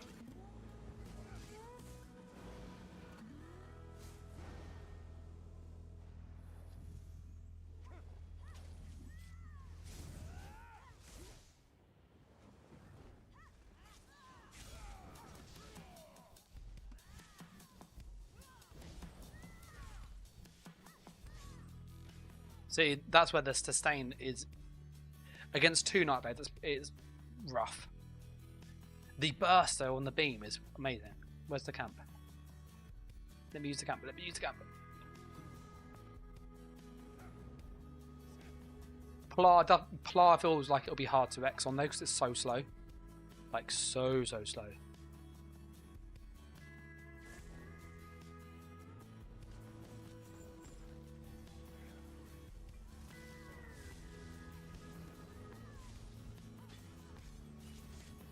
Save me, guys. No! No! Freaking chains! Oh, his chains got me. His chains just look. That fiery grip constant pulling you in. Oh, there's so many yellows. To be fair, you're going to die against that many. That is just... Doesn't matter how good you are, you're going to die to that.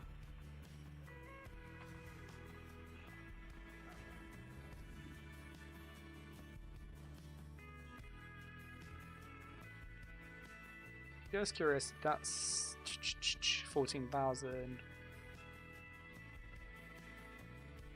Obviously that's slightly more DPS.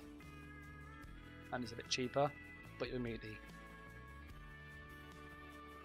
22 meter range. What's the range on Eclipse? 28.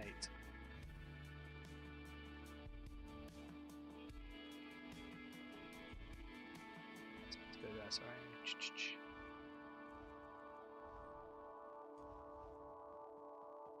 Yeah, the Templar beam is very, very nasty. Like, very impressed with how good that is.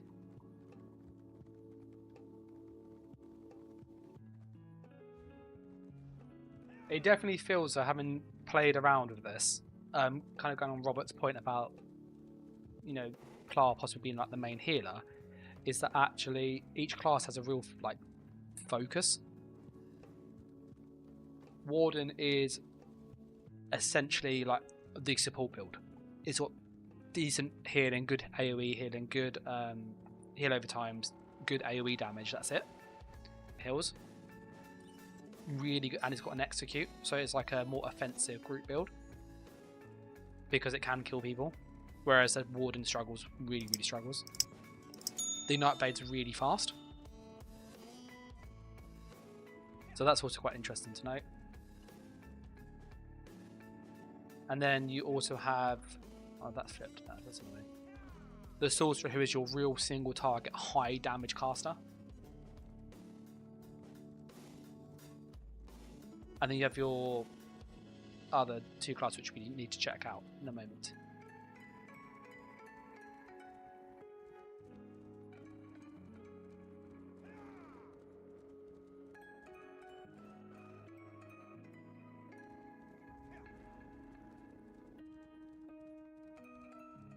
The one thing with Templar, which is really interesting, the burst heal used to give you like most of its magicka back.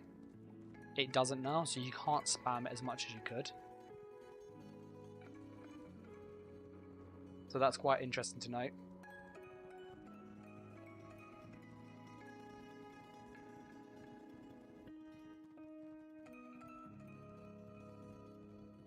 You want to see how Necro AoE is? I think well, that's the most popular at the moment, so we'll go on that in a sec when I die next.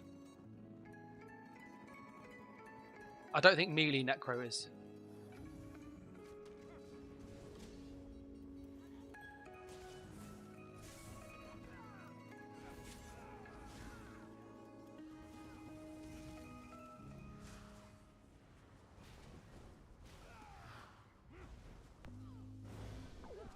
Oh, he's up to fighting back. He's in a Warden. He is.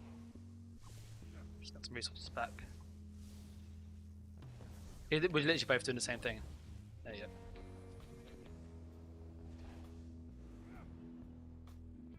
Warden's great.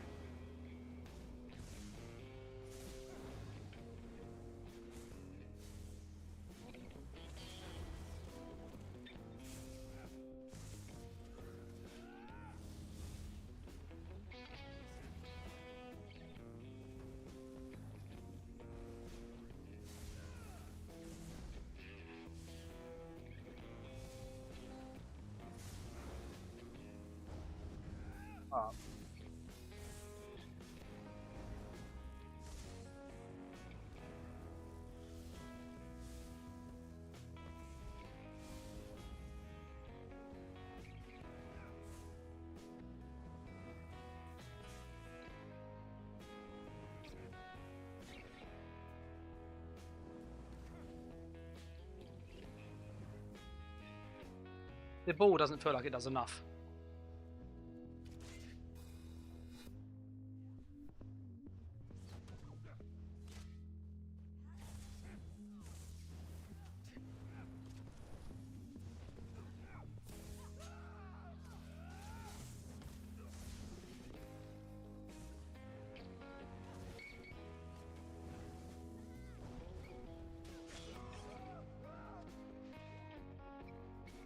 need to get my potion on. I was trying to put my potion on.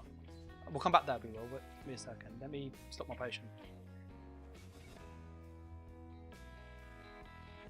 Can't do that when you're in combat. It's really annoying.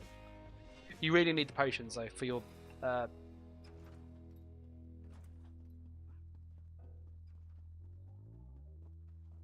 When you look at the Templar heals, it feels like it lacks healing. Ironically, that's really, really expensive.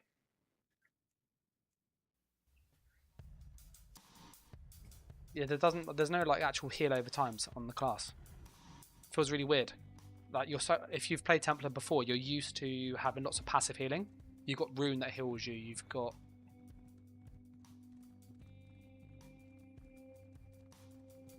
you have Rune that heals you. You have Cleanse, the big AoE that will heal you. Jabs will heal you. Sort of 3 passive heals. You got Eclipse that oh, he's fast. Can't catch that too quick. Oh, there's fights that way. Yeah, so yeah, the Warden feels like it's naff. The Templar just it feels like it lacks healing. It feels really weird. Like if you have someone who played Templar a lot, I think you're going to find it weird to play. Just personally, the lack of passive healing that those skills have compared to normal is really, really noticeable. It sounds silly, but if you get a heal from your armor rune, you get a heal from your big cleanse. You also get. CERN asks, "Is this EU?" Yes, PC EU. If you're missing like 3 or 4 heal over times, it does add up quite quick, and that's what Templar's lacking, in my opinion. So like I'm thinking this is all from like a fighting outnumbered dueling type thing. It's got the killing power, it just doesn't have the same oomph. I'm going to change to melee as well, just to see how much of a difference that makes.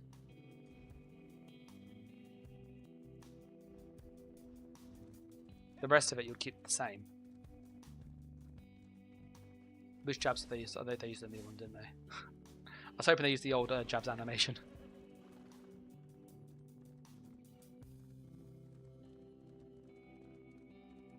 I don't think toppling charge stuns either. So like before, what you'd do is damage them from afar, toppling charge to stun them, and then jab, jab, jab, jab, jab, and then beam. Have you just finished bomb set last night and not realising Vengeance was going to happen today? At least it's only a week. It is worth trying though. You know, I've been like pleasantly surprised. It's a bit quieter now because it's midnight where I am.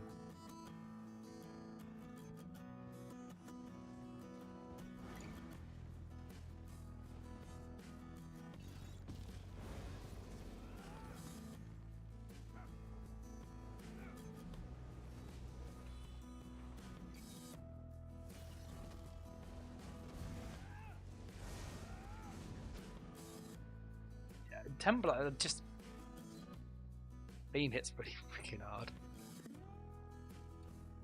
Yeah, I'm not feeling Templar, just, like in my opinion. Like it doesn't feel like it has enough. I'm gonna try and get some like melee fights. I know it's so slow. Like I can't get across to you how slow it is. Like you've got no access to any movement skill. There's no race against time. Channel selection. There's no misform. There's no snare removal. So you get hit with a snare, you are like buggered.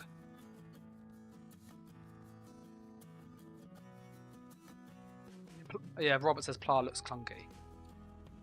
And you've seen on the channel, I can play Pla. It's not my best class. I know that. Pla and DK are like my weakest too. I prefer range caster. That's what I prefer, or like high mobility melee builds. But Pla just feels really, really clunky. Like it hasn't got any sustain healing, so it's reliant on burst heals, but it doesn't have the sustain to spam the burst heals as much as it needs. Whereas like old Pla, the way in which I view Templar is like it's a holy paladin that's designed to hold its ground. You know, it wins the battle of attrition.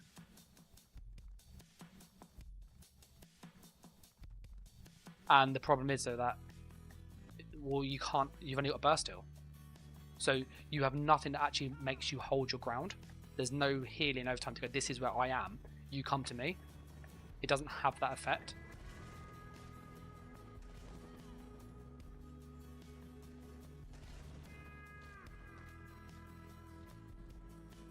Robert said, oh, I didn't think that so far solo Sulk is really going to be top notch. Yes, Sulk was really good. It had really, really high burst. So you could do Curse into Crystal Blast, which is like Crystal Frag, into Light Attack, into Overload, and all of that lands at once if you time it properly.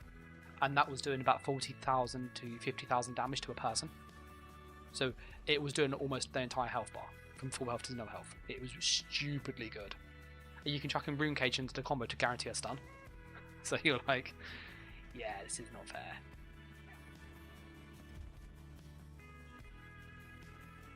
So look, this is the part, the Pla sprint speed. I'm sprinting. This is as far as I sprint. The heals also, for some stupid reason, target allies before you. So I could be like really low health and I'll push my burst heal. If somebody's in front of me, they get the heal. I don't. I can show that literally here. I'm going to jump off and really hurt myself. Ready? So look. The guy has full health. I want to heal myself. I don't know what they did to it, but that is like really bad. Like it makes it really difficult to use burst heals. I push a burst heal when I need it. Someone goes laugh my ass off.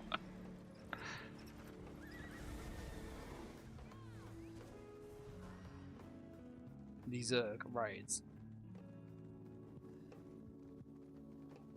All I want is just one melee fight, just to see, because I've done range play a few times, and it is not that good. Other than being in a group, didn't feel good.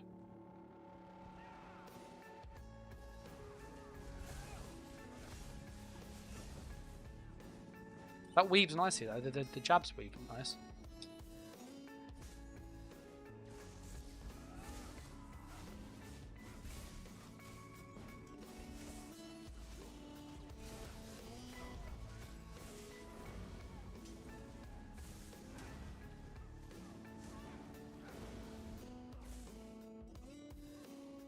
I'm gonna, yeah, I think I've seen enough for Templar. Like I don't want to. I know some people absolutely love the class. It feels really, really crap. Like, I'm sorry. If it's your main class, it feels really bad.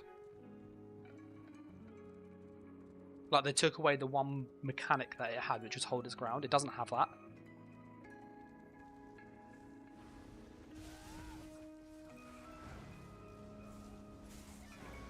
$18k crit on the beam. Beam's good though. Beam is a redeeming feature. Beam is very, very good. That was an 18. Look. It was one tick. Don't know what it showed, but I definitely said 18,000 on it. It looks like combat metrics doesn't track the damage fully, but there's definitely an 18k there.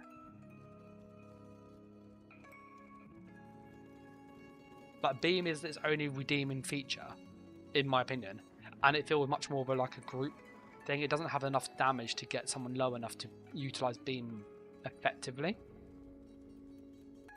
Maybe it's me. You know, I'm gonna hold my hand up. It could be me. But I don't think that's the case. It just feels clunky.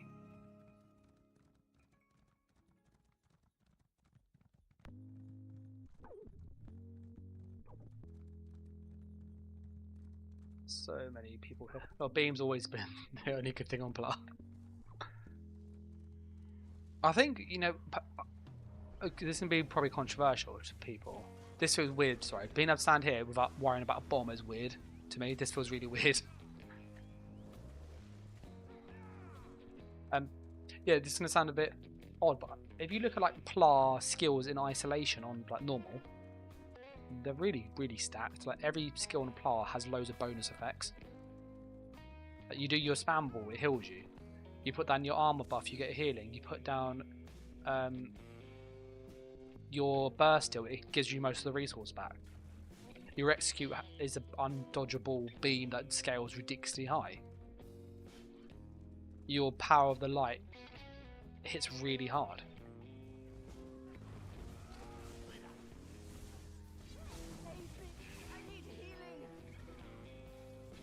Rick's saying, look, I'm trying to heal myself. Heal myself. I'm out of smoke. Anybody near you cannot heal yourself. Is that a setting? Let me see if it's a setting. Maybe it's a setting. Gameplay.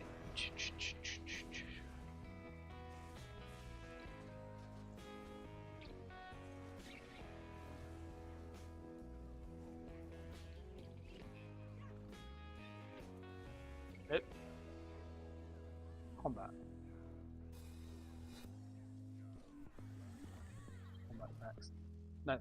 Yeah, there's. I can't see any way to stop their healing. So what's happening is when I'm pushing my heal, it just goes to somebody else if there's anybody near me.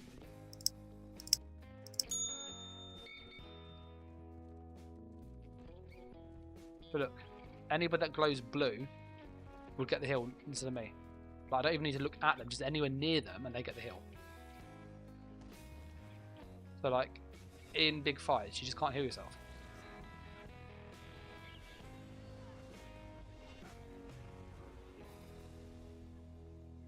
Yeah, so there's like the Nightblade burst heal prioritizing friends over itself. Yeah, and it should focus on itself, or at least have an option. Like even if the skill had a choice in it, where you got toggle. I'm going to switch character. It is looking quite quiet this time of night.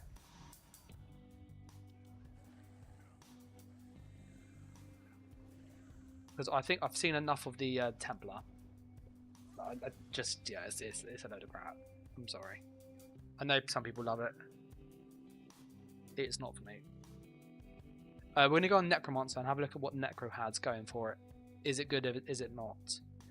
I can't see how you can use Templar, in all honesty. I was actually quite disappointed with that. So we're going to try Necro next, and then we have a choice of other classes. DK or Arcanist. And yeah, if you've got any ideas of how to make like the Templar build better, I tried the melee spec. I tried using a range spec, and yeah. Christian says, "Do I play Warden?" Yes, I like Warden. Warden's very good. It's one of my favourite classes. With the test, which is what we're checking,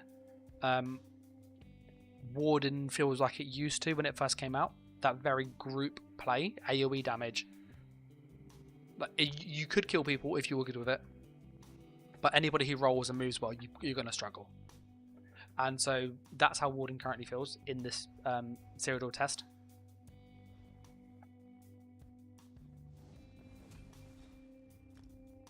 Alright, we're on Necromancer this type. And we'll see what Necro has to go for it. Warden's my favourite character. I'm just going to do the quick thing that I did for all the other ones. So, if you're joining the stream or you're saying this like in the future, they are changing how PvP works for a test just to see does it make performance better. Essentially, they've given everybody a flat set of stats, as you can see here. Your attributes do nothing, you can't use a Wonderstone, and there's no Battle Spirit. The change to Battle Spirit means that all the skills that you see, the damage tooltips, are what is shown. So that's quite useful to note. On top of this, your sets are also disabled. So you can see these don't work here. And you cannot use champion points. You do get access to like free potions and stuff, which is quite cool. But that's pretty much it. Alongside that, they've also limited the skills and have tweaked the class skills. So each class feels slightly different and unique from the others. And there's no access to weapon skills, etc, etc. You also have access to the weapons here, but all they do is just change how your light or heavy attacks work. So if you're doing this I would recommend just using a ranged weapon because it does the same damage as a light melee weapon, and your melee weapons don't boost the skills. So you're actually at a disadvantage using melee weapons, other than the fact that you can like animation cancel them a bit quicker. So I'd go with something like an Inferno on ice, and then lightning on the back bar. So yeah, for the Necro, let's look at what the Necro has going for it. So we've got 3 choices. We've got Grave Lord, Bone Tyrant, and Living Death. Starting with the spammable, it's 11,025. This is the highest I've seen so far. Out of all these spammables, have been about 10,000, 9 to 10k. Sacrificial Blast Bones. Dredge up the resonance of self beneath you, granting you major berserk, increasing your damage done. Creates a corpse where the sacrifice was made. Okay, so what uses corpse?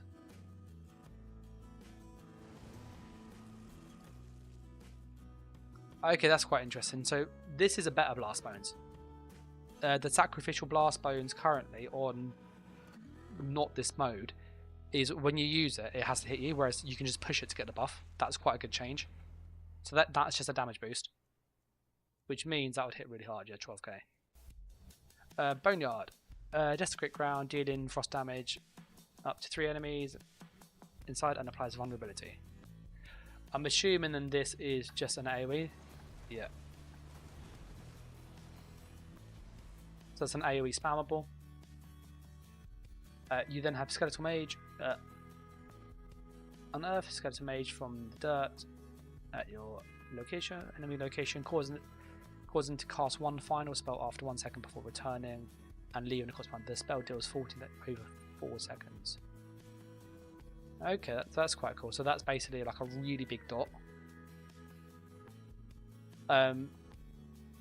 So it kind of pops up by them. It's quite an interesting idea actually. Violently drain the last spark's life from a corpse, dealing 9k disease damage to 3 enemies. Deals up to 100% more damage to enemies under half health. Okay. So what makes corpses? That makes a corpse around you. That doesn't say it makes a corpse. That doesn't say it makes a corpse.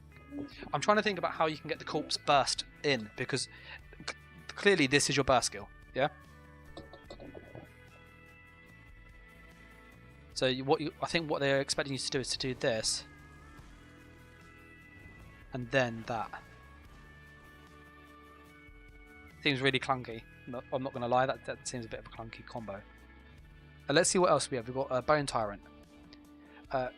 This is target enemy, so it's single target. Slice into your enemies, do magic damage. 10k heal. This goes with max health. Do you actually have to hit them to get the healing? But you do. You actually have to be able to target them.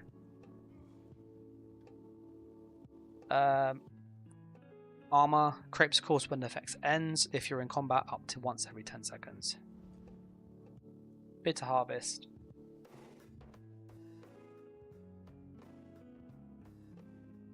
Robert says Mage appears near the corpse, and obviously the tooltip's in quite high. Christian says, do I like the new campaign? Yeah, on the whole actually it's pretty good. So it says, unearth a skeleton mage, causing them to cast 1 final spell after 1 second before returning to the slumber and leaving the corpse behind. Okay, so that leads. So that's how you do it. So you use this, then you use the detonation. So then you have that like delay burst combo still. That's an interesting way of doing it. So that's going to go there. That's just a buff. So and it's 10 seconds. So you can just put this in the battle bar, can't you? There you go. Because you're not really going to be using it for that. We are checking out the bits down here. So Bitter Harvest. Sap the lingering life from up to 3 fresh corpses, granting you 3 ult and healing 5k per corpse. You get major protection, reducing damage done. This ability can be activated once every 3 seconds. So this is just a heal and major protection. Bone Totem. Summon an effigy of bone at your feet after 2 seconds. Once completed, the totem fears 3 enemies. Cause them to cower in place for 4 seconds and become afflicted with major maim, reducing the damage done. So this is a stun, but this looks like it's a delayed stun, which is bad. Delayed stuns never work. Yeah, so 1, 2, there it goes. Yeah, so the only advantage is that it's an AoE, so I guess it's maybe you can make this. I think it needs to be about 1 second, and then you can probably use it. And it needs to stun like people the closest to it. A Gravegrass. Summon 3 patches of skeletal claws from the ground in front of you to grab 3 enemies, immobilize them, and hit them with maim. So it looks like with these 2 here, you can really lower someone's damage. So that's... Oh, that's weird. So... Does it always do... Yeah, that's a weird... So rather than going forward, it's like 1 in the middle, then 1 forward, 1 back. We'll look at the ults in a second. Then you've got Vengeance Death. So you've got the Living Death one. Rend Flesh, 15k, Minor Defile. That's a bit weird, that is.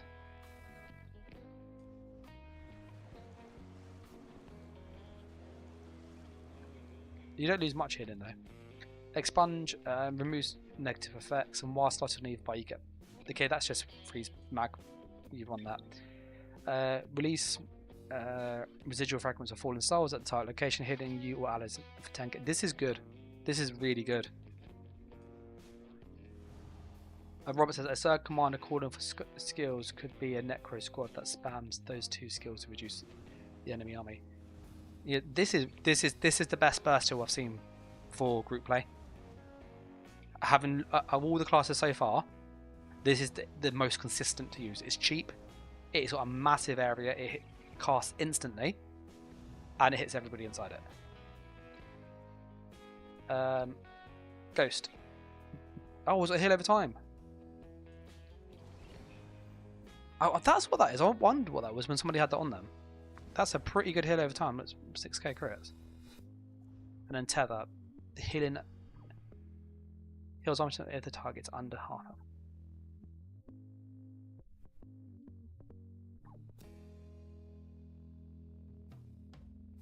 So remembrance of a corpse healing you for that.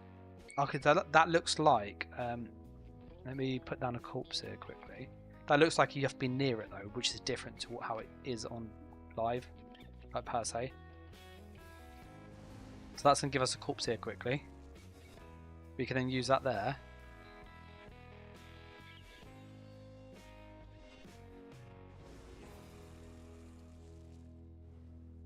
Now if we go near it,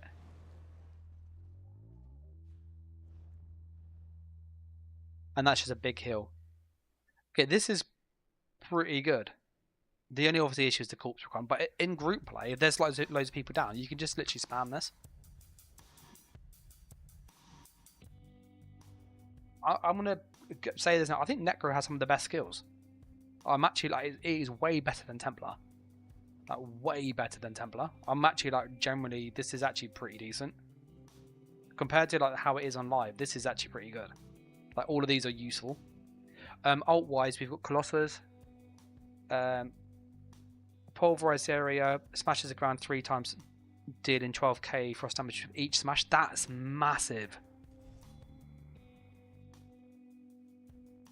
Christian says, can everybody run the same skills or change? Can it be changed at all? In the campaign, what happens is you've got access to these skills. You can mix and match them on the class, but that's it.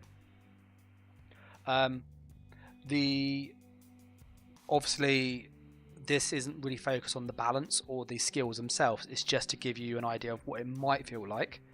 They're focused on performance.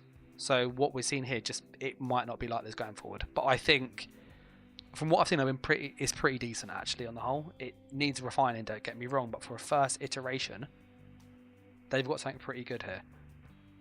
It is my take on it.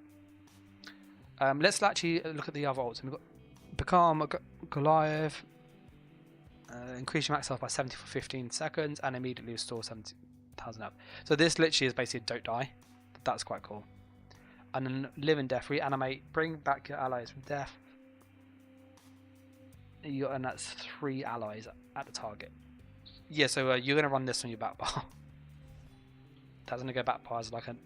Oh no, this isn't be your front bar roll. Okay, so let's actually make the skills. I've seen like what they can do. We're going to go here. This is just a passive damage boost, so this can go on the back bar, and that's my damage buff there. But there we go. Heal over time, so that's not my vigor. We need our burst heal, which is this one here. We need this somewhere. Just we're not going to use it, but it's just free sustain. So that's free. So Mender, we're not going to use that.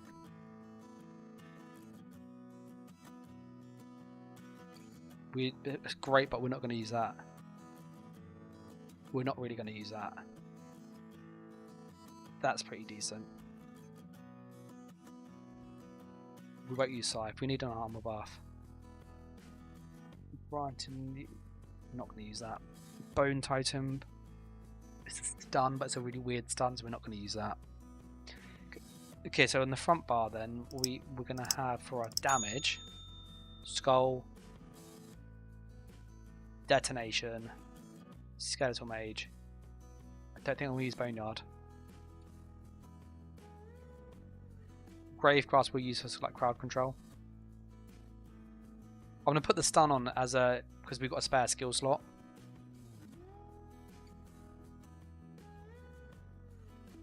And then I think...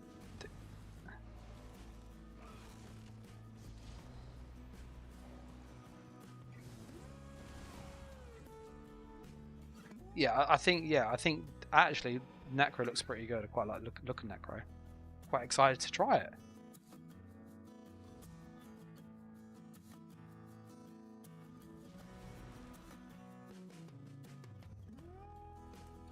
The one thing I will say, Christian, and just the people curious about like build variety, there is some, but what's worth like noting is that when you do like use the options, because of like having an effective build, you need typically a burst skill. You need, you know, burst skill, spammable, etc., etc. That actually you get very similar builds. Some classes have a few variations like melee and range, but generally with how it is at the moment, you are really focused on one specific playstyle. Maybe 2 at the most. And obviously this is just coming from a damage dealer's perspective. If you want to play like a healer, that is definitely an option. There's enough heal skills to make it work.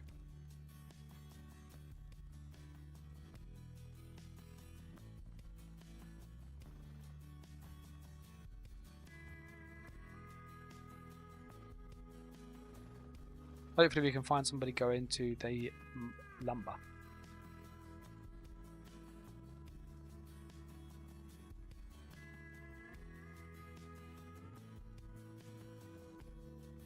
I am just cautious though that, or mindful that it is very late in EU, like in Europe. I'm obviously from the UK, but it probably means so that you might not get any more fights tonight. So we'll stay on this for probably another 5 minutes. If we can't find any fights, because it looks very, very quiet,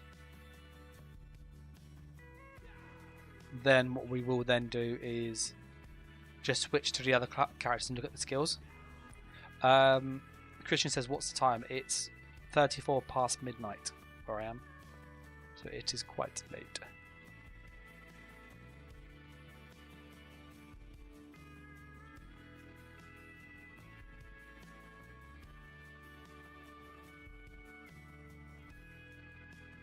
7 PM on the US.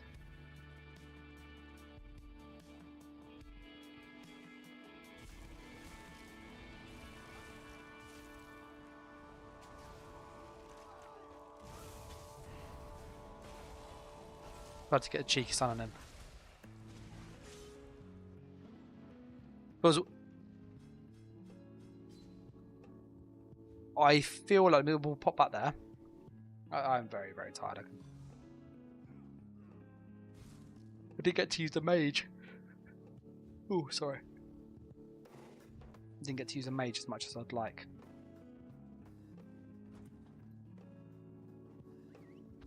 It feels like you've got a burst combo, but you're really relying on this. It's a 1 second delay, which means they might be out of the place if they're rolling the movement loads, which is what happened there.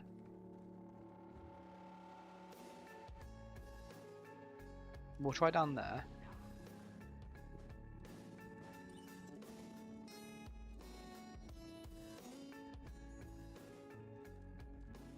And then yeah, we'll go on to DK, it looks like, next, and then look at Arcanist, at least get an idea of what the skills are.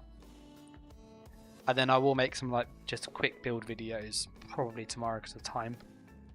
Just kind of give you an idea of like, if you want to play this mode on PC, this is what I would recommend for each class.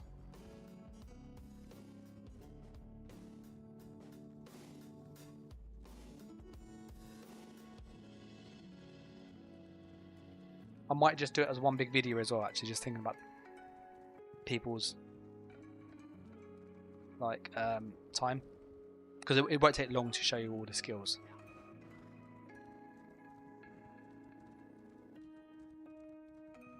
The stun, by the way, was really bad.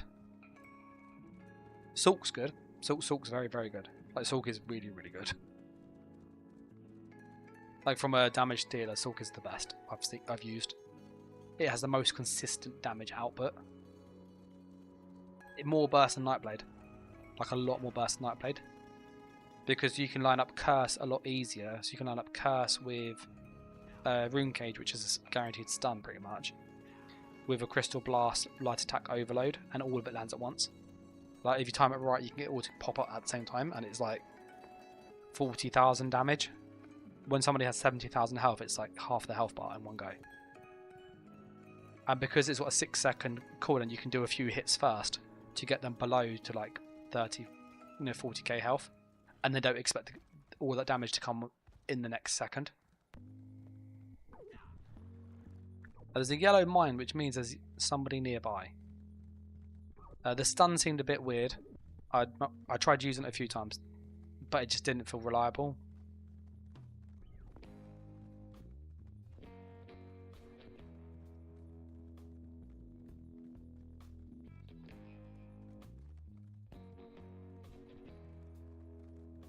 How you survive on Sulk? Sulk, you've got shields and you've got heals.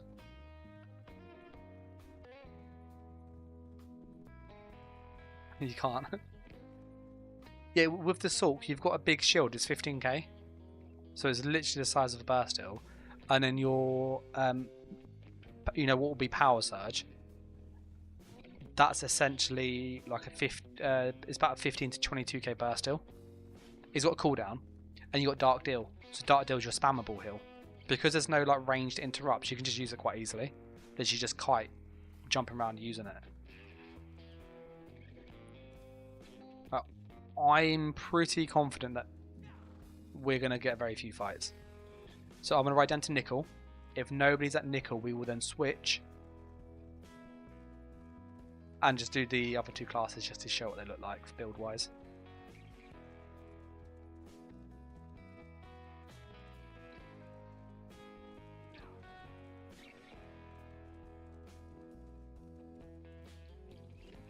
The one thing Sorcerer does lack is an execute, though. It doesn't have one. The execute they have, because it doesn't stick to the target like it does currently, you have to use it when they're low health, at which point you might as well just use the spammable. Hey, we found some people.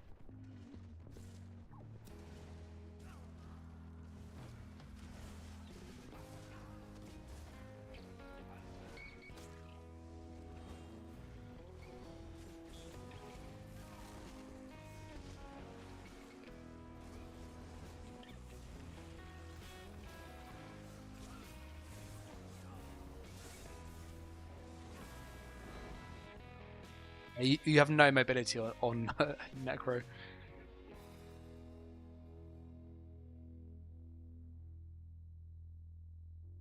The beam seems pretty good. I've seen like that 16k that was. Beam seems to hit really freaking hard. We're going to switch, we are. And have a look at... Arcanist has just literally taken the lead. Yeah, Arcanist has just taken the lead over DK. I was literally getting ready for the DK and everything.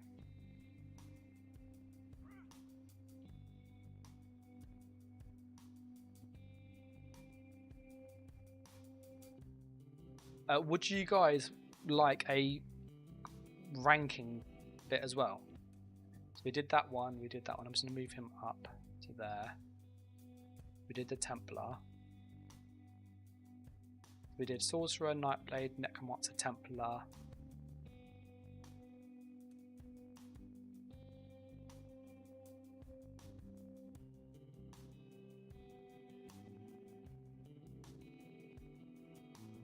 Oh, so before I jump in, yeah, short and sweet, yeah. Look at this quickly. I'll show you. This is my sniper, but I've got a melee version of it, and it's got the same speed and stupid amount of damage. Let me show you the tooltip of my dizzying swing. Bear with me. This is like stupid. Open link. So I know they did change it a lot. That's my wreck and blow tooltip on my Nightblade build. This is my concealed weapon on the Nightblade build. And this is the in-cap on my Nightblade build. And I'll show you how quick it moves, so bear with me in a second. It's like... It is a thing of beauty. It is an absolute thing of beauty. Ready? So, this is my sneak speed. This is stupid. Look how quick it is. And as I'm sneaking around, my stamina doesn't go down.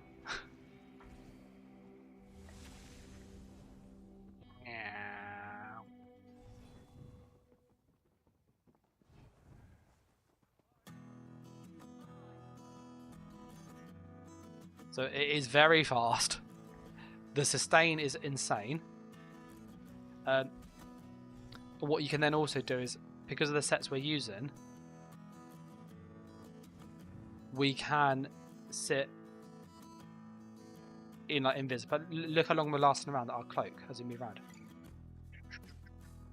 It's absolutely ages.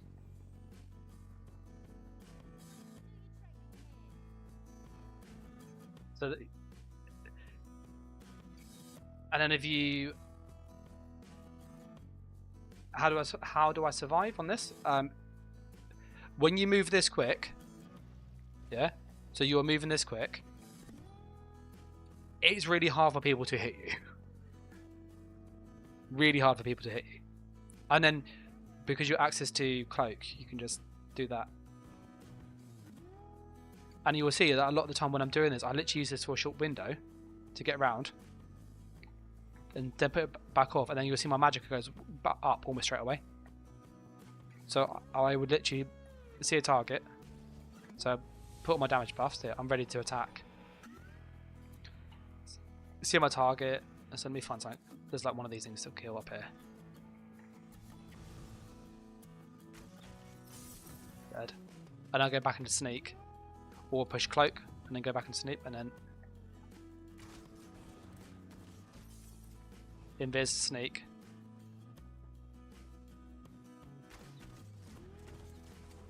Push cloak, push sneak. I can then turn. If you push cloak and then sneak, and you can then turn cloak off, it keeps your sneak on. My HP is 25k almost, but I have undeath. You can go for more health if you want. You don't lose that much damage. So yeah, so sorry, I know that's slightly different from what the video was about, but you asked. And then yeah, the short and sweet says, is the bonk build resurrected? Yes, is the answer basically. It is like stupid. This is my new sniper. I'm using the banner skill. The banner skill is freaking OB. Look at this. So my damage there, 4,900. Put on here, yeah? So 5-2, yeah? Turn the banner off, 4,600. Banner on, 5,600. Banner off, 5,015. If I put on my damage buff and my movement buff,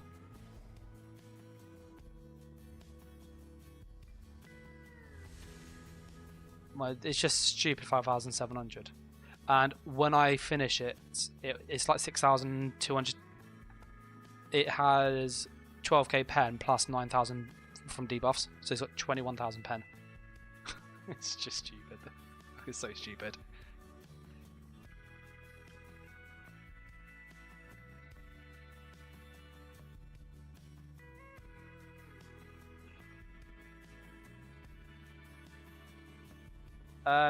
Short and Sweet says, is it more of a brawler or ganker? You can play it as both.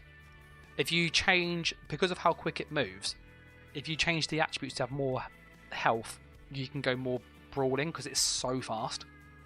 And the reason it's fast is we've got a special skill that gives us more damage the faster we move, which sounds is really weird, but that's why my damage is so high. So if I get more speed, I get more damage, and the more speed means we stay alive easier. It's like a win-win. Tonight we also did Warden as well, so we just put that there. So 1, 2, 3, 4, 5. Arcanist is next on the list, so let's go to Arcanist. Christian said I need a Nightblade like that. Here's some of the. I've recorded 4 videos, which I'll be putting on like YouTube members and Patreon early, which are just. They're on YouTube. I need to make thumbnails. But this is like the kill to death ratios and stuff. It's pretty stupid.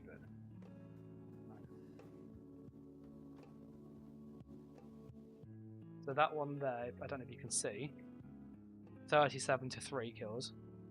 That was a pretty good match. I then had this one here. This one is 25 to 0 kills.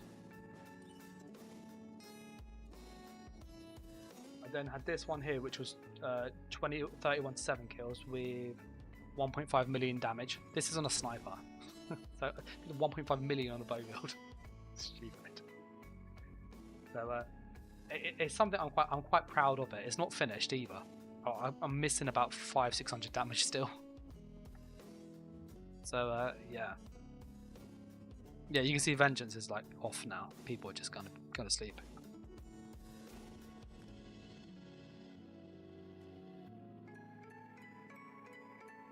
Hey Tate, Tate's like, Dan, you awake? Yes, I am. I've been going through every class, looking at different skills, different setups. I think for you, like just people generally who, if you're not as into PvP as I am and reactions aren't as quick, so on, the changes are pretty good. It is way more casual. So yeah, but yeah, I'm all good. I actually really like the changes. They're very limited, but I think what they're doing is a really good idea.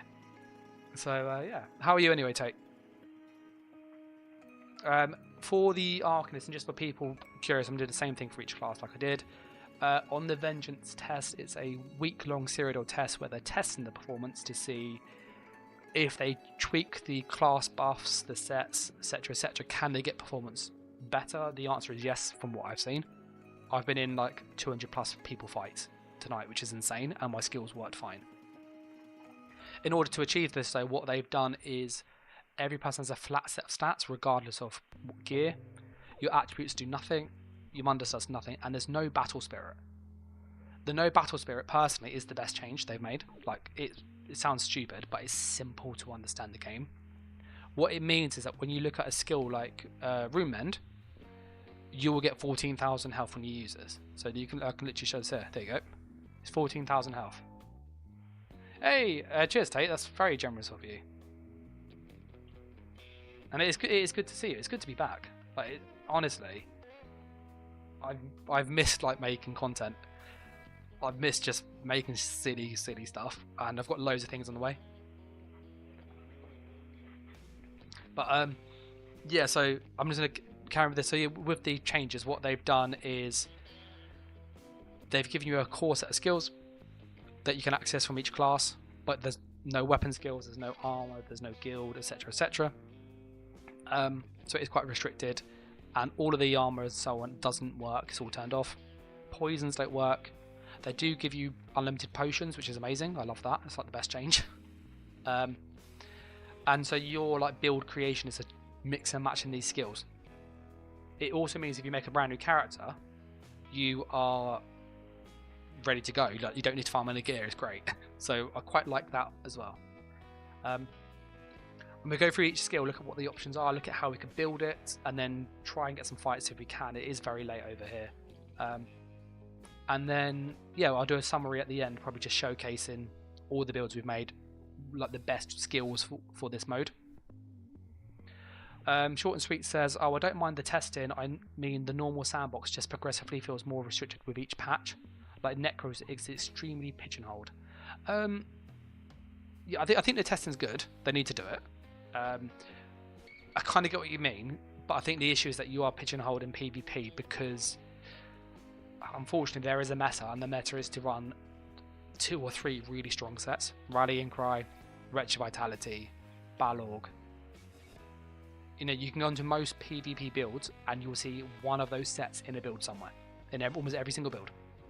Which tells you there's very little build diversity. If you're forced to run Rallying Cry, Wretched Vitality, Balorg, or one of those sets, you kind of, you know, build variety at that point is an illusion.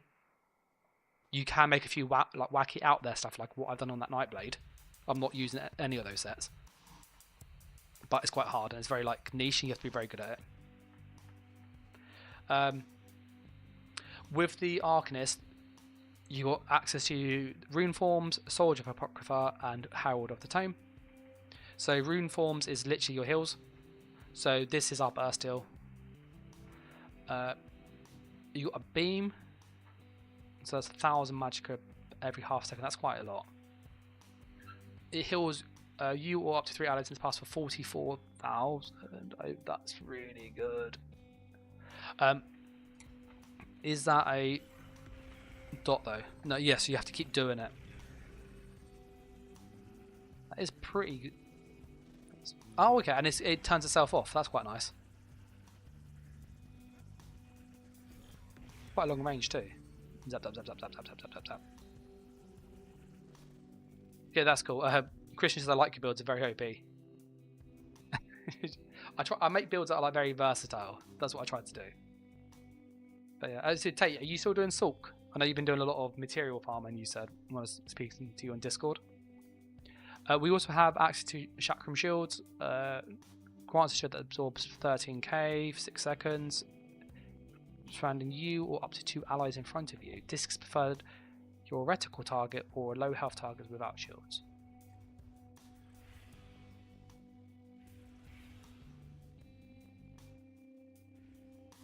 Oh, okay. Does it hit you instantly? Let me have a look. Yeah, it does. Okay. So that's an instant shield for you.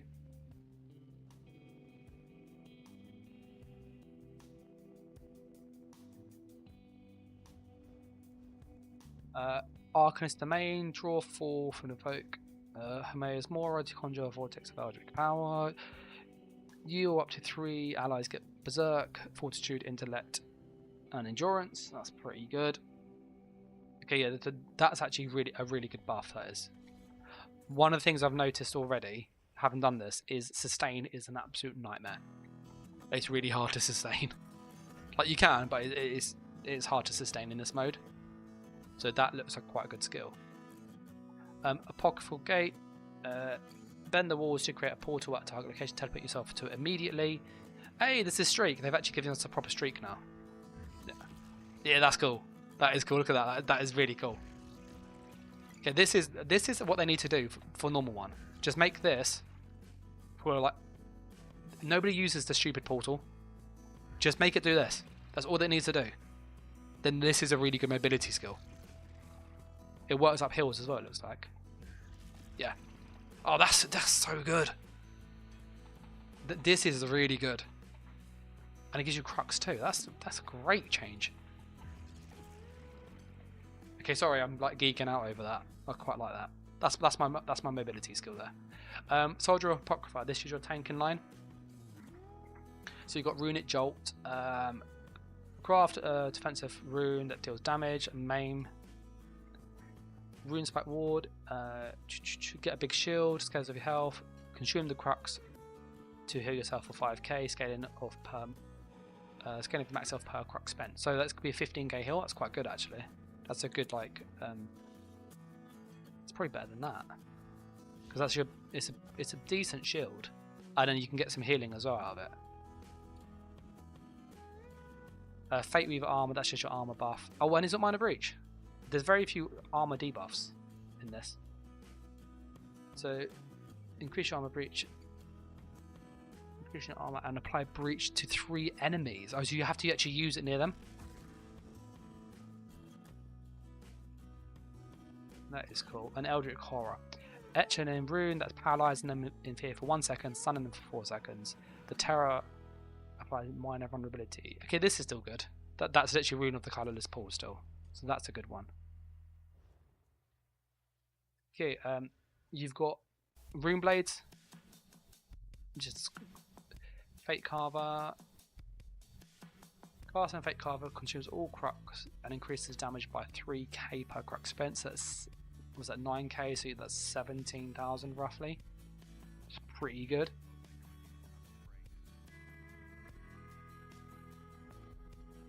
Robert says Arc seems like a good jeweler. Yeah, from what I've seen so far, it's got a mobility skill.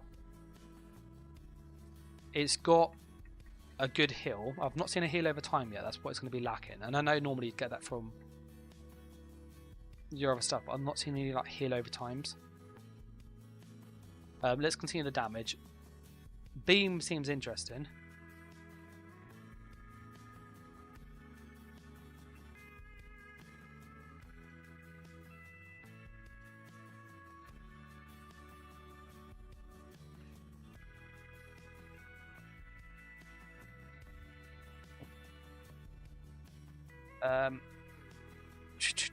Fate Carver, Abysmal Impact, deals 2 damage and immobilizes them. So there's a cast on that still. So that's, yeah, so still a bit funky. Beam seemed good. I was hit with Beam a few times. It hit really hard. Oh, that's weird. Look at the camera. Oh, no, it didn't do it now. Last time it literally zoomed me in. Did it do it again? Yeah, look. It zooms the camera in.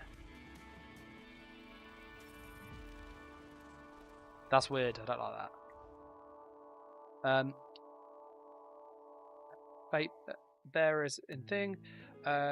So Vengeance Bearers, Inspiration, etch series rune onto your weapon that pulse of power. Trait Crux, if you have none, you gain minor force. While slotted on either bar, you get Major Prophecy. That's pretty good. So that would literally go there then. Let me move my Arcanist domain. That's going to go there. Arcanist seems really stacked. Like really, really stacked. Some flawed room that etches them on and 2 foes nearby does a dot. Bad.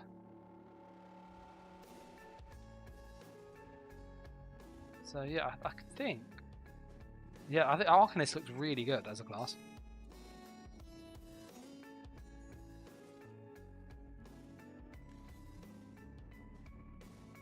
That's quite expensive. See, that's cheap. Especially if you've got some crux on it.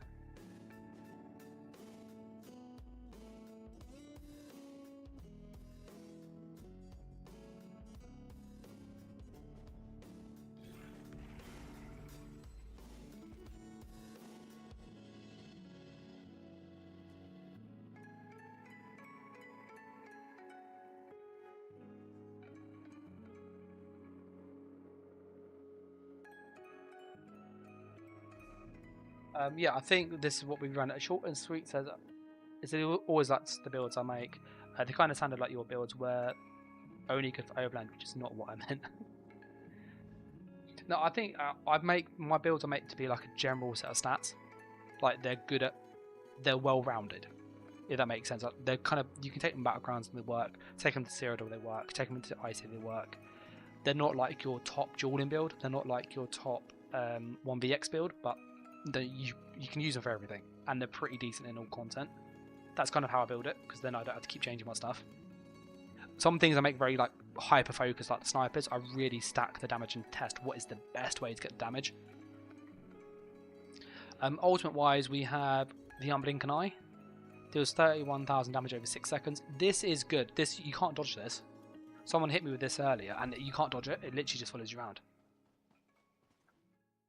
It's pretty nasty. That is your ult. Gibbering shield. Performance protective shield, 6% damage. Up to the thing. When it collapses, deals 12,000 magic damage to 3 enemies within 5 meters. Okay, so it is. You have to time this for like an offensive. And you got the glyph. Call forth a glyph which heals your allies around it for 9,000 health every 1 second and grants a major force while in the air, increasing crit damage. I think that's probably the better group one. The 70k shield is pretty good. They're both really good actually. This is 9,000 health every second, and it's 6 seconds. Which is a lot of healing, that is a hell of a lot of healing for you and allies. I think this is better. Like 54,000 healing plus major force, and it hits you and allies, and it's the same ult cost. Yeah, I would probably go with this personally. I think this is going to be more useful because, you know, it's 9k health every second, but as soon as you have that, if you use the ult and roll, you'd have 18,000 health straight away because you get like the first one, you get a dodge, you get a second. Yeah, arc seems very good.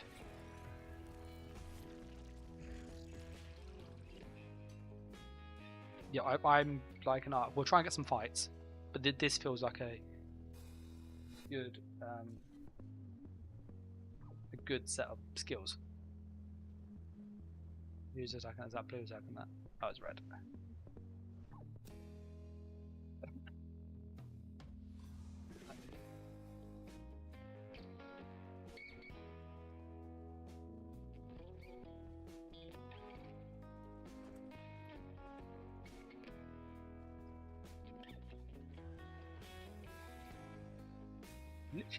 Arc literally has everything you need for like dueling.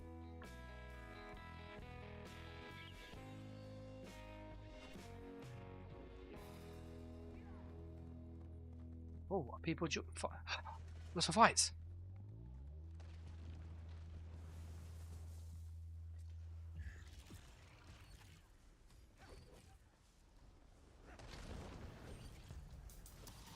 Beam, beam, beam, beam, beam.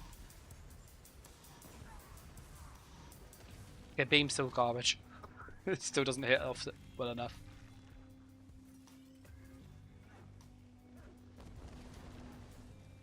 Tentacle monster. The tentacle monster's fun.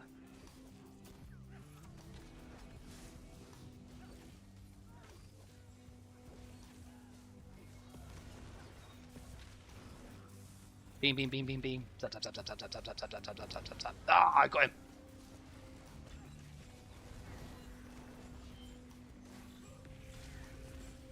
Oh, the healing arc is very fun. Oh, I wish I went on this earlier. Go for stun, go for a beam. Beam, beam, beam, beam, beam, beam, beam. It does so much damage to the beam if you get free. Look at that! Look at that! 16k! Go for the beam.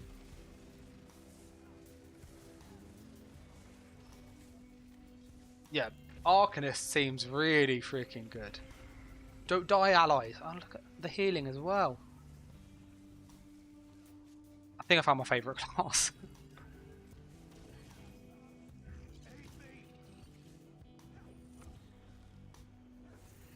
Beam, beam, beam, beam, beam, beam, beam, beam. Dave's dead. Yeah, the beam targeting is a lot better in PvP. It's not perfect. It does a lot of damage at that beam. It's so much damage. This is like doing 18k every second.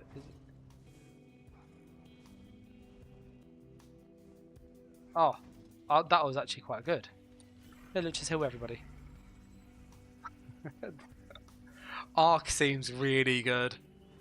Oh, this is really, really good. Yeah, look, mate, don't die. Have some healing. Look, you can just do that. Literally just sweep.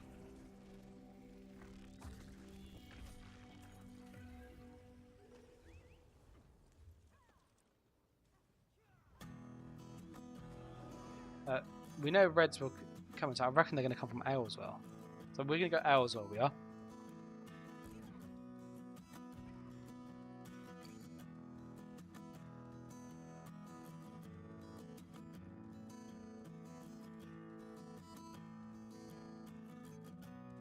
Oh, I.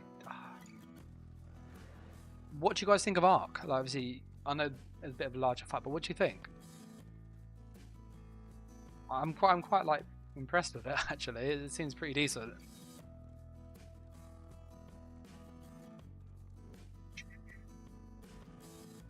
Like the healing, the damage, the sustain.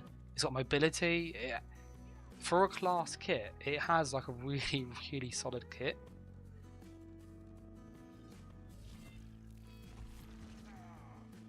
Oh, just heal myself. There we go.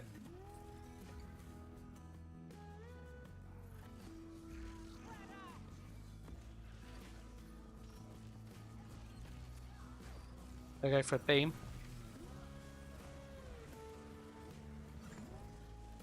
Like the ability to clear that much trash easily too. Because trying to get rid of the guards on like other classes is really hard. Like really, really hard.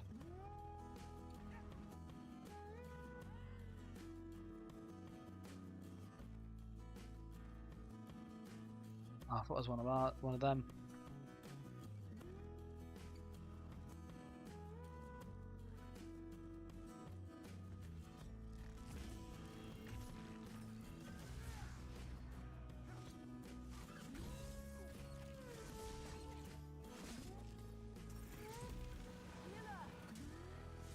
Yeah, look at that. That is like literally, it's like being in PvE is.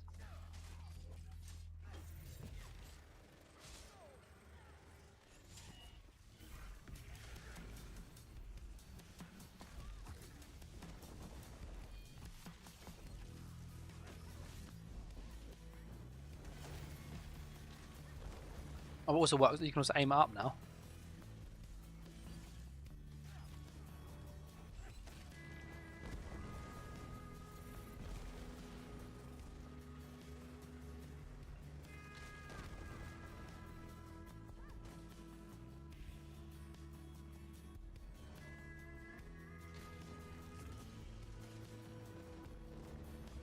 Have you seen this? Look at this. Look, that's literally streak.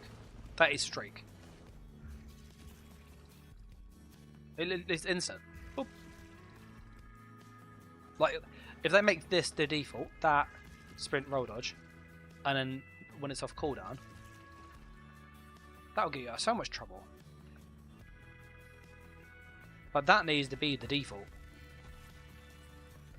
because that is pretty good. Beam, beam, beam, beam, beam, beam, beam, beam, beam, beam. We almost got him there. Don't die, allies. Yeah, what do you think, short and sweet? Having seen, obviously, the teleport.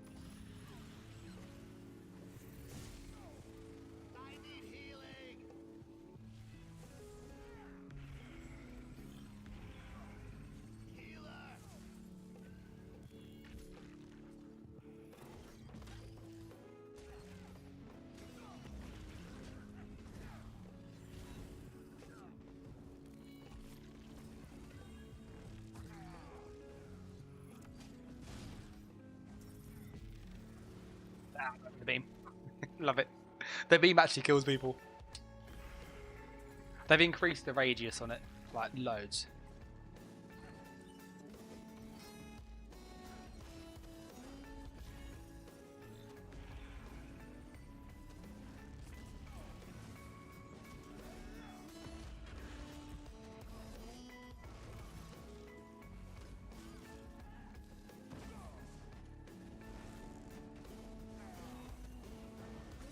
Oh, I've dropped down. I didn't mean to drop down. I fell off the edge. That was not meant to have done that. Oh, the camp there.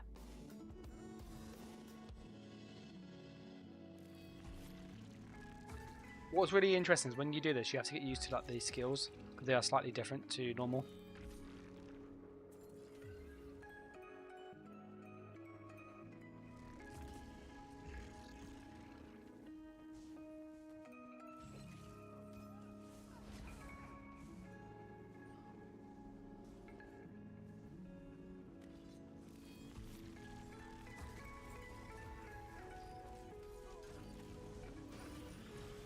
Go for a cheeky stun and beam, and oh, look at that damage.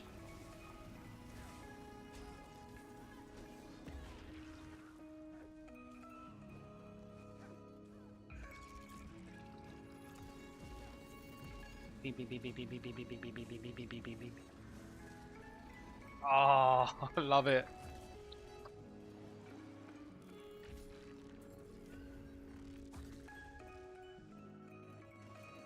Arc feels so good. Like this feels way better than normal. Like you can actually use the beam. The teleport significantly better than it used to be. Like it's actually usable. Can I open the beam from up here? I don't think so. No is the answer. Want to hit with beam? That's depressing. Right, you can't aim vertically up. Go for some healing instead. We just heal you. Oh. Here, stun. Beam, beam, beam, beam, beam, beam, beam. Short and Sweet says, Arc kind of accomplishes what I'm talking about, but like the DK, Necro and Warden all just feel like you have to play into resistances. I find with Warden you have to stack damage, like if you want to kill people, or you go with procs. Like if you use procs like Master Lock and stuff. Oh, they're trying to fight. Oh, I got him.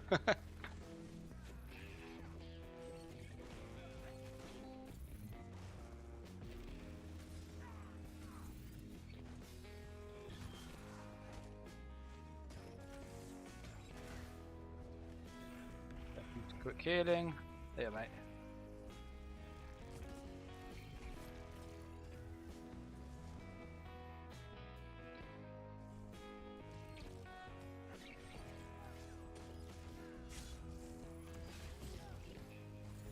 Beam, beam, beam, beam, beam, beam, beam, beam, beam. Ah, the guard saved his life. They have the tentacle monster. Sorry, the tentacle monster is like stupid. I just got my health back, thank you.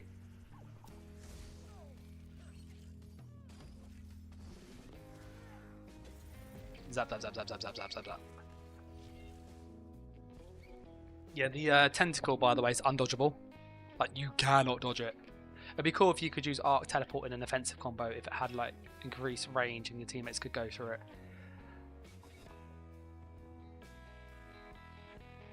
I like this.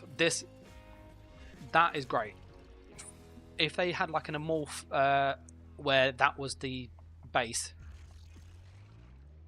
kind of like, that's what it does by default, it'd be really good. And then the second one could have the synergy. So that where the second one like will do this, but the portal stands on the ground for like 2 seconds, and the allies can then group.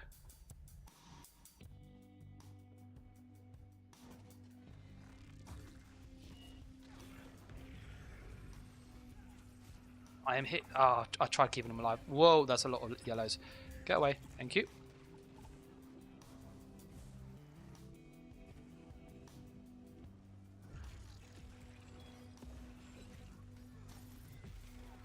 Beam, beam, beam, beam, beam, beam, beam. Oh, the beam's really fun to use.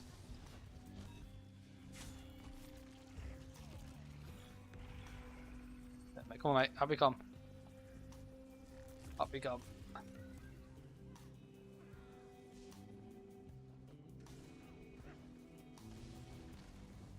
realised I got Jordan. I should actually use the staff.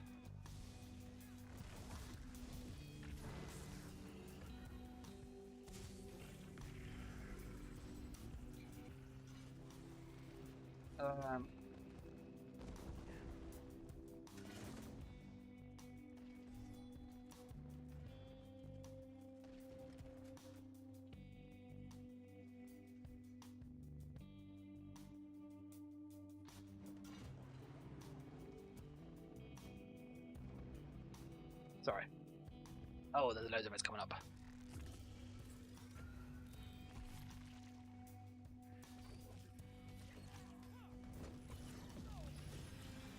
Tentacle monster.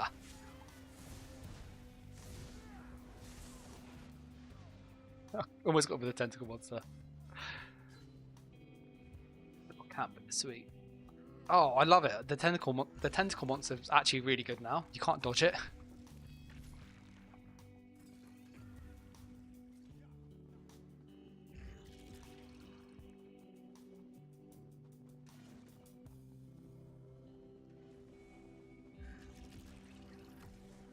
Cheeky stun there.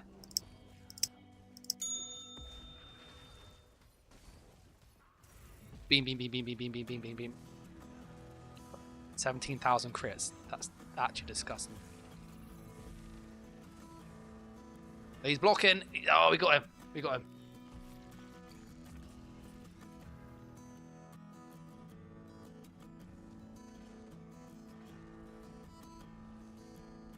Look, we're going to try do something very stupid here.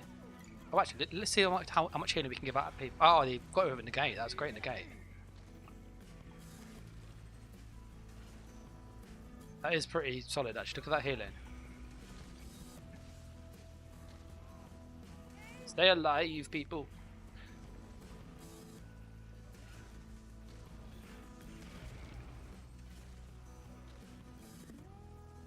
Sorry, I'm like proper loving Arcanist. Short and Sweet says, and by resistance, I just mean higher HP, tanky buffs over maybe more mobility or synergistic abilities like Cloak or Streak. Yeah, I think like I view it as like effective HP.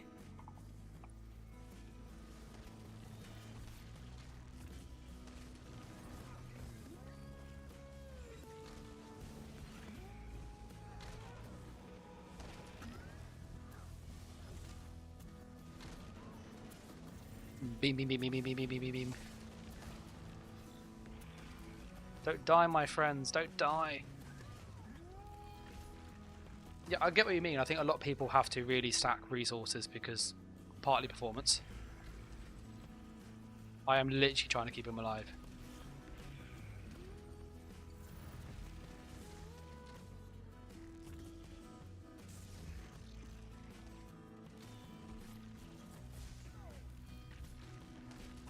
Arc Sustain was pretty good.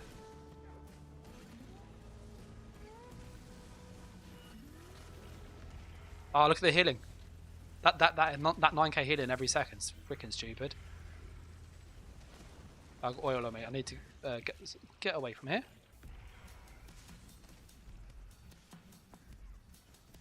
Sean Speak said it's part of the reason that I've always been interested in Nightblade. Oh, sorry, passing over. Zap, zap, zap, zap, zap, zap, zap, zap. This arc beam feels so good. Oh, there's a cheeky Nightblade. He's gonna die. Yeah, sorry. So it's part of the reason that I've always been interested in Nightblade and Sulk over other classes. I really like Necro a lot, but it just seemed to be nerfed into the ground. Yeah, Necro is in a bit of a weird spot. I would say though, if they give it the arc treatment like they did.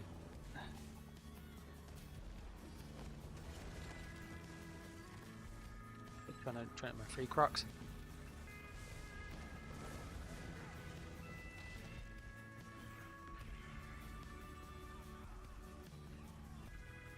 Yeah, because I think what they've oh.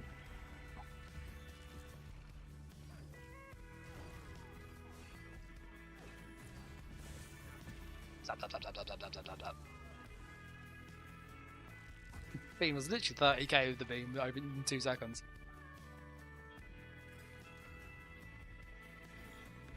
Health back, thank you. Yeah, this is by far like one of the best all-round classes for this mode. It hits hard.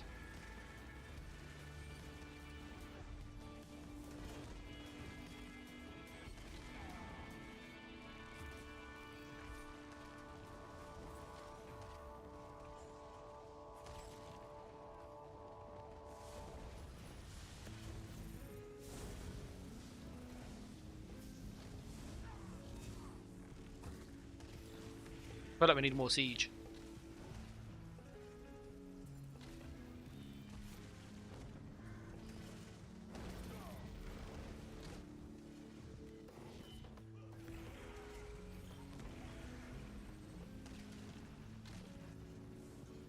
Yeah, I really like this class.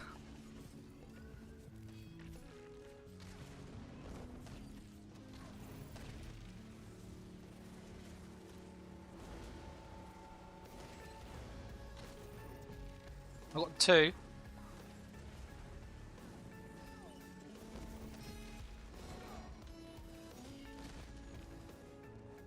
I managed to get a couple kills there.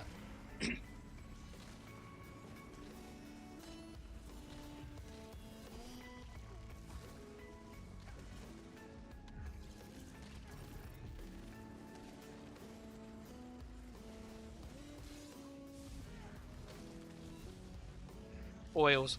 Oils. Oh, oils.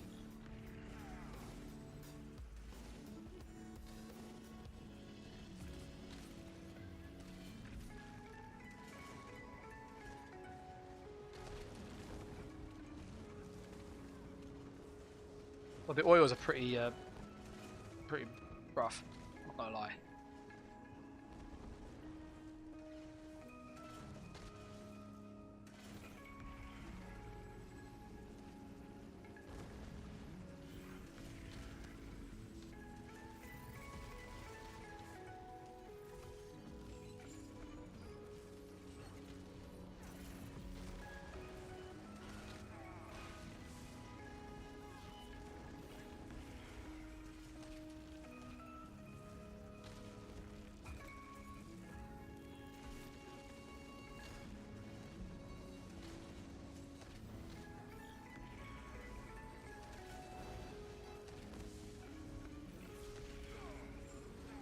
I put the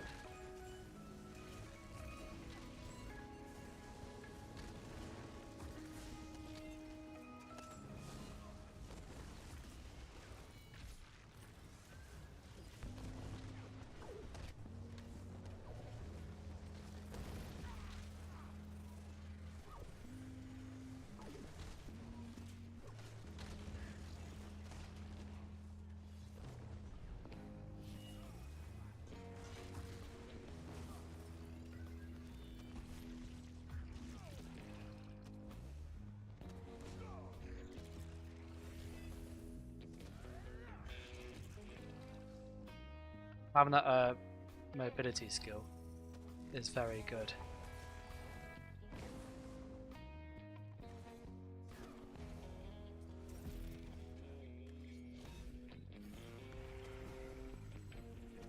Right, would he come down here in front of me?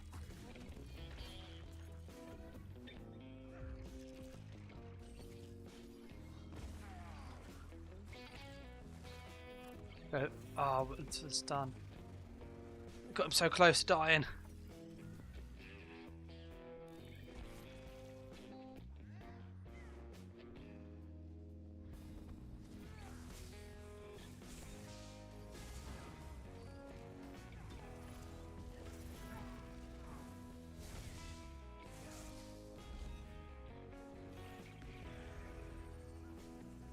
Got my health back.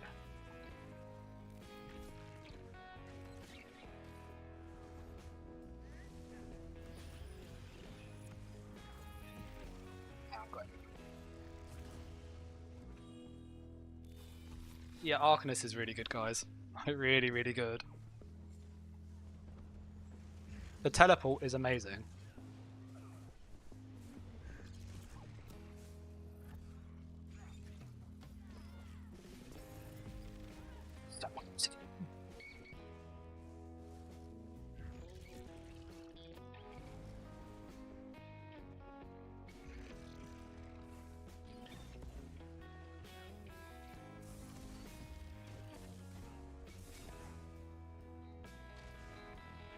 What do you think is the best class in this mode?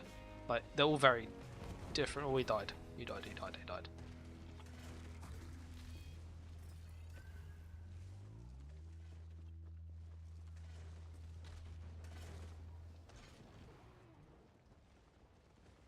I'm like proper loving this arc. It's so good.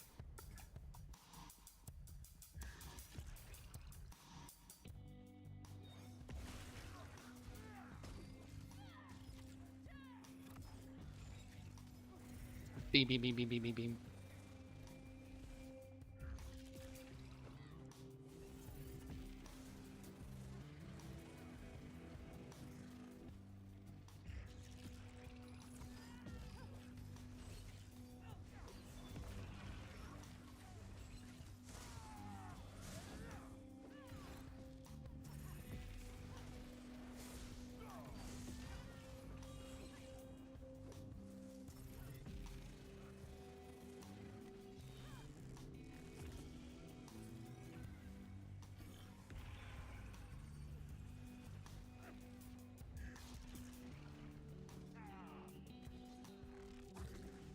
Look at the.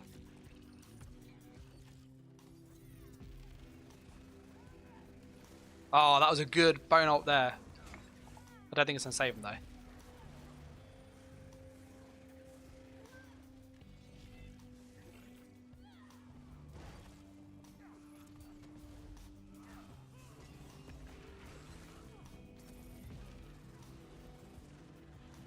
Got him there. Tate says he's gonna shoot off. It's 9:30 there. Have a great night, straight morning. Yeah, it's 1:30 in the morning.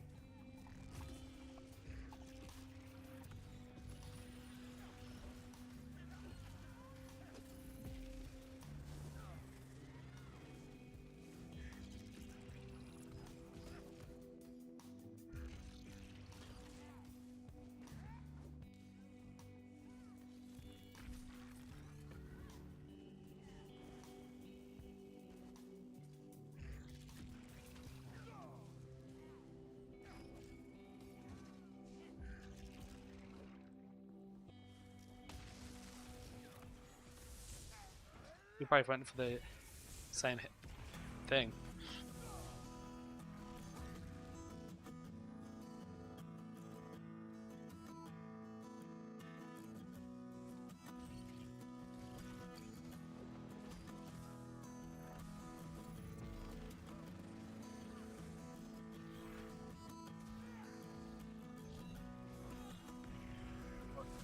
Two v one. And they got a guard.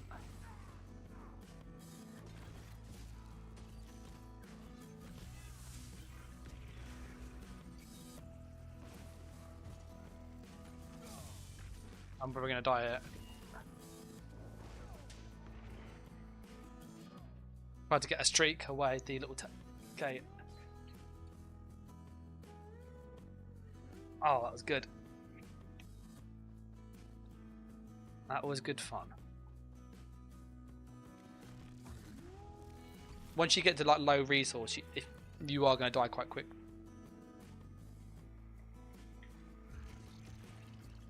But the performance wise is way better.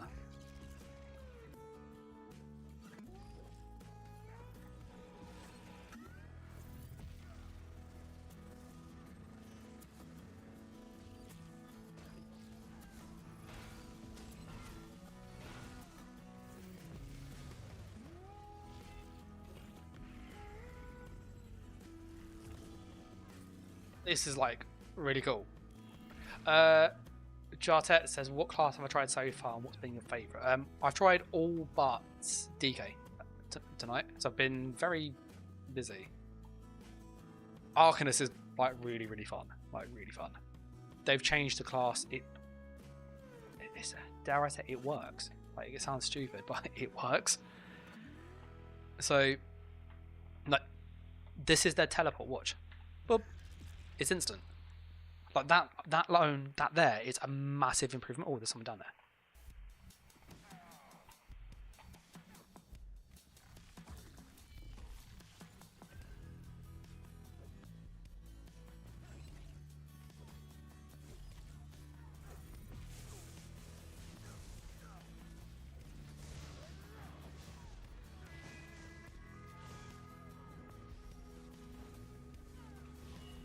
Oh, I got my healing up. Beam also hits really hard. Look, that I hit him with 25k in 2 ticks. Beam actually like works. I've been using it in PvP. I was very, very skeptical. Yeah, it's literally instant.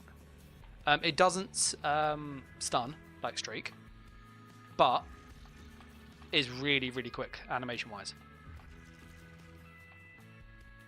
The beam also registers against players a lot easier, and it hits harder. So it's actually like a burst skill. So if I try. Oh, I thought it one of theirs.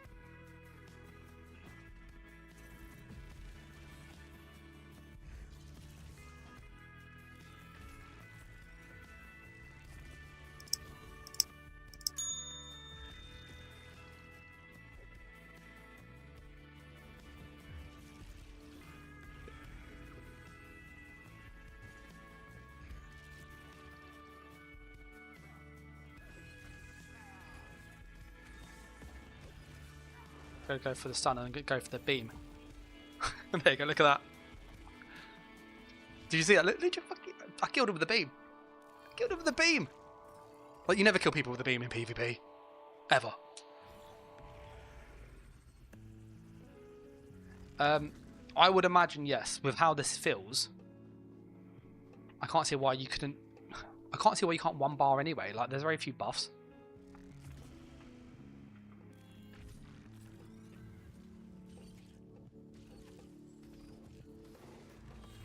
Don't die, mate. Don't die.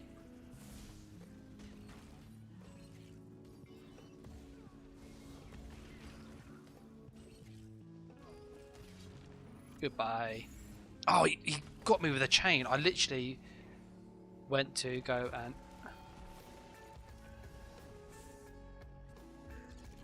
Sorry, mate. Every man for himself and all.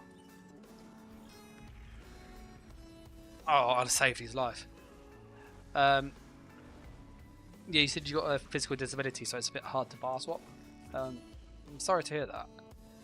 I think, me personally, I think like more accessibility is good for the game. Just heal myself quickly.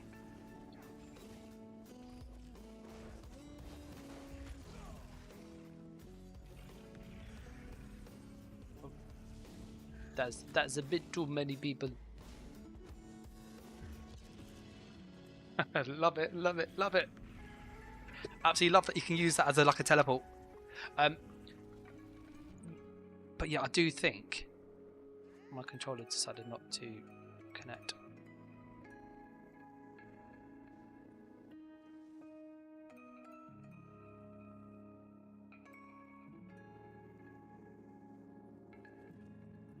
I'll just repair my controller for some reason.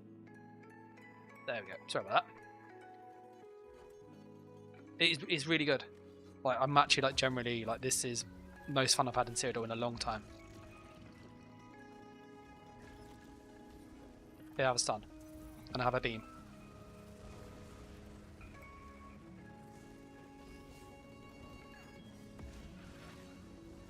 Oh, watch this. Oh, I'm not going to waste it. Yeah, there you go. You have a beam. The beam works in the first cast as 1 tick of damage, and it's like 18k. So even if you get 1 tick, it's still a good amount of damage.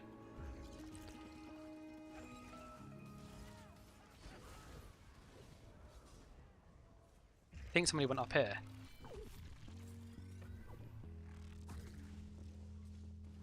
Tentacle monster. Go for stun. Da, da, da, da, da, da, da. Oh, the tentacle monster, by the way, guys, it's undodgeable. Like, you can't run away from it. It sticks on you. It doesn't matter how quick you move. You teleport, it just teleports with you. So you put that on somebody, they are going to eat that damage.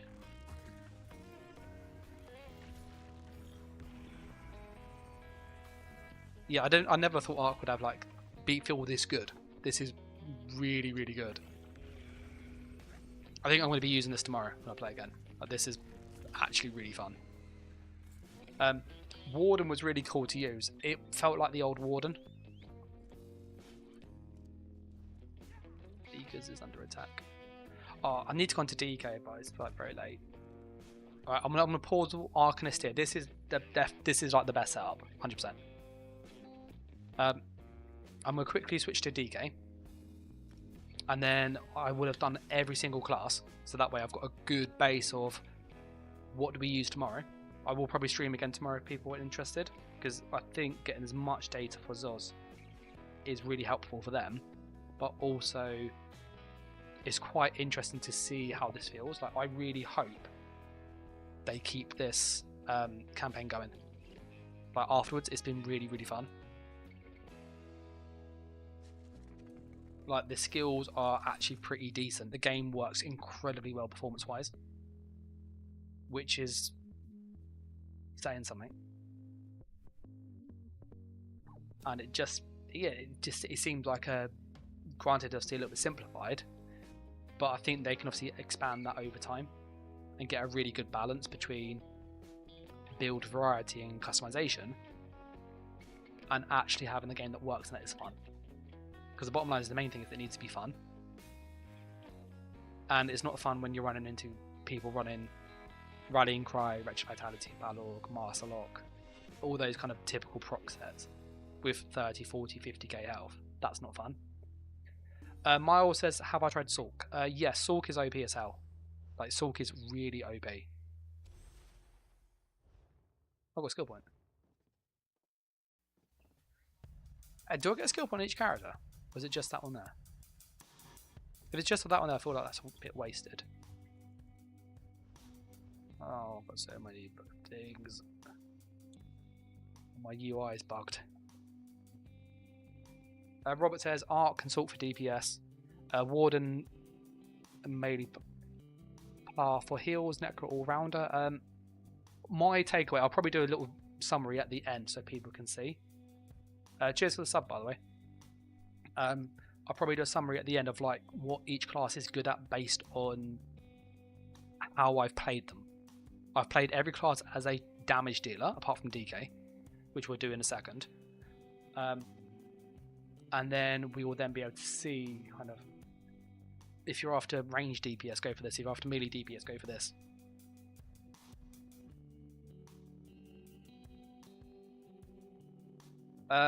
Yeah, the stream will be up. The stream like saves to YouTube, it does, so you'll be able to watch it straight after.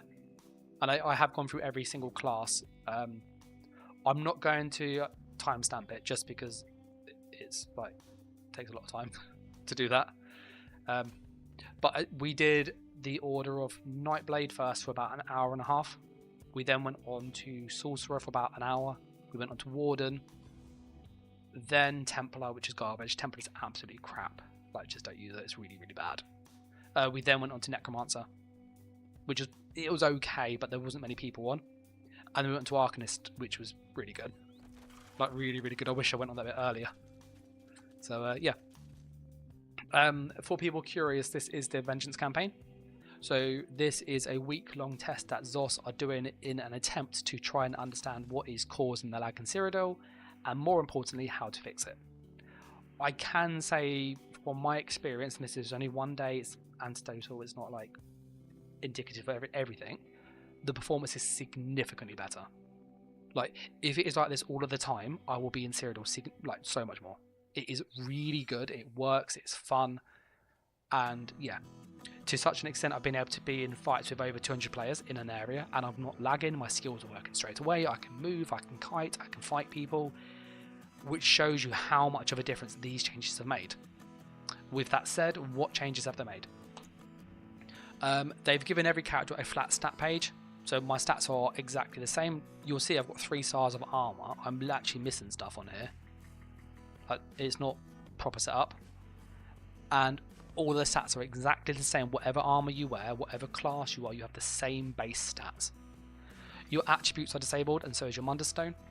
And the big change is Battle Spirit is turned off. Now, I think this is a really good change. People are going to go, why? But Battle Spirit is unnecessarily confusing for new players. It makes no sense. And what this change alone means is that when you look at your skills, your whip will do 10,000 damage. It's not going to do 5,000 and then get reduced by armor again. It's going to do 10,000, take away a bit of armor. So it gives you a really good idea of how much damage do you think you should do. So this really, really helps. Sorry, just saw John's comment about the sky colour. Sorry, yes. The sky colour's causing the lag. Sorry, that tickled me, that did. As I was saying though, with the changes, it's much simpler to understand that a 10k damage skill is going to do around 10k, maybe slightly less, but not massively less. With the healing, it is exactly the same. So this heal is... let me find one that's actually got a heal tooltip. This class might not have one. I hope it does. Here you go, Ash Cloud. So yeah, so it heals for 11,000 damage health, yeah? So when I push this here, I get 11,000 health. But obviously when it crits, it's... What's that, 4 crits in a row? Yeah. So you can see, the healing is exactly what it says on the tooltip, which makes it much simpler to understand, which is really, really good. So by doing these changes, it's much more simplified from new players. The other thing they've done is they've turned off all the sets, as I've said, all the glyphs, all the traits. It's just all off. But this is sharpened, but it does 0. They've also affected the skills, so you can only use class skills. You can't use any weapon, guild, etc. at this moment in time.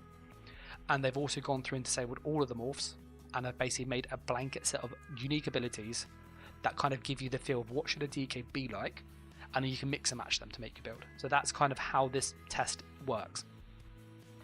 I'm now going to go through and show you all the skills, because me personally, if I was watching somebody else, I'd like to know what are the skills. So for the DK, we have Lava Whip. It's a spammable, magic and stamina. You have Searing Strike. This is a dot. Fiery Breath. This is another dot. You got Chains. Chains are really oppressive. Having played against them, they can't be dodged or reflected. They are really annoying to fight against. You got Inferno, which surrounds yourself, giving you Major Berserk. It's quite nice. So it's just damage buff.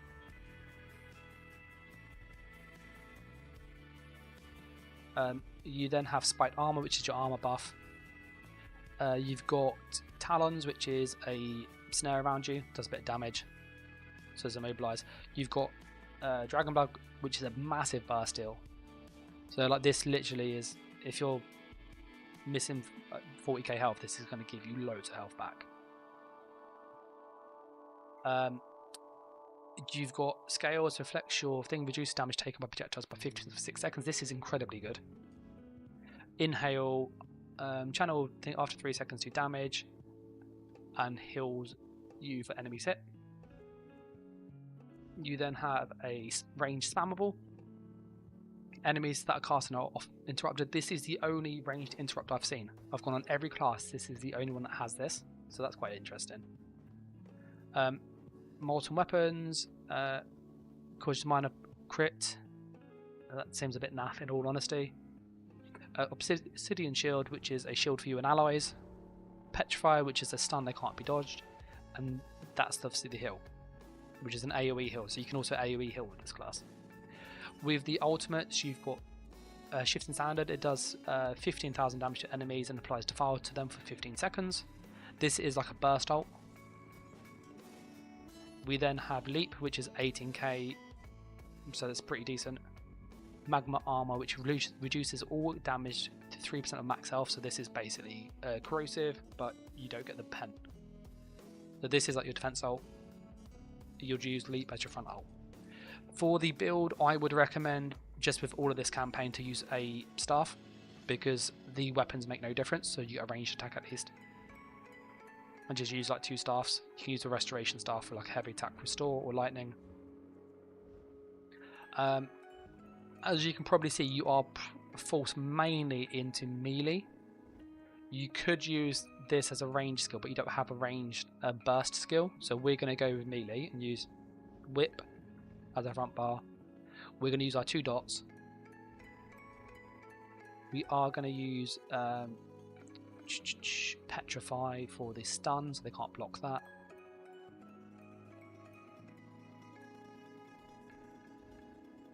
On the back bar, we are going to have armor. We're going to have heal. We've got a damage reduction buff. You might notice there's no movement here. We've got a damage buff there. We've got 2 skills spare. We're going to put talons on the front bar so we can do the crowd control spam. So I think for like 1v1, DK will be basically whip spam with dots. So you got 2 dots on them, which hit quite hard. And then you lock them in place and drain their stam.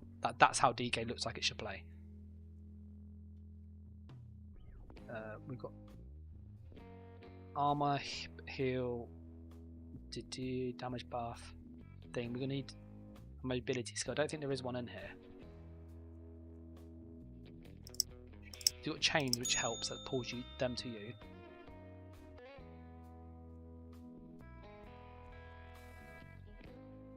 Maybe that, or probably this. 8 seconds. We're going to go for this actually, because there's a shield that we can hit on allies, like a pseudo. So this is what I'd recommend for DK. Just looking at this, I'll try it quickly.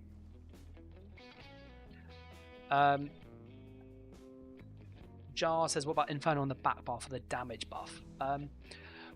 With only these skills here, all the weapon buffs don't work. So it doesn't matter what weapon you use. So the reason I went with a restoration staff or a lightning staff is because you can heavy attack to get the resources back and they can't dodge it. That's the only reason I've done that. So I'm looking at DK, it feels as if it's their theme for what they want this test and for how DK to feel like is to kind of be like a dot build. So it's all about draining your target and basically weaken them over time until they just can't sustain anymore and you beat them that way. So lots of dots, lots of just draining stamina. I think I've got Inferno already. No, I don't actually. Good shout. I thought I had it on there. That was meant to be Inferno here.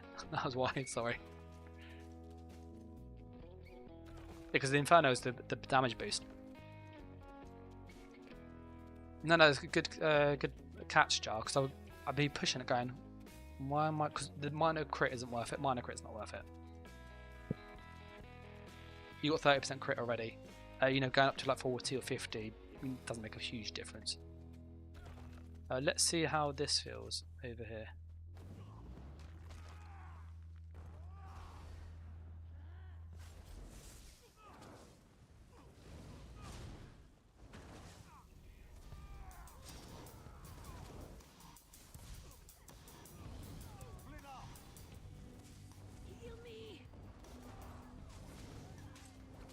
How big's that hill? 18k, 19k. Okay, the healing's pretty good.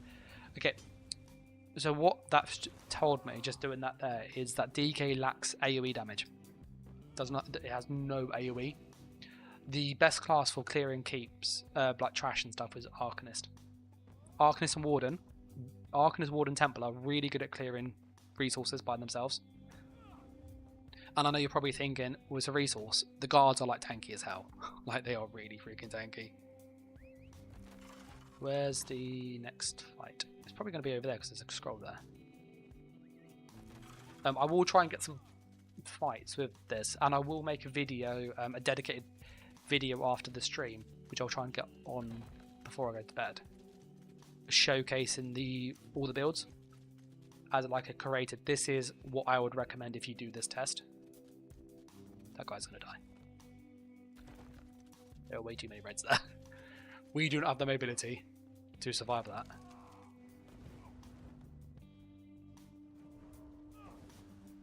Yeah, we're gonna go in.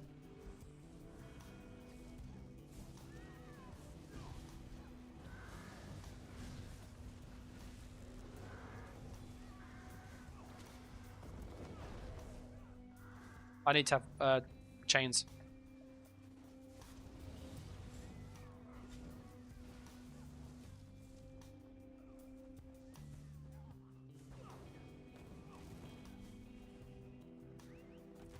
Because I haven't attacked them, I can get on my mount. I'm coming!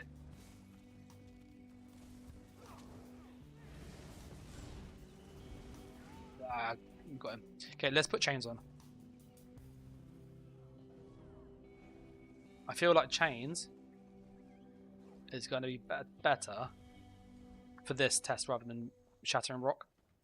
Only because of the lack of mobility skills DK has. You have no speed. So anybody hits you with a snare, which is mainly Nightblade that has that.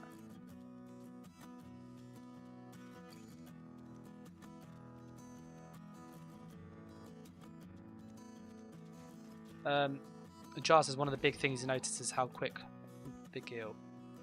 Oh, almost killed myself there. Yeah, the infinite combat bug seems to be. It hasn't. It's not gone. It is a lot better.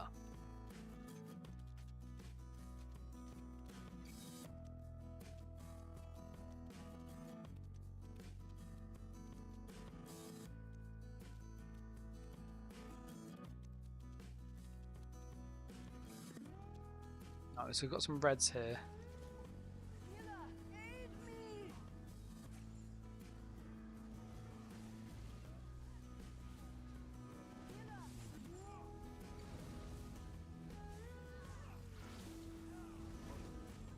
Yeah, the chains are really good. They're really annoying now to fight against.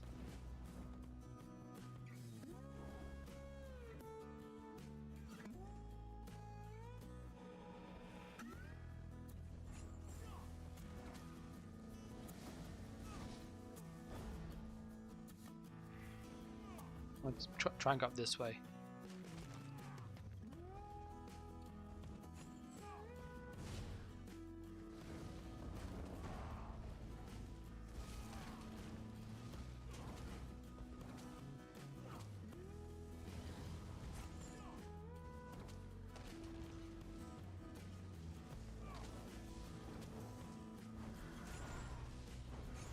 Yeah, so you can CC spam someone a lot.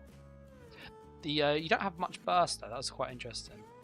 I need to put more potion on, which would help with sustain. Sustain's not good on DK, so you definitely need potions. We'll get a res here.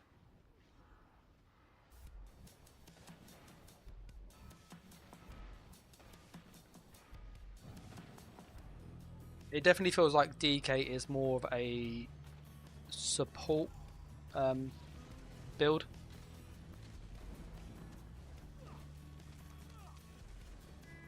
I wish chains would work from here.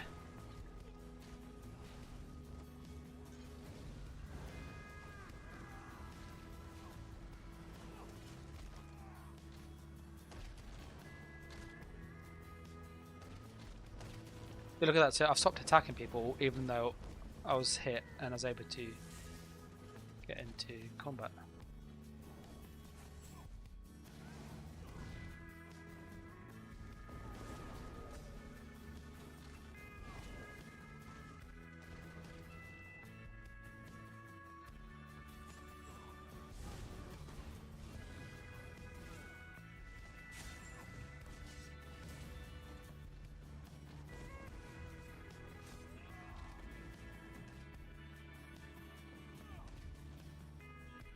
Yeah, it's weird not having a movement skill.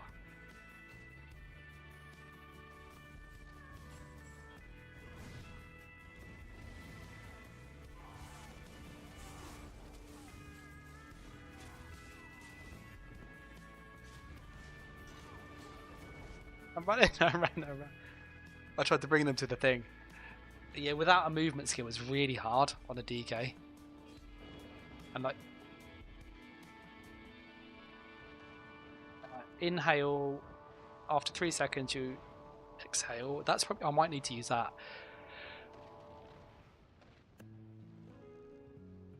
I don't think this is worth it.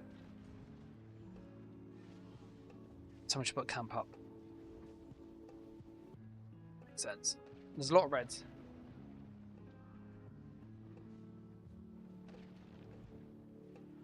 We're going to ride over.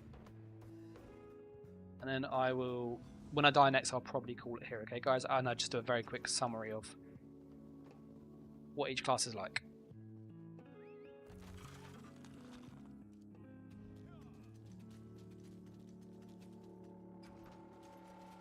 Rage is now, I wish the lag was actually fixed. It's been really good, like it's been really performant all evening. I've been doing this for about almost 6 hours, fucking hell. Yeah, 6 hours. And the performance has been incredibly good. So I'm not going to say no to that. There's obviously class balance issues for sure. Are you on PC? I've not come across any desync myself, and I've been playing when it was in pop lock, and I was literally in like 200v200 fights.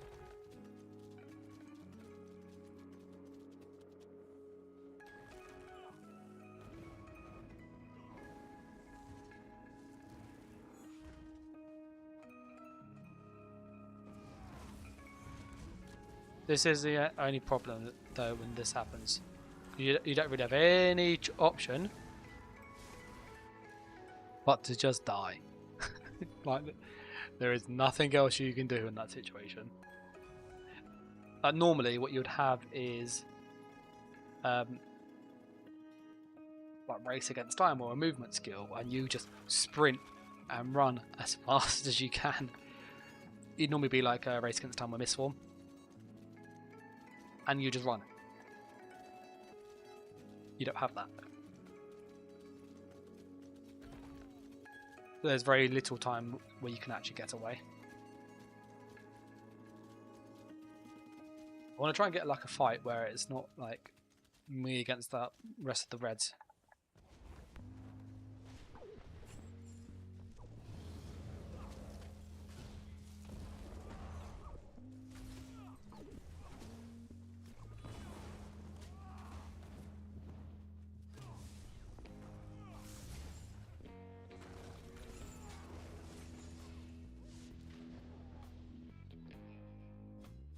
It's just like who has more numbers. Yeah and no. In like a 1v1, it comes down to skill. In a 2v1, you can still win. 3v1 is quite hard, but it's still possible. Anything more than that, it is very, very hard. I'm not going to lie. And, you know, I'm a pretty decent player. And I will say it is tough.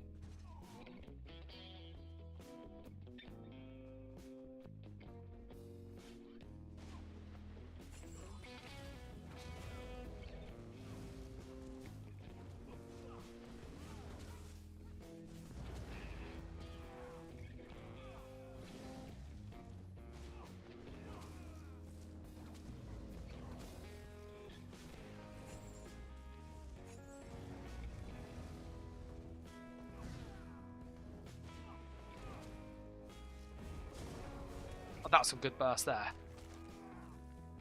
That was some good burst. Yeah, use. I think you need to use your leap. Waiting for my mag to regen. That's like the worst part of this. Yeah, most people are in 10-man groups.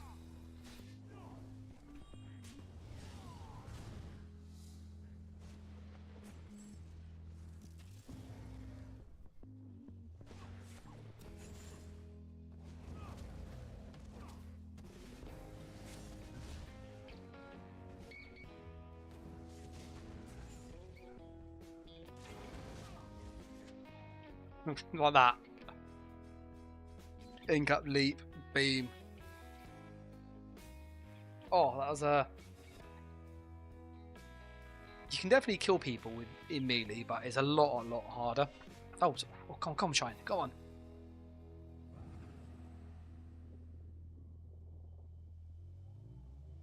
Were you on a PC, NA, or EU?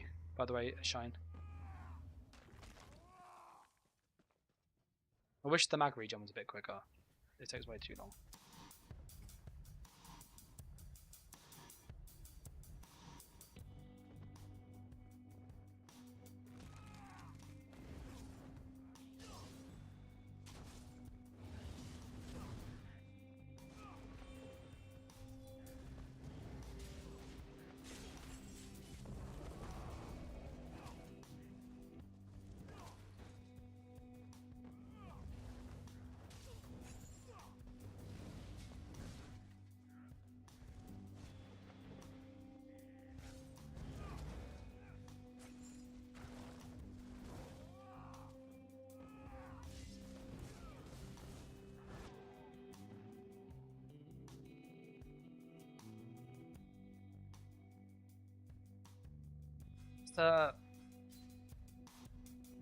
definitely hard when you got lots like the 1v1 it was fine, but when there's like quite a few, you can't get me up.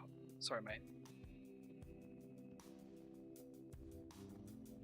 But yeah, I'm gonna go and probably call it there. I'm gonna do a quick summary, just for those people that are curious about like which class is which, where they are based on what I've done.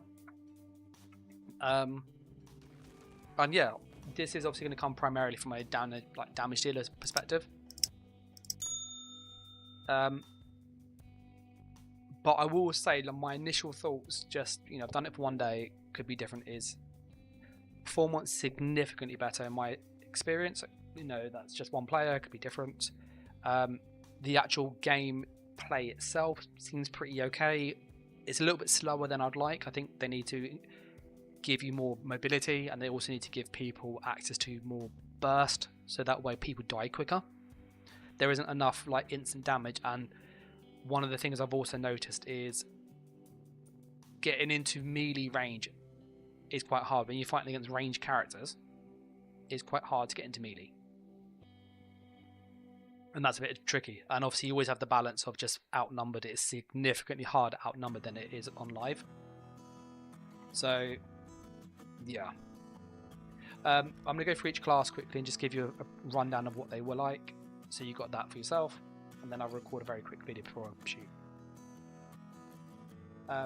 As always, if you like what I do, my videos and builds and stuff, then obviously do like, comment and subscribe if you haven't already. It really helps out.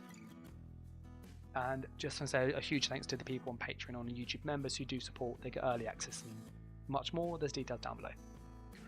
With the classes, you've got Sorcerer, you've got Nightblade, Necromancer, Templar, Warden, Arcanist, and DK. So, Sorcerer, in my opinion, is the best single target damage dealer. The Sorcerer is by far, it is a powerhouse. It is good at everything.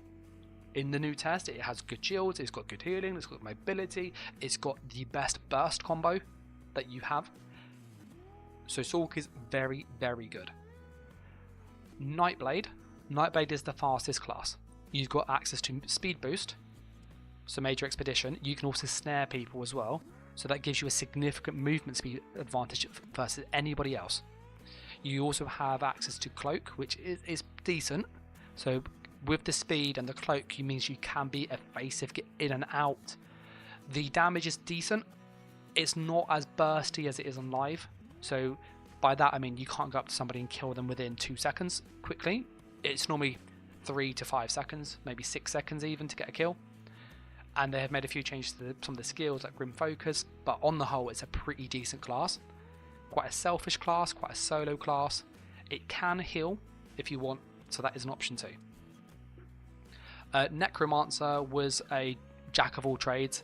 It had really good spammable damage. The actual burst component was really clunky, so you have to detonate corpses, and to try and get corpses by the target there's a delay, so you end up casting a skeleton behind the target that hits them with a dot. You then detonate the corpse to blow it up, but that's like a 2-3 second window. When you add any form of mobility, people just don't take the damage. The stun is also awkward because it's got a 2 second delay, and the snare AoE is pretty naff too. So Necromancer is a bit underwhelming in all honesty. With that said, they do make pretty good healers. Looking at the heals, they have some of the best heals for this mode. So if you were to be a Necromancer, I'd go as a healer. You'd have much more success with some damage support. Templar is it's in a really bad space. It's in a really, really bad spot. Like, the damage isn't really there. It's got okay damage, but the big problem Templar lacks is the passive healing. Currently, and for the past 7, 8, 10 years, I think ESO's been over now, for 10 years roughly, Templar has always had heal over time. So it's always been about holding the ground, and people fight in your area, and you fight on your terms, which gives you an advantage. You can't do that. You only have a burst heal, and you can't spam it infinitely. So as soon as you're outnumbered, you die very quick on a Templar. You've got no mobility. The only saving grace is the execute is by far the best out of all the classes. the execute is insanely strong. So if you're group play, you just want to annoy people and zerg people down. Templar's amazing for that. Literally just spam the flare, put on the solar as well, and just spam beam. You'll kill people. It's easy. But beyond that, it's kind of an okay healer. It's an okay DPS, but it's not great at anything. You then have Warden. Warden, from what I was testing, was the jack of all trades. It had really good healing, one of the better healers. It's got a really good heal over time. It's got major mending. It's got single target heals. It's got group heals. It's got just really good mobility, so it can keep up with a group. It's got access to range immunity, which makes it really good when kiting. The downside is you do lack an execute, and on top of this, your damage is a bit easy to avoid, so people end up missing your damage. Arcanist is just amazing. It's so good. It's really fun. I would recommend this if you're new to the game and you're new to PvP. Arcanist is very good all around. It's got a good shield, it's got a good heal over time with the beam channel, it's got a really good spammable. The beam damage skill is pretty good now. It's got a teleport because of the portal. The ultimate tentacle monster thing follows him. It's a delayed stun. So all of that combined means you've got delayed burst, you've got really good single target damage, you've got good survivability, you've got good mobility. This is a really good class. The final one is DK. DK is a bit like Templar because it's a melee class and it lacks mobility. It's not as good as you would like. The advantage of DK over Templar is that DK pulls enemies to you, so you have the ability to make them come to you in your group, which is really powerful. So in group play, DK is significantly better than Templar, except for the execute. Because being able to pull someone to you, which means they can't roll dodge or CC break whilst they're being pulled, means you're going to get a kill most of the time, especially if you've got 5 or 6 people with you. So DK was a very good group build, haven't gone against it. As for actually a damage dealer, it can do some burst, but it's nowhere near as bursty as a Sorcerer or a Nightblade. It's more of a sustained damage, trying to just drain them their stamina bar from the enemy, and then you can kill them. So I would kind of go, it's an okay class. Not the best, not the worst. Cheers for the sub, Zero. I think it might be pronounced Cairo even. But yeah, that's kind of my sort of summary of all of the things. I will make a proper video going through each build separately in here they are, here's a rough tier list, and then that way you know what to do, what skills are like optimal, having tried them all. And yeah, so if you want to see that stuff, then obviously subscribe, because I'll be coming up probably in a couple hours. I'm going to say thanks for watching, guys. A huge thanks to Tate, who obviously supported, and just people generally who support with likes, comments, and also all the people over at YouTube who are members and on Patreon. It really helps. But I'm going to catch you in the next video on the next stream. So thanks for watching, guys. Take care and bye.